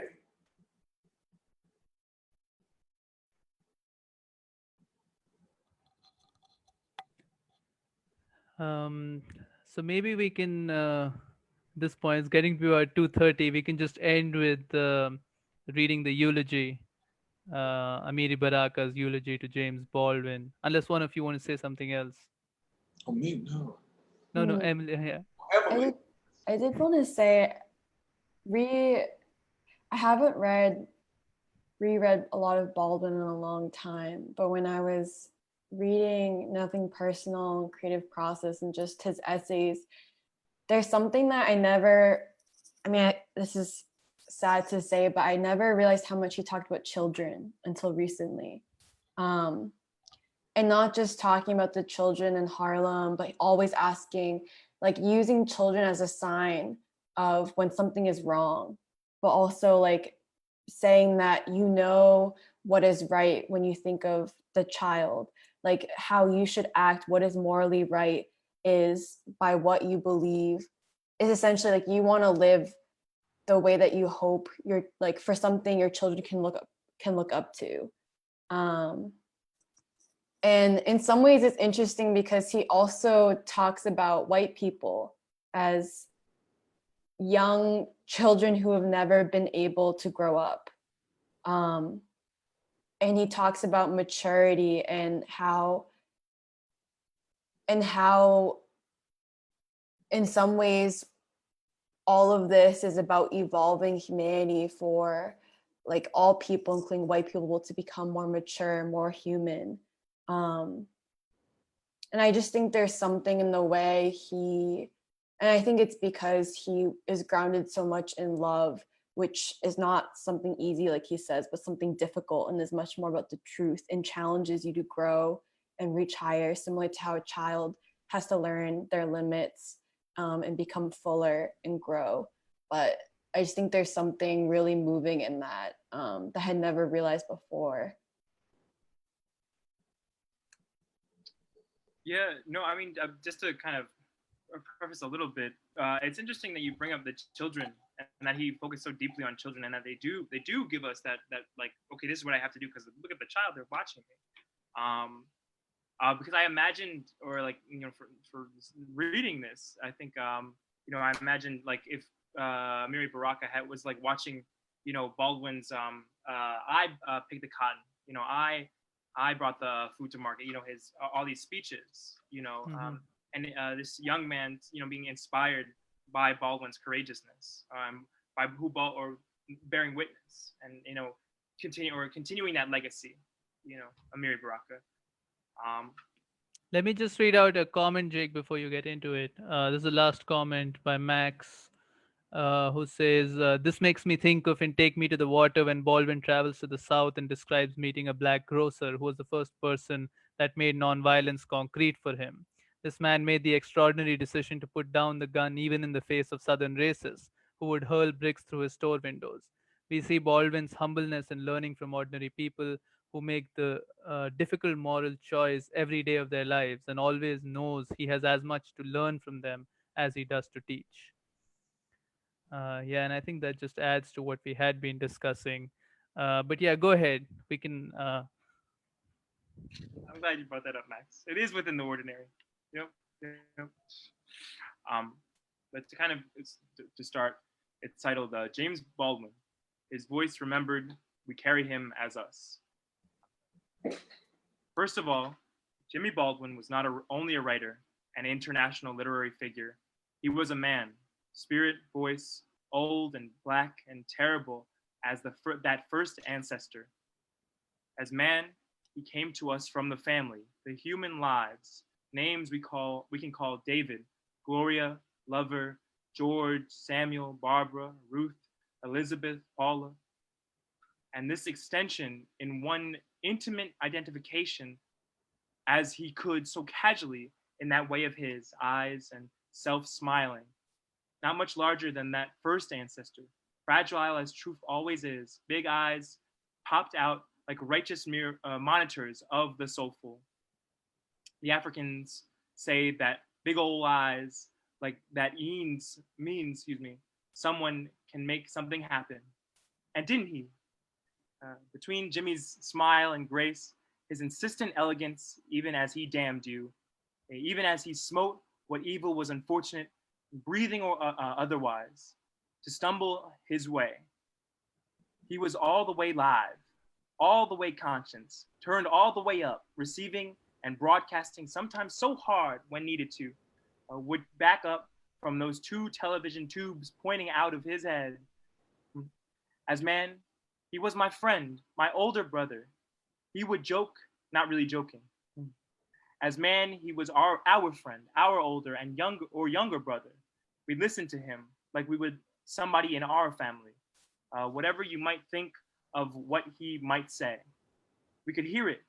He was close as human relative. We could make it some cold reasons. We could make it some cold seasons, merely warmed by his handshake, smile, or eyes, warmed by his voice, jocular, yet instantly cutting, kind yet perfectly clear. We could make it sometimes, just remembering his arms waved in confirmation or indignation, that rapid fire speech, pushing out at the world like urgent messages from those who would be real. This man traveled the earth like its history and its biographer. He reported, criticized, made beautiful, analyzed, cajoled, lyricized, attacked, sang, made us think, made us better, made us consciously human, or perhaps more acidly pre-human. He was spirit because he was living. And even past this tragic hour, when we weep, he has gone away. And why? And why? We keep asking. There's mountains of evil creatures who we would willingly bid farewell. Jimmy could have given you some of their names on demand. We curse our luck, our oppressors, our age, our weakness. Why? And why again? And why can you drive your mad or said enough times might even make you wise? Yet this why is us, in us is him as well. Jimmy was wise from asking whys, giving us whys and his whys to go with our own, to make them into a larger why and a deeper whys. Jimmy's spirit, which will be with us as long as we remember ourselves, is the only truth which keeps us sane and changes our whys to wiseness. It is his spirit of the little black first ancestor, which we felt, those of us who really felt it. We know this spirit will be with us as long as the sun shines and the water flows. For his is the life, or is the spirit of life thrilling to its own consciousness. When we saw and heard him, he made us feel good. No, you skipped a paragraph. His spirit is part of our own. I don't see that on the. Okay. Maybe I'm sorry. When we saw and heard him, he made us feel good. He made us feel for one thing that he could defend ourselves or define ourselves, that we were in the world not merely as animate slaves, but as terrifyingly sensitive measurers of what is good or evil, beautiful or ugly. This is the power of his spirit. This is the bond which created our love for him. This is the fire that terrifies our pitiful enemies. That not only are we alive, but shatteringly precise in our songs and our scorn. You could not possibly think yourself righteous murderers when you saw or were wretched by our Jimmy's spirit. He was carrying it as us, as we carry him as us. Jimmy will be remembered, even as James, for his word. Only the completely ignorant or can doubt his mastery of it. Jimmy was the creator of contemporary American speech even before Americans could dig that. He created it so we could speak to each other at unimaginable intensities of feeling, so we could make sense to each other at yet higher and higher tempos. But that word, arranged as art, sparkling and gesturing from the page, was also man in spirit. Nothing was more inspiring than hearing that voice, seeing that face, and that whip of the tongue. The significance that was his fingers reveal and expose, raise and bring down, condemn or extol. It was evident he loved beauty, art, but when the civil rights movement pitched to its height, no matter his early aestheticism and seeming hauteur, he was our truest definer, our educated conscience, made irresistible by his high consciousness. Jimmy was a civil rights leader too, at the same time. Thinkers of outmoded social outrage.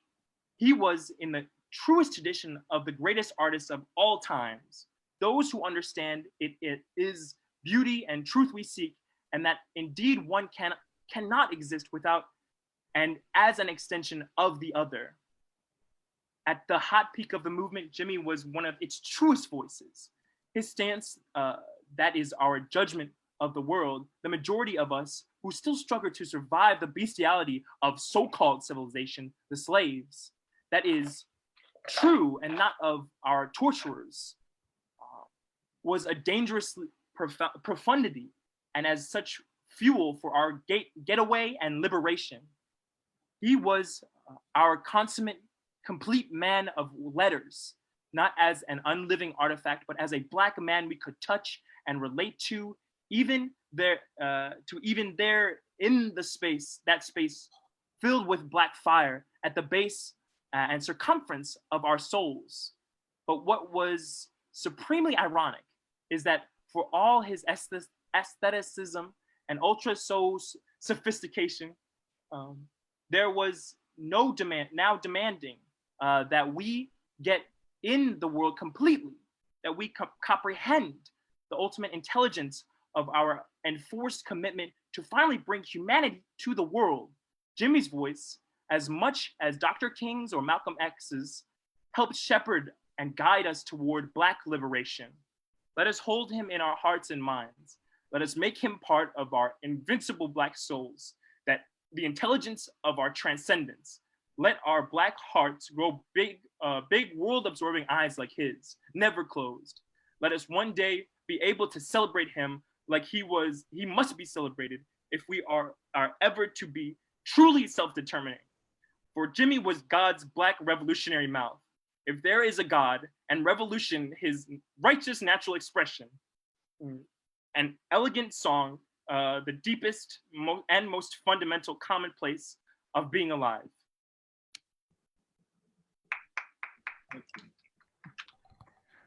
Thank you, Jake. Thank you. And that was, yeah, I don't know that you said, that was Amiri Baraka's eulogy at the funeral of Jimmy Baldwin.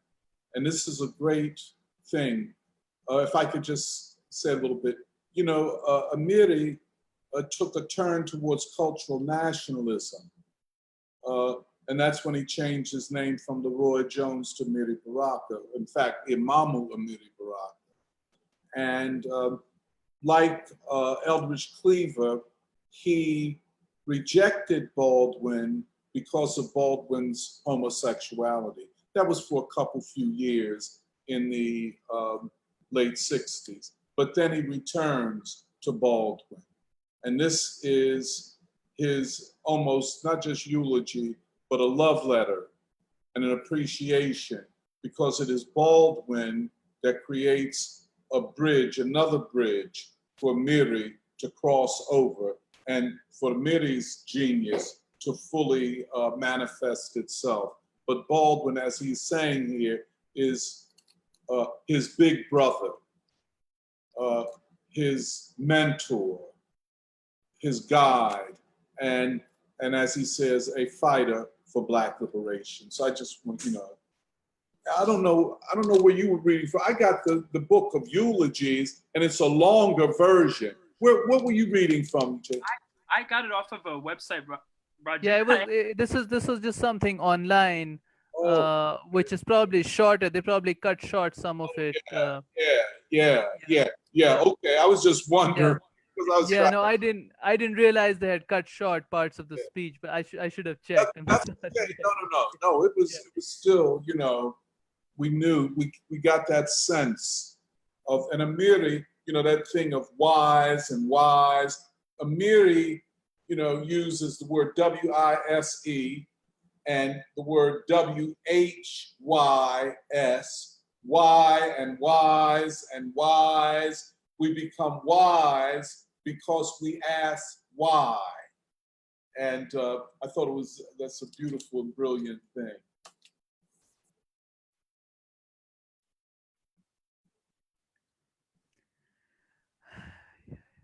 Yeah, I think we've had a very full day, and we've. I Everybody think. couldn't hang in here. Yes, some people deserted us on our route to.